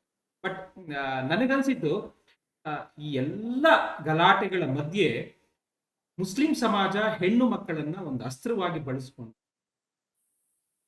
ಸಮಾಜದಲ್ಲಿ ಅವರ ಅಜೆಂಡಾಗಳನ್ನ ಪುಷ್ ಮಾಡ್ತಾ ಇದ್ದಾರೆ. ನನ್ನ ಪ್ರಕಾರ ಇದರಲ್ಲಿ ವಿಕ್ಟಿಮ್ ಯಾರಾದ್ರೂ ಇದ್ರೆ ಹೆಣ್ಣು ಮಕ್ಕಳು ಅಂತ ನನಗೆ ಅನಿಸ್ತಾ ಇದೆ ಸರ್. ಇದೊಂದು ಬಹಳ ದುರಂತ. ಖಂಡಿತ ನೋಡಿ, ಅದಕ್ಕೆ ಸಾರ್ವಜನಿಕ ವ್ಯವಹಾರದಲ್ಲಿ ನಡೆಯುವ ಸಂವಾದ ಮತ್ತೆ ಇಲ್ಲಿ ಉಪಯೋಗಿಸಲ್ಪಡುವ ಪರಿಭಾಷೆಗಳು, ಅದರಲ್ಲೂ ಮುಖ್ಯವಾಗಿ ಲಿಬರಲ್ ಫ್ರೇಮ್ವರ್ಕ್, ಲಿಬರಲ್ ಫೆಮಿನಿಸ್ಟ್ ಚೌಕಟ್ಟು ಫ್ರೇಮ್ವರ್ಕ್ ಬರ್ತಿದೆಯಲ್ಲ, ಅದು ಏನ್ ಮಾಡ್ತಾ ಇದೆ, ಹೆಣ್ಣು ಮಕ್ಕಳ ವಿಷಯ ಅಂತೇಳಿ ಬಂದಾಗ ನೈತಿಕತೆ ಮತ್ತು ನ್ಯಾಯ ಒಂದು ರೀತಿ ತಕ್ಕಡಿ ಒಂದು ಕಡೆ ವಾಲುವ ಹಾಗೆ ಒಂದು ಪರಿಭಾಷೆಯನ್ನು ಬಳಸ್ಬಿಟ್ಟಿದೆ. ಅದನ್ನ ಆ ಹೆಣ್ಣು ಮಕ್ಕಳಿಗೆ ಅನ್ಯಾಯ ಆಗಬಾರದು ಅನ್ನೋದನ್ನು ತಡೆಯೋದಿಕ್ಕೆ ಅಂತ ತಿಳ್ಕೊಂಡಿದ್ದಾರೆ ಆ ತರದ ಒಂದು ಚೌಕಟ್ಟು. ಈ ಉದಾಹರಣೆಯಲ್ಲಿ ಅವರ ಒಂದು ಹಿತಾಸಕ್ತಿ ಮತ್ತು ಸಮಸ್ಯೆಗೆ ಇನ್ನು ಜಟಿಲಗೊಳಿಸೋದಿಕ್ಕೆ ಮತ್ತು ಅವರಿಗೆ ಸಮಸ್ಯೆ ಮಾಡೋದಿಕ್ಕೆ ಅದೇ ಫ್ರೇಮ್ವರ್ಕ್ ಅನ್ನೇ ಮುಂದೆ ಬಿಡ್ತಾ ಇದ್ದಾರೆ. ಇದೊಂದು ರೀತಿ ನನಗೂ ಇದೊಂದು ವಿಪರ್ಯಾಸ, ವಿಚಿತ್ರ ಅಂತಾನೆ ಅನ್ಸುತ್ತೆ ನನಗೆ, ಅಲ್ವಾ? ಯಾಕೆ ಹೆಣ್ಣು ಮಕ್ಕಳನ್ನು ಮುಂದೆ ತಳ್ಳುವ ಹಾಗೆ ಚೌಕಟ್ಟು ಇಸ್ಲಾಮಿಂದ, ಅದು ಇಸ್ಲಾಂದ ಅಲ್ಲ. ಯಾಕೆ ಅಂತ ಹೇಳಿದ್ರೆ ಹೆಣ್ಣು ಮಕ್ಕಳ ಸಮಸ್ಯೆಯನ್ನ ಹೆಣ್ಣು ಮಕ್ಕಳು ಇತ್ಯರ್ಥ ಮಾಡ್ಕೊಳ್ಳೋದಿಲ್ಲ, ಆಗಲ್ಲ. ಅವರು ಹೆಣ್ಣು ಮಕ್ಕಳು ಆಕ್ಚುಲಿ ಎಲ್ಲಿರ್ಬೇಕು, ಇಲ್ಲಿ ಬರ್ಬೇಕು, ಅವರ ಸಮಸ್ಯೆಗಳು ಹೇಗೆ ನಿರ್ವಹಣೆ ಮಾಡ್ಕೊಳ್ಬೇಕು ಅನ್ನೋದನ್ನ ಶರಿಯಾ ಮತ್ತು ಕುರಾನ್ ಅಲ್ಲಿ ಕ್ಲಿಯರ್ ಆಗಿ ಹೇಳಿದೆ. ಅಲ್ಲಿ ಇಂತಿಂತ ಕಡೆ ನೀವು ಹೆಣ್ಣು ಮಕ್ಕಳೆಲ್ಲ ಹೋಗ್ಬಾರ್ದು, ಅಲ್ಲಿ ನಿಮ್ಮಲ್ಲಿ ಇರುವಂತ ಗಂಡಸರು, ಅದು ತಂದೆ, ಅಣ್ಣ, ತಪ್ಪ, ಇವ್ರು ಯಾರು ಇರ್ತಾರೋ ಅವ್ರ ಮೂಲಕ ಅವ್ರ ಜೊತೆಗೆ ಈ ಸಮಸ್ಯೆಯನ್ನು ಇತ್ಯರ್ಥಪಡಿಸ್ಕೋಬೇಕು, ಅವ್ರ ಜವಾಬ್ದಾರಿಗೆ ಬಿಡಬೇಕು. ಹೀಗೆಲ್ಲ ಬಹಳ ಇದೆ ಅವರಲ್ಲಿ. ಸೊ ಹೆಣ್ಣು ಮಕ್ಕಳು ಮುಂದೆ ಬಂದು ಗಂಡು ಮಕ್ಕಳು ಅವರಿಂದ ನಿಂತ್ಕೊಂಡು ಸಮಸ್ಯೆ ಇತ್ಯರ್ಥ ಪಡ್ಕೊಳ್ಳೋದು ಆಕ್ಚುಲಿ ಇಸ್ಲಾಮಿಕ್ ಚೌಕಟ್ಟೆ ಅಲ್ಲ. ನನ್ನ ಸೀಮಿತವಾಗಿರುವಂತಹ ಅಧ್ಯಯನದ ವ್ಯಾಪ್ತಿಯಲ್ಲಿ ಹೇಳೋದಾಗಿದೆ. ಹೀಗಾಗಿ ಅವರನ್ನು ಮುಂದೆ ಇಟ್ಟು ಈ ಹಕ್ಕನ್ನ ಪಡೆಯೋ ಪ್ರಯತ್ನ ಮಾಡ್ತಿದ್ದಾರೆ ಅಂತ ಹೇಳಿದ್ರೆ, ಇವರು ಕೆಲಸ ಮಾಡ್ತಿರುವ ಒಂದು ಚೌಕಟ್ಟು, ಹೋರಾಟ ಮಾಡ್ತಿರೋ ಚೌಕಟ್ಟು ಲಿಬರಲ್ ಸೆಕ್ಯುಲರ್ ಫ್ರೇಮ್ವರ್ಕ್. ಈ ಲಿಬರಲ್ ಸೆಕ್ಯುಲರ್ ಫ್ರೇಮ್ವರ್ಕ್ ಈ ವುಮನ್ ಅನ್ನೋದನ್ನ, ವುಮನ್ ನ ಎಂಟ್ರಿ ಅನ್ನೋದನ್ನ, ಜೆಂಡರ್ ಇಶ್ಯೂ ಅನ್ನ ಒಂದು ಲಿಬರಲ್ ವ್ಯಾಲ್ಯೂ ಅದ ಒಳಗಡೆ ಬೇರೆದೇ ಅರ್ಥ ಕೊಡ್ತಾ ಇದೆ. ಅದಕ್ಕೆ ಒಂದು ಹೆಚ್ಚು ವ್ಯಾಲ್ಯೂ ಬರುತ್ತೆ, ತೂಕ ಬರುತ್ತೆ ಅಂತೇಳಿ ಆ ಕಾಯಿನ್ ಅನ್ನ ಉಪಯೋಗಿಸೋದನ್ನ ಬಹಳ ಚೆನ್ನಾಗಿ ಕಲ್ತಿದ್ದಾರೆ. ನೆನ್ಪಿಟ್ಕೊಳ್ಳಿ, ಯಾವ ಲಿಬರಲ್ ಇಂಡಿವಿಜುವಲಿಸ್ಟಿಕ್ ವ್ಯಾಲ್ಯೂ ಕೂಡ ಇಸ್ಲಾಂ ಅಲ್ಲಿ, ಕುರಾನ್ ಅಲ್ಲಿ ಮಾನ್ಯ ಅಲ್ಲ. ನಿನಗೆ ಇಷ್ಟ ಬಂದಂಗೆ ನೀನ್ ಅನ್ಕೋಬಹುದು ಅಂತ ಇಲ್ವೇ ಇಲ್ಲ. ಅಲ್ಲಾ ಹೇಳಿದಾನೆ ಆತರ ಬದುಕೋದು, ಆ ಮೂಲಕ ನೀನು ಸಾಲ್ವೇಷನ್ ಅಥವಾ ಜನ್ನತಿಗೆ ಹೋಗೋದಷ್ಟೇ ನಿನ್ನ ಜವಾಬ್ದಾರಿ. ನಿನಗೆ ವೈಯಕ್ತಿಕ ಆಗಿರುವಂತ ನನಗೆ ಹಿಂಗ ಅನ್ಸುತ್ತೆ ಹಂಗೆ ಅನ್ಸುತ್ತೆ ಯೋಚನೆ ಮಾಡುವ ಆಗಿಲ್ಲ. ನೀವು ವೈಯಕ್ತಿಕ ಆಯ್ಕೆ ಅಂತ ಇಲ್ಲ. ಲಿಬರಲ್ ವ್ಯಾಲ್ಯೂ ಇಂಡಿವಿಜುವಲ್ ಆಗಿ ಗಂಡಸಿಗೂ ಇಲ್ಲ, ಹೆಣ್ಣು ಮಕ್ಕಳಿಗೂ ಇಲ್ಲ. ಅರ್ಥ ಆಯ್ತಾ? ಹಾಗಿರ್ಬೇಕಾದ್ರೆ ಈ ಲಿಬರಲ್ ಫ್ರೇಮ್ವರ್ಕ್ ನ ಎಲ್ಲಾ ಪರಿಭಾಷೆಗಳನ್ನ ಹೆಂಗೆ ಅವ್ರು ಬಳಸ್ಕೊತಾ ಇದ್ದಾರೆ, including rights, religious rights, religious equality, religion respect ಮಾಡಬೇಕು, ಟಾಲರೆನ್ಸ್ ಮಾಡಬೇಕು, ಮಹಿಳೆಯ ಸಮಾನತೆ, ಮಹಿಳೆ, ಇದೆಲ್ಲವನ್ನ ಹೆಂಗ್ ಬಳಸ್ಕೊತಾ ಇದ್ದಾರೆ. ಯಾಕಂದ್ರೆ ಇಲ್ಲಿ ಈ ಆಟ ಆಡಿದ್ರೆ ನಮ್ಮ ಗೆಲುವು ಅನ್ನೋದು ಅವ್ರಿಗೆ ಗೊತ್ತಿದೆ. ಮತ್ತೆ ಬಳಸ್ಕೊತಾ ಇದ್ದಾರೆ. Though they deny in within their community life. ಈ ಎಲ್ಲಾ ಲಿಬರಲ್ ವ್ಯಾಲ್ಯೂಗಳನ್ನ ಅವರು ತಮ್ಮ ಸಾಮುದಾಯಿಕ ಜೀವನದಲ್ಲಿ ಅವರು ಅದನ್ನ ವ್ಯಾಲ್ಯೂ ಮಾಡೋದಿರ್ಲಿ, ಮೌಲ್ಯ, ಅದಕ್ಕೆ ಗೌರವ ಕೊಡೋದಿರ್ಲಿ, ಅದನ್ನ ಕಿತ್ತು ಬಿಸಾಕ್ತಾರೆ. ಅದಕ್ಕೆ ಯಾವುದೇ ಸ್ಥಾನ ಅಲ್ಲಿ ಕೊಟ್ಟಿಲ್ಲ. ಅವ್ರ ಸಾಮುದಾಯಿಕ ಬದುಕಲ್ಲಿ ಲಿಬರಲ್ ವ್ಯಾಲ್ಯೂಗಳಿಗೆ ಅವಕಾಶನೇ ಇಲ್ಲ.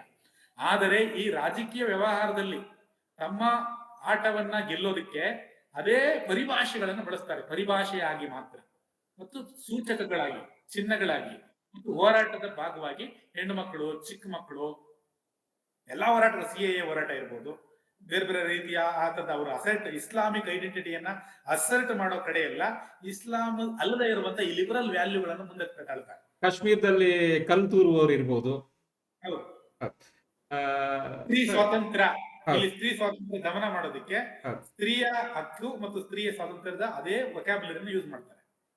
ಆಮೇಲೆ ನನಗನ್ಸಿದ್ದು, ನೀವು ಬಹಳಷ್ಟು ಸರ್ತಿ ಮಾತಾಡ್ಬೇಕಾದ್ರೆ ಈ ಕೊಲೋನಿಯಲ್ ಮೈಂಡ್ ಸೆಟ್ ಅನ್ನೋ ಒಂದು ರೋಗ ನಮ್ಮನ್ನು ಕಾಡ್ತಾ ಇದೆ ಅಂತ ಹೇಳ್ತಿದ್ದೀರಿ. Colonial conscious. Colonial conscious, correct. ಹೌದು. ಈ ವಿಚಾರದಲ್ಲೂ ನಮ್ಮನ್ನ ಅದು ಕಾಡ್ತಾ ಇದೆ ಸರ್ ಸಮಾಜದಲ್ಲಿ. ನಮ್ಮವರಿಗೆ ಎಷ್ಟೋ ಜನರಿಗೆ ಪಾಪ ಅವ್ರದ್ದು ಆಚರಣೆ ಮಾಡ್ಲಿ ಬಿಡಿ, ನೀವು ಬಳೆ ಹಾಕಬಾರ್ದು ಅಂದಾಗ ಬಹಳ ಜನರಿಗೆ ಉತ್ತರ ಇರ್ಲಿಲ್ಲ, ಬಳೆ ಹಾಕ್ಬಾರ್ದಲ್ವಾ, ಹೌದು ಅವ್ರು ಮಾಡಬಾರ್ದು ನಾವು ಮಾಡಬಾರ್ದು, ಸರಿ ಅಲ್ವಾ ಅಂತ. ಈ ನಂಬಿಕೆ, ಅಪನಂಬಿಕೆ, ಈ ಮಾನಸಿಕತೆಯ ಲಾಭವನ್ನ ಅವ್ರು ಸರಿಯಾಗಿ ಪಡಿತಾ ಇದ್ದಾರೆ ಅಂತ ನನಗೆ ಅನಿಸ್ತಾ ಇದೆ ಸರ್. ಖಂಡಿತ ಒಂದು ರೀತಿಯಲ್ಲಿ ಅದು ಸತ್ಯ. ಬಹಳ 1.5 ಗಂಟೆಗಳ ಕಾಲ, ಸುಮಾರು 1 ಗಂಟೆ 27 ನಿಮಿಷ ಆಯ್ತು. ನಂದು ಪ್ರಶ್ನೆಗಳು ಮುಗಿದು. ವಿನಾಯಕ್, ನಿಮ್ಮ ಹತ್ರ ಏನಾದ್ರು ಪ್ರಶ್ನೆಗಳಿದೆಯಾ ಕೇಳೋದಕ್ಕೆ? ನನ್ನ ಹತ್ರ ಒಂದೇ ಪ್ರಶ್ನೆ ಇದೆ. ಈ ಇಸ್ಲಾಮಿಕ್ ನೇಷನ್ ಅಥವಾ ಈಗೇನು ಈ ಶರಿಯಾವನ್ನೇ ಪಾಲಿಸಬೇಕು ಮುಸ್ಲಿಮರು ಅನ್ನೋದ್ರ ಹಿಂದೆ ಕೇವಲ ಇಸ್ಲಾಂ ಅಥವಾ ಕುರಾನ್ ಅಷ್ಟೇ ಕಾರಣವೋ, ಅಥವಾ ಇದರಿಂದ ಈ ಪ್ರಾಟೆಸ್ಟೆಂಟ್ ಥಿಯಾಲಜಿ ಅಂಶಗಳು ತೂರ್ಕೊಂಡಿದಾವು, ಅಥವಾ ಅದರ ಸೆಕ್ಯುಲರ್ ರೂಪ ಲಿಬರಲ್ ಫ್ರೇಮ್ವರ್ಕ್ ಕೂಡ ಒಂದ್ ರೀತಿ ಅದನ್ನು ಪ್ರಮೋಟ್ ಮಾಡಿದಾವು ಅಂತ ಪ್ರಶ್ನೆ. ಯಾವ್ದು ಆಕ್ಚುಲಿ ಕಾರಣ ಆಗಿದೆ ಅಂತ? ಅದು ಬಹಳ ಇಂಪಾರ್ಟೆಂಟ್, ಸೆನ್ಸಿಟಿವ್ ಆಗಿರೋ ಕ್ವಶನ್ ಕೂಡ ಹೌದು. ಇಸ್ಲಾಂ ಒಟ್ಟಿಗೆ ಲಿಬರಲ್ ಸೆಕ್ಯುಲರ್ ತತ್ವ ಇಂಟ್ರಾಕ್ಟ್ ಮಾಡ್ತಾ ಇರ್ಬೇಕಾದ್ರೆ ಈ ಲಿಬರಲ್ ಸೆಕ್ಯುಲರ್ ವ್ಯಾಲ್ಯೂ ಆಗಿರುವಂತ ಒಂದು ಟಾಲರೆನ್ಸ್, ರಿಲಿಜಿಯಸ್ ಫ್ರೀಡಮ್ ಆ ಇಂಡಿವಿಜುವಲ್ ಲಿಬರಲ್ ಫ್ರೇಮ್ ವರ್ಕ್ ಇಂದ ದಾಟಿ ಒಂದು ರೀತಿ ರೂಪಾಂತರ ಆಗಿದೆ. ನಾನು ಅದನ್ನೇ ಹೇಳಿದ್ದೀನಿ, ಕಳೆದ 40 ನಂತರ ರೂಪಾಂತರ ಆಗುತ್ತೆ. ಅದು ಇಂಡಿವಿಜುವಲ್ ರೆಲ್ಮ್ ಇಂದ ಕಮ್ಯುನಿಟಿ ರೆಲ್ಮ್ಗೆ ವರ್ಗಾವಣೆ ಆಗಿದೆ. ಇಸ್ಲಾಂ ಮುಸ್ಲಿಮರಾಗ ಒಂದು ಸಮುದಾಯ, ಆ ಸಮುದಾಯದ ಹಕ್ಕು, ಆ ಸಮುದಾಯದ ಆಚರಣೆಗಳಿಗೆ ಸಂಬಂಧಪಟ್ಟಂತ ಸಹಿಷ್ಣುತೆ, ಆಯ್ತಾ, ಆ ಒಂದು ಅರ್ಥವನ್ನು ಪಡ್ಕೊಂಡಾಗ ಏನಾಗಿದೆ, ಈ ಯಾವುದನ್ನ ಈಗ ನಮ್ಮ ಅಜಿತ್ ಅವರು ಮೂಲಭೂತವಾದ ಅಂತ ಹೇಳಿ ಕರೆದ್ರು, ಐಸಿಸ್ನವರು ಯಾವುದನ್ನು ಪ್ರತಿಪಾದನೆ ಮಾಡ್ತಾ ಇದ್ದಾರೋ, ಈ ಕುರಾನ್ ಮತ್ತು ಶರಿಯಾ ಪ್ರಕಾರವೇ ಮುಸ್ಲಿಮರು ಮಾತ್ರ ಅಲ್ಲ ಇಡೀ ಜಗತ್ತು ಹಾಗೆ ಆಗಬೇಕು ಅನ್ನೋದು ಅಂತ ಹೇಳಿ ಹೇಳ್ತಿದಾರೋ, ಆ ತರ ಯೋಚನೆಗಳಿಗೆ ಒಂದು ರೀತಿಯಲ್ಲಿ ಲೆಜಿಟಮೈಸೇಷನ್ ಸಿಗತ್ತೆ. ಸೊ ಲಿಬರಲ್ ಫ್ರೇಮ್ ವರ್ಕ್ ಎಲ್ಲ ಒಂದ್ ಕಡೆ ನಮಗೆ, ಹಂಗಾಗಿ ಇದು ಪಾರ್ಷಿಯಲ್ ಆಗಿ ಮುಸ್ಲಿಮರ ಪರವಾಗಿ ಇಸ್ಲಾಂ ಪ್ರಕಾರ ನಿಂತುಗಳನ್ನು ಕಾಣ್ತಾ ಇರೋದು ಅತಿಶಯೋಕ್ತಿ ಅಲ್ಲ. ನಮ್ಮ ಪ್ರಕಾರ ಒಂದು ರೀತಿಯಲ್ಲಿ ಅದು ವಾಸ್ತವ ಸತ್ಯವಾಗಿ ಭಾರತದ ಸಂದರ್ಭದಲ್ಲಂತೂ ನಮಗೆ ಎದ್ದು ಕಾಣ್ತಾ ಇದೆ. ಆದ್ರೆ ಬಹುಬೇಗ ಇದರ ಒಂದು ಅಪಾಯವನ್ನ ಪಾಶ್ಚಾತ್ಯ ಜಗತ್ತು ಅರ್ಥ ಮಾಡ್ಕೊಳ್ತು, ಹಂಗಾಗಿ ಅದಕ್ಕೆ ಸ್ಪೇಸ್ ಕೊಡ್ತಾ ಇಲ್ಲ. ಅದನ್ನ ಇವತ್ತಿಗೂ ಪಾಶ್ಚಾತ್ಯ ಜಗತ್ತು ಮತ್ತು ಅಮೆರಿಕದಲ್ಲಿ ಅದನ್ನ ಲಿಬರಲ್ ವ್ಯಾಲ್ಯೂನ ಭಾಗವಾಗಿ ನೋಡ್ತಾರೆ, ಮತ್ತು ಅದನ್ನ ಕಮ್ಯುನಿಟಿ ರೆಲ್ಮಿಗೆ ಅದನ್ನ ವರ್ಗಾವಣೆ ಮಾಡಲ್ಲ. ಭಾರತದಲ್ಲಿ ಈ ಚರ್ಚೆ ಆರಂಭ ಆದಾಗಿಂದನೂ ಕೂಡ, ಹಿಂದೂ ಮುಸ್ಲಿಂ ಚರ್ಚೆ ಆರಂಭ ಆದಾಗಿಂದನೂ ಅದು ಶಿಫ್ಟ್ ಆಗ್ಬಿಟ್ಟಿದೆ. ಸೊ ಹಂಗಾಗಿ ಆ ವ್ಯಾಕ್ಯಾಬ್ಯುಲರಿ ವಾಪಸ್ ಹೋಗಿಲ್ಲ ನಾವು, ಇಂಡಿವಿಜುವಲ್ ಲಿಬರಲ್ ವ್ಯಾಲ್ಯೂ ಆಗಿ ವಾಪಸ್ ಹೋಗಿಲ್ಲ ನಾವು. ಎಗೇನ್ ಅಂಡ್ ಎಗೇನ್ ಮತ್ತೆ ನಾವು ಅದು ಕಮ್ಯುನಿಟಿ ಆಗಿ ಇಸ್ಲಾಂನ ಒಂದು ಹಕ್ಕು, ಮುಸ್ಲಿಮರ ಒಂದು ಗುಂಪಾಗಿ, ಒಂದು ಸಮುದಾಯವಾಗಿ ಅದು ಅವರ ಹಕ್ಕು ಅಂತ ಮಾತಾಡ್ತಿರೋದ್ರಿಂದ ಸಹಜವಾಗಿ ಅಲ್ಲಿ ಮುಸ್ಲಿಮರು ಅಂತ ಹೇಳಿದ್ರೆ ಇಸ್ಲಾಂ ತರ ಬದುಕೋದು, ಕುರಾನ್ ಪ್ರಕಾರ ಬದುಕೋದು, ಶರಿಯಾ ಪ್ರಕಾರ ಬದುಕೋದು ಅಂತ ಬೇರೆ ತಿಳ್ಕೊಳ್ತೀವಿ. ಸೆಕ್ಯುಲರಿಸ್ಟ್ ಇರ್ಬೋದು ಅಥವಾ ಬೇರೆ ಸೆಕ್ಯುಲರ್ ಅಲ್ಲದೆ ಇರುವಂತ ಬೇರೆ ಪಂಥವ್ರು ಇರ್ಬೋದು.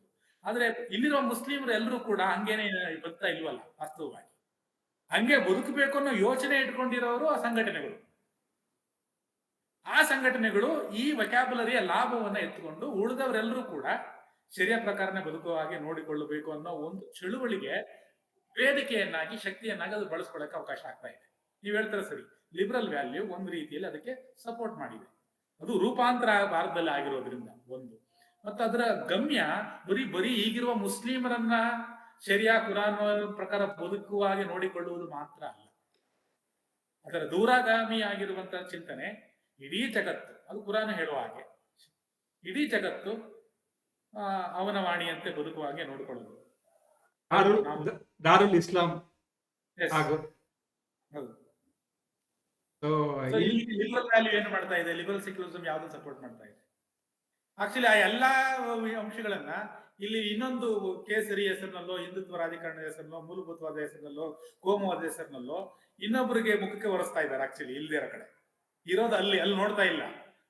ನೋಡ್ಬೇಕಾಗಿರೋ ಜಾಗದಲ್ಲಿ ಇವರಿಗೆ ಅದು ಕಾಣ್ತಾ ಇಲ್ಲ. ಅಲ್ಲಿ ನಡೀತಾ ಇದ್ರು ಅದು ಕುರುಡಾಗಿ ಇವರ ಲಿಬರಲ್ ಕನ್ನಡಕ ಒಂದ್ ರೀತಿಯಲ್ಲಿ ಅಸ್ಪಷ್ಟತೆ ಆಗ್ಬಿಟ್ಟಿದೆ, ಮಂಜು ಆಗ್ಬಿಟ್ಟಿದೆ. ಅಲ್ಲಿ ನೋಡ್ತಾ ಇಲ್ಲ. ಇಲ್ಲಿ ಕನ್ನಡಕ ಸಂಪೂರ್ಣ ತಗೊಂಡ್ಬಿಟ್ಟು ಈ ಕಡೆ ನೋಡ್ಬಿಟ್ಟು ಅಲ್ಲಿರೋದೆಲ್ಲ ಇಲ್ಲಿ ಕನ್ನಡಿ ಇಟ್ಬಿಟ್ಟಿದ್ದಾರೆ. ಇಲ್ಲಿ ಹಿಂದೂಗಳ ಕಡೆ ಈಗ ಇಲ್ಲಿ ಕಾಣ್ತಾ ಇರೋದು ಅಲ್ಲಿರೋ ಮೂಲಭೂತವಾದ ಇಲ್ಲಿ ಕಾಣ್ತಾ ಇರುತ್ತೆ. ಮೂಲಭೂತವಾದ, ಕೋಮುವಾದ, ಮತ್ತೆ ಕೇಸರೀಕರಣ, ಮತ್ತೆ ಎಲ್ಲವೂ ವೇದ, ಉಪನಿಷತ್ತುಗಳು, ಅದು ಮನುಧರ್ಮ ಶಾಸ್ತ್ರವನ್ನೇ ಕಾನೂನು ಮಾಡ್ಬಿಟ್ಟು ಈ ದೇಶದ ಪ್ರತಿಯೊಬ್ಬರು ಕೂಡ ಮನುಧರ್ಮ ಶಾಸ್ತ್ರದ ಪ್ರಕಾರ ಬದುಕೊಂಡು ಮಾಡ್ಬಿಡ್ತಾರೆ ಅನ್ನೋ ಎಲ್ಲಾ ಒಂದು ಫೋಬಿಯಾ, ಹಿಂದೂ ಫೋಬಿಯಾನ ಈ ಕಡೆ ನೋಡ್ತಾ ಇದ್ದಾರೆ, ಈ ಕಡೆ ನೋಡ್ತಾ ಇದ್ದಾರೆ.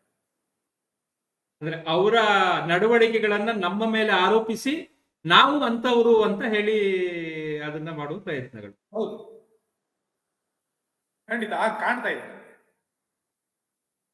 ಆತರ ಕೆಲವೊಮ್ಮೆ ಇವರು ಅಸೆಪ್ಟ್ ಮಾಡಕ್ ನೋಡ್ತಾರೆ, ಆಗಲ್ಲ. ಯಾಕಂದ್ರೆ ಆತರ ರಿಲಿಜನ್ ಇಲ್ಲ ಇಲ್ಲಿ. ನನಗನ್ಸಿದ್ದು ಕೇಸರಿ ಯಾಕೆ ಧಾರ್ಮಿಕ ಸಂಕೇತ ಆಯ್ತು ಅಂದ್ರೆ, ಒಂದು ಹಂತದಲ್ಲಿ ನಮ್ಮಲ್ಲಿ ಧಾರ್ಮಿಕ ಜಿಜ್ಞಾಸಿಗಳು ಆಗದೆ ಒಂದಷ್ಟು ಕಾಲ ಭಾರತದ ಬಹುಸಂಖ್ಯಾತ ಸಮಾಜ ಇನ್ನೊಂದು ಸಮಾಜದ ಜೊತೆಗೆ ಸಂಘರ್ಷಕ್ಕೆ ಇಳಿದು ಇವರ ತತ್ವಶಾಸ್ತ್ರ, ಬದುಕು, ಇದ್ರ ಬಗ್ಗೆ ಆಲೋಚನೆ ಮಾಡದೆ ಹೋರಾಟ ಮಾಡ್ತಾ ಮಾಡ್ತಾ ಮಾಡ್ತಾ ಅವ್ರ ಜೊತೆ ಗುದ್ದಾಡ್ತಾ ಒಂದಷ್ಟು ಅವರ ಬಣ್ಣಗಳನ್ನು ನಾವು, ಅವರ ಬುದ್ಧಿ, ಅವರ ಬಣ್ಣ, ಅವರ ಬದುಕು ನಮ್ಮ ಮೇಲೆ ಆರೋಪಿತ ಆಯ್ತಾ ಅಂತ ನನಗೆ, ಅಂದ್ರೆ ನಾವು ಅವ್ರ ತರವೇ ಬದುಕುವುದು ಆಲೋಚನೆ ಮಾಡುವಷ್ಟರ ಮಟ್ಟಿಗೆ ಆ ಹೋರಾಟವು ನಮ್ಮ ಮೇಲೆ ಪ್ರಭಾವ ಬೀಳ್ತೇನೋ ಅನಿಸ್ತಾ ಇದೆ ಸರ್. ಖಂಡಿತ ಅವ್ರ ಜೊತೆ ವ್ಯವಹಾರ, ಉದ್ದಾಟ, ಸಂಘರ್ಷದಲ್ಲಿ ನಾವು ಅವ್ರ ತರ ಆಗದೆ ನಾವು ಅವ್ರ ಮೇಲೆ ಗೆಲ್ಲಕ್ ಆಗಲ್ಲ ಅನ್ನೋ ಒಂದು ಯೋಚನೆ ಕ್ರಮ ಬಂದಿದೆ. ವಾಸ್ತವ ಕೂಡ. ಇಲ್ಲಿ ಒಂದು ಸುಮ್ಮನೆ ಕ್ಲುಪ್ತವಾಗಿ ಹೇಳ್ಬಿಡ್ತೇನೆ. ಆಕ್ಚುಲಿ ಇಸ್ಲಾಂ ಹುಟ್ಟಿದ್ದು ಸೆಮೆಟಿಕ್ ರಿಲಿಜನ್ ಆಗಿರುವಂತ ಕ್ರಿಶ್ಚಿಯಾನಿಟಿ ಮತ್ತು ಜುಡಾಯಿಸಂಗೆ ಜೊತೆ ಗುದ್ದಾಡ್ಕೊಂಡು. ಇಸ್ಲಾಂ ಬರೋದಕ್ಕಿಂತ ಮುಂಚೆ ಅಲ್ಲಿದ್ದು ನಮ್ಮಲ್ಲಿರುವ ಹಾಗೆ ಅಲ್ಲಿಯ ಸ್ಥಳೀಯ ಸಂಪ್ರದಾಯಗಳೇ ಇದ್ವು. ಹಾಗೇನೆ ಕ್ರಿಶ್ಚಿಯಾನಿಟಿ ಹುಟ್ಟೋದಕ್ಕಿಂತ ಮುಂಚೆ ಜುಡಾಯಿಸಂ ಅಷ್ಟೇ ಇತ್ತು, ಉಳಿದೆಲ್ಲ ರೋಮನ್ ಸಂಪ್ರದಾಯಗಳಿದ್ವು. ಜುಡಾಯಿಸಂನ ಒಳಗಡೆ ಇದ್ದಂತ ರಿಲಿಜನ್ ಚಿಂತನೆ, ಸೇವಿಯರ್ ಬರ್ತಾನೆ, ಪ್ರವಾದಿ ಬರ್ತಾನೆ, ನಿಮಗೆಲ್ಲ ಸತ್ಯವಾಣಿಯನ್ನು ಕೊಡ್ತಾನೆ ಅನ್ನೋ ಯೋಚನಾ ಕ್ರಮ ಯಹೂದಿಗಳಲ್ಲೇ ಹುಟ್ಟಿ ಅದು ಕ್ರಿಶ್ಚಿಯಾನಿಟಿ ಹುಟ್ಟಿಗೆ ಕಾರಣ ಆಗುತ್ತೆ. ಯಹೂದಿಗಳೊಟ್ಟಿಗಿನ ಒಡನಾಟ, ಸ್ಪರ್ಧೆ, ಸಂಘರ್ಷ ಕ್ರಿಶ್ಚಿಯಾನಿಟಿ ಹುಟ್ಟಿ ಕಾರಣ ಆಗುತ್ತೆ. ಕ್ರಿಶ್ಚಿಯಾನಿಟಿ ಮತ್ತು ಯಹೂದಿಗಳ ನಡುವಿನ ಸಂಘರ್ಷ, ಬಡದಾಟ ಇಸ್ಲಾಂ ಹುಟ್ಟಿಗೆ ಕಾರಣ ಆಗುತ್ತೆ. ಅಲ್ಲಿಗೆ ಅವ್ರ ಜೊತೆಗೆ ಸಂಘರ್ಷ ಮಾಡಕ್ ಹೋದ ನಾನು ಅವರಾಗಿ ಪರಿವರ್ತನೆ ಆಗ್ತಾ ಇದ್ದೀನಿ. ನಾನು ನನ್ನತನವನ್ನು ಕಳ್ಕೊಳ್ತೀನಿ, ಅವರ ರೂಪವನ್ನು ನಾನು ಧರಿಸ್ಕೊಳ್ತಿದ್ದೀನಿ. ಅಂದ್ರೆ ಅವ್ರು ನಮ್ಮಲ್ಲಿ ಅವರನ್ನ ಹರಡಕ್ ಬಂದ್ರು, ಅದ್ರಲ್ಲಿ ಅವ್ರು ಯಶಸ್ವಿ ಆದ್ರು. ಸೊ ಜುಡಾಯಿಸಮ್ ಕ್ರಿಶ್ಚಿಯಾನಿಟಿನ ಹುಟ್ಟಾಕೋ ಮೂಲಕ ಜುಡಾಯಿಸಮ್ ಯಶಸ್ವಿ ಆಯ್ತು. ಕ್ರಿಶ್ಚಿಯಾನಿಟಿ ಇಸ್ಲಾಮನ್ನು ಹುಟ್ಟಾಕೋ ಮೂಲಕ ಕ್ರಿಶ್ಚಿಯಾನಿಟಿ ಯಶಸ್ವಿ ಆಯ್ತು. ಇಸ್ಲಾಂ ಜೊತೆಗೆ ಸಂಘರ್ಷ ಮಾಡಿಕೊಂಡು ಭಾರತದಲ್ಲಿ ನಾವು ಅವರ ರೂಪವನ್ನು ಪಡಿಬೇಕಾ, ಆ ಮೂಲಕ ಅವ್ರು ಗೆಲ್ತಾರೋ, ರಿಲಿಜನ್ ಗೆಲ್ಲತ್ತೋ, ನಮ್ಮ ಸಂಪ್ರದಾಯ ಮತಪಂಥಗಳು ಗೆಲ್ಲತ್ತೋ ಅನ್ನೋದನ್ನ ನಾವು ಇವತ್ತು ಯೋಚನೆ ಮಾಡಬೇಕು. ಆಯ್ತಾ? ನಾವು ಅವ್ರ ಜೊತೆಗೆ ಗುಡ್ಡಾಟದ ಹೆಸರಿನಲ್ಲಿ ನಾವು ಅವರಾಗಿ ಪರಿವರ್ತನೆ ಆದ್ರೆ ಅಲ್ಲಿಗೆ ನಾವು ಸೋತ ಹಾಗೆ. ಅಂದ್ರೆ ಕಳೆದ 2000 ಅಂದ್ರೆ 1700 ವರ್ಷ ಹೆಚ್ಚು ಕಡಿಮೆ ಇಸ್ಲಾಮು ಕ್ರಿಶ್ಚಿಯಾನಿಟಿ ಭಾರತದ ಗಡಿಗೆ ಬಂದು ನಿಂತಿತ್ತು. ಹೆಚ್ಚು ಕಡಿಮೆ 300-400 ವರ್ಷದಲ್ಲೇ ಬಂದ್ಬಿಟ್ರು ಅವರು. ಯಾವಾಗ ಈ ರೋಮನ್ ಆಕ್ರಮಣ ಮಾಡ್ಕೊಂಡ್ರು, ರೋಮನ್ ನಂತರ ಆಗ್ಲೇ ಬಂದ್ಬಿಟ್ರು ಅವರು. ಹಾಗೇನೆ ಮೀರ್ ಕಾಸಿಮ್ ಅನ್ಸುತ್ತೆ 1750-60 ಸಂದರ್ಭದಲ್ಲಿ ಹೆಚ್ಚು ಕಡಿಮೆ. ಇಸ್ಲಾಮು 1630 ಸಂದರ್ಭದಲ್ಲಿ ಮಕ್ಕಾ ಮದೀನಾಕ್ಕೆ ಪಲಾಯನ ಹೋಗುವಂತ ಒಂದು ಘಟನೆ ನಡೆಯುತ್ತಲ್ಲ, ದೊಡ್ಡ ವಲಸೆ. ಆ ವಲಸೆಯಾಗಿ ಕೇವಲ 120 ವರ್ಷಗಳಲ್ಲಿ ಭಾರತದ ಗಡಿಗೆ ಬಂದು ಮೀರ್ ಕಾಸಿಮ್ ನಿಂತಿದ್ದ 1750 ವರ್ಷಕ್ಕೆ. ಅಷ್ಟು ಬೇಗ ಈ ಒಂದು 150 ವರ್ಷಗಳಲ್ಲಿ ಇಡೀ ಆ ಮಧ್ಯಪ್ರಾಚ್ಯ ಇಸ್ಲಾಮೀಕರಣ ಆಗೋಯ್ತು. ಈಜಿಪ್ಟ್ ಇಸ್ಲಾಮೀಕರಣ ಆಗೋಯ್ತು. ಬಹಳಷ್ಟು ಆಪ್ತೇನೋ ಮುಗಿಸ್ಬಿಟ್ರು. ಆದ್ರೆ ಭಾರತದ ಗಡಿ ಒಳಗಡೆ ಬಂದು ಕೂಡ ಇಲ್ಲಿ ಅವರು ಸುಲ್ತಾನರಾದ್ರು, ಮೊಘಲರು ಕೂಡ ಬಾದಶಾಹಗಳಾದ್ರು. ಆದ್ರೂ ಕೂಡ ಈ ದೇಶದ 70% ಜನ ಮುಸ್ಲಿಮರಾಗಿಯೂ ಅಥವಾ ಕ್ರಿಶ್ಚಿಯನ್ರಾಗಿಯೂ ಬದಲಾವಣೆ ಆಗ್ಲಿಲ್ಲ. ಅಂದ್ರೆ ರಿಲಿಜನ್ಗಳಾಗಿ ಪರಿವರ್ತನೆ ಆಗ್ಲಿಲ್ಲ. ಅವ್ರದೇ ಆಳ್ವಿಕೆ ಇದ್ರು ಕೂಡ. ವಸಾಹತುಶಾಹಿ ಆಳ್ವಿಕೆ 300 ವರ್ಷ ಇದ್ರೂ ಕೂಡ ಇಲ್ಲಿ ಕ್ರಿಶ್ಚಿಯಾನಿಟಿ ಬರಲಿಲ್ಲ, ಅಂದ್ರೆ ನಾವು ರಿಲಿಜನ್ ಆಗ್ಲಿಲ್ಲ. ಹಾಗೇನೆ ಇಸ್ಲಾಮಿಕ್ ಆಳ್ವಿಕೆ ಹೆಚ್ಚು ಕಡಿಮೆ 700-800-1000 ವರ್ಷಗಳಿಂದ ಇದ್ರು ಕೂಡ, 1200ರಿಂದ ಇದ್ರು ಕೂಡ 800 ವರ್ಷ ಇತ್ತು. ಆಗ್ಲೂ ಕೂಡ ನಾವು ರಿಲಿಜನ್ ಆಗಿ ಕನ್ವರ್ಟ್ ಆಗ್ಲಿಲ್ಲ. ಆದ್ರೆ ಅಲ್ಲೆಲ್ಲ ಆಗ್ಬಿಡ್ತು, 150-200 ವರ್ಷಗಳಿಗೆ ಆಗ್ಬಿಟ್ರು. ನಮ್ಮ ಸಂಪ್ರದಾಯದ ಬೇರು, ಸಂಸ್ಕೃತಿಯ ಬೇರು ಎಷ್ಟು ಗಟ್ಟಿಯಾಗಿತ್ತು ಅಂತ ಹೇಳಿದ್ರೆ, ಮೆಜಾರಿಟಿ ಜನ ನಮ್ಮ ಹಿಂದಿನ ಸಂಸ್ಕೃತಿಯಲ್ಲೇ ಇವತ್ತು ಉಳ್ಕೊಳ್ಳೋಂಗೆ ಅದು ನೋಡ್ಕೊಂಡು, ಮತ್ತು ಅದು ಅದು ಸೋಲ್ತು, ರಿಲಿಜನ್ ಸೋಲ್ತು, ಭಾರತೀಯ ಪರಂಪರೆ ಸಂಸ್ಕೃತಿ ಅದು ಅದರಲ್ಲಿ ಗೆಲ್ತು. ಆಯ್ತಾ? ಈಗ ಅವರು ಎಲ್ಲಿ ಸೋತಿದಾರ, ಇಸ್ಲಾಮ ಕ್ರಿಶ್ಚಿಯಾನಿಟಿ ಎಲ್ಲಿ ಸೋಲ್ತು, ಅಲ್ಲಿ ನಮ್ಮ ಕೇಸರೀಕರಣ ಅನ್ನೋ ಹೆಸರಿನಲ್ಲಿ ಅಥವಾ ಕೇಸರಿ ಸಾಲು ಈ ತರ ಸಿಂಬಲ್ಸ್ ಗಳನ್ನ ನಾವು ಜಾಸ್ತಿ ಮಾಡ್ತಾ ಹೋದ್ರೆ, ರಿಲಿಜಿಯಸ್ ಸಿಂಬಲ್ ಹೆಸರಿನಲ್ಲಿ, ರಿಲಿಜನ್ ರಕ್ಷಣೆ ಹೆಸರಿನಲ್ಲಿ ಎಲ್ಲ ಅವರು ವಿಫಲವಾದ್ರು ಅಲ್ಲೇ ನಾವೇ ಅವರನ್ನ ಗೆಲ್ಲಿಸಿದಂಗಾಗುತ್ತೆ. ಸೊ ಅದು ಈಗಾಗಲೇ ಚಾರಿತ್ರಿಕವಾಗಿ ಅದೇ ಪುನರಾವರ್ತನೆ ಆಗಿದೆ. ಜುಡಾಯಿಸಂ ಜೊತೆಗೆ ಸಂಘರ್ಷದಲ್ಲಿ ಕ್ರಿಶ್ಚಿಯಾನಿಟಿ ಹುಟ್ಟಿ, ರೋಮನ್ರು ಸೋತು ಕ್ರಿಶ್ಚಿಯಾನಿಟಿ ಹುಟ್ಟಿ ಅವರೊಂದು ರಿಲಿಜನ್ ಆಗ್ಬಿಟ್ರು. ಕ್ರಿಶ್ಚಿಯಾನಿಟಿ ಒಟ್ಟಿಗೆ ಈ ಜಗಳ ಮಾಡ್ಕೊಂಡು ಅವರಿಂದ ಅವ್ರ ಜೊತೆ ಗೆಲ್ತೀವಿ ಅಂತ ಹೇಳಿ ಇವರು ಅಲ್ಲಿಯ ಸ್ಥಳೀಯ ಸಂಪ್ರದಾಯಗಳನ್ನ ಪರಂಪರೆಗಳನ್ನ ಕಳ್ಕೊಂಡು ಇಸ್ಲಾಂ ಅನ್ನೋ ರಿಲಿಜನ್ ಹಾಕೋ ಸೃಷ್ಟಿ ಮಾಡ್ಕೊಂಡ್ರು. ಈಗ ಇಸ್ಲಾಂನೊಟ್ಟಿಗಿನ ಮುಸ್ಲಿಂರೊಟ್ಟಿಗಿನ ಒಂದು ಸಂಘರ್ಷದಲ್ಲಿ ಹಿಂದೂ ಪರಂಪರೆ, ಹಿಂದೂ ಸಂಪ್ರದಾಯಗಳು, ನಮ್ಮಲ್ಲಿರುವಂತಹ 100 ಆಧ್ಯಾತ್ಮಿಕ ಪರಂಪರೆಗಳು ರಿಲಿಜನ್ ಆಗಿ ಪರಿವರ್ತನೆ ಆಗುವ ಅಪಾಯದಿಂದ ನಾವು ರಕ್ಷಿಸಿಕೊಳ್ಬೇಕಾಗಿದೆ. ನಾನು ಕೊನೆಯದಾಗಿ ಹೇಳಿಬಿಡ್ತೇನೆ, ಎಲ್ಲಿಗೆ ಕ್ರೈಸ್ತರು ಮತಾಂತರ ಮಾಡ್ಲಿಕ್ಕೆ ಬಂದ ಶಿಲುಬೆಯೇ ತಮಿಳುನಾಡಿನಲ್ಲಿ ಇವತ್ತು ಭಾರತೀಕರಣ ಆಗಿದೆ. ಅಂದ್ರೆ ಈ ಲಾಜಿಕ್ ಅಲ್ಲಿ ಅವ್ರು ಸೋತಿದ್ದಾರೆ. ನಾವು ಖುಷಿ ಪಡಬೇಕು. ಅಂದ್ರೆ ಏನ್ ಹೇಳ್ಬೇಕು, ಅವರು ಅವ್ರನ್ನಾಗಿ ಮಾಡಕ್ಕಾಗಿಲ್ಲ, ಮಾಡಿದ್ವಿ. ನಮ್ಮಲ್ಲಿ ಬಹಳಷ್ಟು ಜನ ಸೆಕ್ಯುಲರ್ವಾದಿಗಳು ಏನ್ ಹೇಳ್ತಾರೆ, ಇದೊಂದು ಸಂಕ್ರಮಣ, ಇದೊಂದು ಸೆಕ್ಯುಲರಿಸಂ ಅಂತ ಹೇಳ್ತಾರೆ. ಒಂದು ರೀತಿಯಲ್ಲಿ ಕೊಡುವ ಸಂಬಂಧ, ಇಬ್ರು ಕೂಡ ಒಬ್ಬರೊಬ್ಬರು ಸಹಬಾಳ್ವೆ ನಡೆಸಿದ್ದಾರೆ. ಅಲ್ಲ, ಅದು ರಿಲಿಜನ್ಗಳ ಗುಣ ಸಹಬಾಳ್ವೆ ಅಲ್ವೇ ಅಲ್ಲ, ಅದು ಸತ್ಯ. ಅವ್ರ ಸುಳ್ಳು ಮತ್ತೊಂದು ಸುಳ್ಳು ಅಂತಾನೆ ಅವ್ರ ಗ್ರಹಿಕೆ ಇರೋದು. ಭಾರತೀಯ ಮತ ಪಂಥಗಳ ಒಂದು ಚೌಕಟ್ಟು ಮತ್ತು ಗುಣ ಸಹಬಾಳ್ವೆ. ಮತ್ತೊಂದು ಪಂಥವನ್ನ ನಮ್ಮದೇ ತರದ ಪಂಥ ಅಂತೇಳಿ ಗ್ರಹಿಸಿ ಅವರು ಕೂಡ ಸತ್ಯದ ಮತ್ತೊಂದು ಹುಡುಕಾಟ ಅಂತೇಳಿ ಗೌರವ ಕೊಟ್ಟು ಅವರನ್ನು ಪೂಜಿಸುವ, ಅವ್ರದ್ದು ಮತ್ತೊಂದು ದಾರಿ ಅಂತ ಒಪ್ಪಿಕೊಳ್ಳೋದು ಭಾರತೀಯ ಮತ ಪಂಥಗಳ ಗುಣ. ಈಗ ಮುಸ್ಲಿಮರೊಳಗೆ ಜಾತಿ ಇದೆ, ಮತ್ತೆ ಈ ಕ್ರಿಶ್ಚಿಯನ್ರೊಳಗಡೆ ಜಾತಿ ಇದೆ. ಮುಸ್ಲಿಮರು ಕ್ರಿಶ್ಚಿಯನ್ರಲ್ಲೂ ಕೂಡ ಹಲವಾರು ಸಾಂಪ್ರದಾಯಿಕ ಸ್ಥಳೀಯ ಆಚರಣೆಗಳು ಮುಂದುವರಿತಾ ಇದೆ. ಅವರು ಕೂಡ ದೇವಸ್ಥಾನಗಳಿಗೆ ಬಂದು ನಡ್ಕೊಳ್ತಾರೆ ಅಂತ ಹೇಳಿದ್ರೆ ಅದು ಇಸ್ಲಾಂ ಮತ್ತು ಹಿಂದೂಯಿಸಂನ ಸಿಂಕ್ರಿಸಂ ಅಲ್ಲ, ಅದು ಎರಡು ರಿಲಿಜನ್ಗಳ ಸಿಂಕ್ರಿಸಂ ಅಲ್ಲ. ಇಸ್ಲಾಮಿಕ್ ಗುಣ ಹಿಂದೆ ಅನುಸರಿಸಿ ಇಸ್ಲಾಮನ್ನು ಅನುಸರಿಸುವಂತ ಮುಸ್ಲಿಮರನ್ನ ಭಾರತೀಯ ಪರಂಪರೆ ಸಂಸ್ಕೃತಿಯ ತೆಕ್ಕೆಗೆ ಭಾರತ ಸಂಸ್ಕೃತಿ ಪರಂಪರೆ ತಗೊಂಡಿದೆ. ಅಲ್ಲೂ ಭಾರತೀಯ ಪರಂಪರೆ ಸಂಸ್ಕೃತಿ ನೆಲೆ ನಿಂತಿದೆ. ಆ ಕಾರಣಕ್ಕೆ ಅದನ್ನೇ ಮುಂದುವರ್ಕೊಂಡು 1920ರವರೆಗೂ ಎಲ್ಲಾ ಮುಸ್ಲಿಮರು ಭಾರತದಲ್ಲಿ ಶರಿಯಾವನ್ನ ಕುರಾನನ್ನ ಇಲ್ಲದೆ ಸ್ಥಳೀಯ ರೂಢಿ ಪದ್ಧತಿಯಂತೆ ಬದುಕ್ತಾ ಇದ್ರು ಅನ್ನೋದೇ ಕಾರಣನೇ ಈ ಸತ್ವ, ಈ ಸಂಸ್ಕೃತಿಯ ಈ ಕ್ರಿಯಾಶೀಲತೆ. ಇವತ್ತಿಗೂ 80-90% ಮುಸ್ಲಿಮರು ಆ ಕ್ರಿಯಾಶೀಲತೆಯ ಭಾಗವಾಗಿ ಭಾರತೀಯರಾಗಿ ಬದುಕ್ತಾ ಇದ್ದಾರೆ. ಅವರು ಮುಸ್ಲಿಮು, ಇಸ್ಲಾಮು ಅನ್ನೋ ರಿಲಿಜನ್ ಇಟ್ಕೊಂಡ್ರು ಕೂಡ ಅದು ಭಾರತೀಕರಣಗೊಂಡಿರುವ ಒಂದು ಪಂಥವಾಗಿ ಬಹಳಷ್ಟು ಜನ ಮುಸ್ಲಿಮರು ಭಾರತದಲ್ಲಿ ಇದ್ದಾರೆ. ಇವರ ಈ ಹೋರಾಟ ಇದೆಯಲ್ಲ, ಈಗ ಅಲ್ಪಸಂಖ್ಯೆಯಲ್ಲಿ ಈ ಸಂಘಟನೆಗಳ ನೇತೃತ್ವದಲ್ಲಿ ಮಾಡ್ತಾ ಇರೋ ಹೋರಾಟಗಳೆಲ್ಲ ಇದೆಯಲ್ಲ, ಅವರ ಕಡೆ ಇವರನ್ನ ನಾವು ಬೇರೆ ಮುಸ್ಲಿಮರನ್ನ ಭಾರತೀಯ ಪರಂಪರೆಯ ಭಾಗವಾಗಿ, ಸಂಸ್ಕೃತಿಯ ಭಾಗವಾಗಿ ಬದುಕ್ತಾ ಇದಾರಲ್ಲ, ನಿಮ್ಮ ತರನೇ ಬದುಕ್ತಾ ಇದಾರಲ್ಲ, ನಮ್ಮ ಜೊತೆ ಸಹಬಾಳ್ವೆ ಇಟ್ಕೊಂಡಿದಾರಲ್ಲ, ನಮ್ಮ ಜೊತೆಗೆ ಒಡನಾಟಗಳನ್ನು ಬದುಕ್ತಾ ಇದಾರಲ್ಲ, ಅವರನ್ನು ತಳ್ಳುವ ಕೆಲಸವನ್ನ ನಾವು ಮಾಡಬಾರದು ಅನ್ನೋದು ನನ್ನ ಕನಸು. ಹೌದು, ಇದು ಡಿಫರೆನ್ಸ್ ನಾವು ಮಾಡಬೇಕು. ಮುಸ್ಲಿಂ ಸಂಘಟನೆಗಳು ಬೇರೆ, ಮುಲ್ಲಾಗಳ ಮುಸ್ಲಿಂ ಸಂಘಟನೆ ಬೇರೆ, ಒಬ್ಬ ಸಾಮಾನ್ಯ ಮುಸ್ಲಿಂ ಬೇರೆ ಅಂತ. ಹೌದು, ಅವನಿಗೆ ಕೆಲವೊಂದು ಒತ್ತಡಗಳು ಸೃಷ್ಟಿಯಾಗಿದೆ, ಈಗಾಗಲೇ ಸೆಕ್ಯುಲರ್ ಪ್ರಭುತ್ವದಿಂದ ಸೃಷ್ಟಿಯಾಗಿದೆ, ನಮ್ಮ ರಾಜಕೀಯ ವ್ಯವಸ್ಥೆಯಿಂದ ಸೃಷ್ಟಿಯಾಗಿದೆ. ಅದನ್ನ ಬಿಡಿಸೋ ಕೆಲಸ ನಾವು ಮಾಡೋದು. ಅಂದ್ರೆ ಈಗ ನನ್ನ ನಂಬಿಕೆ ಇದೆ, ನೀವು ಈಗ ಯಾರು ನಮ್ಮ ಸಂಸ್ಕೃತಿಯ ಪ್ರತೀಕರವಾಗಿ ಮಾತಾಡ್ತಿದಾರೋ ಅವರು ಯಾವುದನ್ನ ನಂಬುದೇ ಇದ್ರು ಒಂದನ್ನು ನಂಬಬೇಕು. ಈ ಭಾರತೀಯ ಸಂಸ್ಕೃತಿ ಮತ್ತು ಪರಂಪರೆಯಲ್ಲಿ ಒಂದು ಸತ್ವ ಇದೆ, ಶಕ್ತಿ ಇದೆ, ಅದು ಕ್ರಿಯಾಶೀಲವಾಗಿದೆ. ಅದು ಎಂಥವರು ಬಂದರೂ ಕೂಡ ತಮ್ಮವರನ್ನಾಗಿ ಮಾಡಿಕೊಂಡು ಅರಗಿಸಿಕೊಳ್ಳುವ, ಅವರಿಗೆ ಅವಕಾಶ ಕೊಡುವ, ಅವರು ತಮ್ಮವರನ್ನಾಗೆ ಬದುಕುವಂತೆ ಮಾಡುವ ಶಕ್ತಿ ಅದಕ್ಕಿದೆ. ನಾವು ಅದನ್ನು ರಕ್ಷಣೆ ಮಾಡುವ ಹೆಸರಿನಲ್ಲಿ ಆ ಗುಣವನ್ನ ಕಳೆಯೋದು ಬೇಡ. ಸಾಧ್ಯವಾದ್ರೆ ಆ ಗುಣವನ್ನ ನಾವು ಮೈಗೂಡಿಸ್ಕೊಳ್ಳೋಣ. ಅದನ್ನ ಹೆಚ್ಚು ಪ್ರಚಾರದಲ್ಲಿ ನೋಡ್ಕೊಳ್ಳೋಣ. ಆವಾಗ ನಮ್ಮ ಸಹಬಾಳ್ವೆ ಅನ್ನೋದು ನಿಜವಾಗ್ಲೂ ಎಲ್ಲ ಕಡೆ ಸಾಧ್ಯ ಆಗತ್ತೆ. ನನಗನ್ಸಿದ್ದು ನಾವು ಒಂದು ಒಳ್ಳೆ ಚರ್ಚೆ ಆಯ್ತು ಇವತ್ತು. ನಾವು ಎಲ್ಲಿ ಪ್ರಾರಂಭ ಮಾಡಿದ್ವೋ ಕನ್ಕ್ಲೂಷನ್ ಕೂಡ ನಾವು ಅಲ್ಲಿಗೆ ಬಂದ್ವಿ. ನಾವು 1937ರಲ್ಲಿ ಇದೇ ಭಾರತೀಯ ಸತ್ವಗಳನ್ನ ಬಲವಂತವಾಗಿ ತೆಗೆದುಹಾಕುವ ಕಾರಣಕ್ಕೆ ಶರಿಯಾ ಕಾನೂನನ್ನ ಮುಸ್ಲಿಮರ ಮೇಲೆ ಇದೇ ಮುಲ್ಲಾಗಳು ಹೇರ್ತಾರೆ. ಭಾರತೀಯ ಸರ್ಕಾರ ಭಾರತೀಯ ಮುಸ್ಲಿಮರನ್ನ ಭಾರತೀಯರಾಗದಂತೆ ನೋಡಿಕೊಳ್ಳುವ ಪ್ರಯತ್ನಕ್ಕೆ ಇವರಿಗೆ ಸಹಕಾರವನ್ನ ಕೊಡ್ತು. ಈಗ ಅದರದ್ದೇ ಮುಂದುವರಿದ ಭಾಗವಾಗಿ ಈಗ ಮತ್ತೆ ಈ ಹಿಜಾಬ್ ಹೋರಾಟವನ್ನ ಮುಸ್ಲಿಮರು ಭಾರತೀಯರಾಗಿ ಉಳಿಯದಂತೆ ಮಾಡುವ ಇನ್ನೊಂದು ಪ್ರಯತ್ನದ ಭಾಗ ಆಗ್ತಿದ್ದಾರೆ. ಆಮೇಲೆ ನಮ್ಮ ಸಮಾಜ ಗೊತ್ತಿಲ್ಲದೆ ಒಂದು ರಿಯಾಕ್ಟಿವ್ ಮೆಕ್ಯಾನಿಸಮ್ ಮೂಲಕ ನಾವು ಅವರಾಗಿ ಬದಲಾಗುವ ಹಂತಕ್ಕೆ ತಲುಪಿದ್ದೇವೆ. ಇದು ಎರಡೂ ಬಹಳ ದುರಾದೃಷ್ಟಕರ ಮತ್ತು ಅಪಾಯಕಾರಿ. ಇದಾಗಬಾರ್ದು ಅಂತದ್ದು ಒಂದು ಮೊನ್ನೆವರೆಗೂ ಇವತ್ತಿಗೂ ಉತ್ತರ ಕರ್ನಾಟಕದಲ್ಲಿ ನಾವು ಹಿಂದೂಗಳಿಗೂ ಮುಸ್ಲಿಮರಿಗೂ ವ್ಯತ್ಯಾಸ ಗುರುಸೋದು ಬಹಳ ಕಷ್ಟ. ಮೊನ್ನೆವರೆಗೂ ಗಡ್ಡ ಬಿಡದೆ, ಆ ಟೋಪಿ ಹಾಕದೆ, ಬುರ್ಕಾ ಧರಿಸ್ಕೊಳ್ಳದೆ ಎಷ್ಟೊಂದು ಜನ ಹೆಣ್ಣು ಮಕ್ಕಳು ಮತ್ತು ಗಂಡಸರು ನಮ್ಮ ನಡುವೆ ನಮ್ಮ ಹಳ್ಳಿಗಳಲ್ಲಿ ಬರುತ್ತಾ ಇದ್ರು.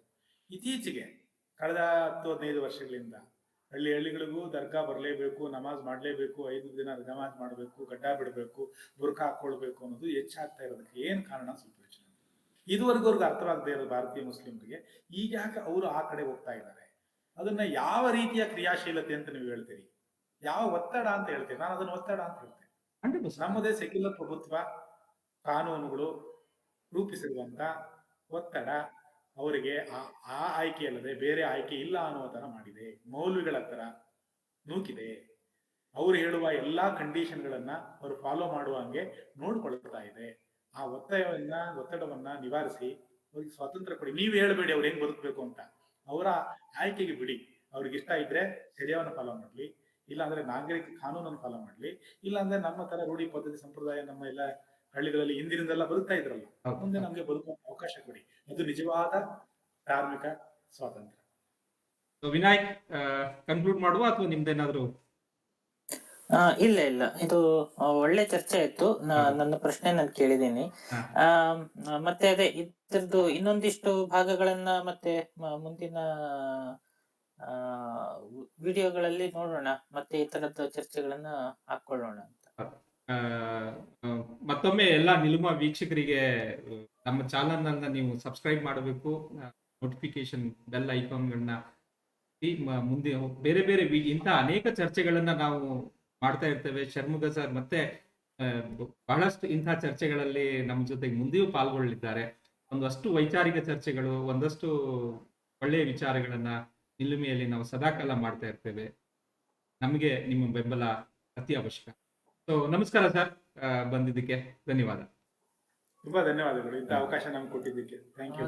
ಧನ್ಯವಾದಗಳು ಸರ್. ಇದು ವಿಡಿಯೋ ಅಪ್ಲೋಡ್ ಆದ್ಮೇಲೆ ಇನ್ನೊಂದಿಷ್ಟು ಪ್ರಶ್ನೆಗಳು ಬಂದ್ರೆ ಅದ್ರ ಮೇಲೆ ಇನ್ನೊಂದು ಸೆಷನ್ ಇಟ್ಕೋಬಹುದು. ಖಂಡಿತ. Thank you. ಖಂಡಿತ.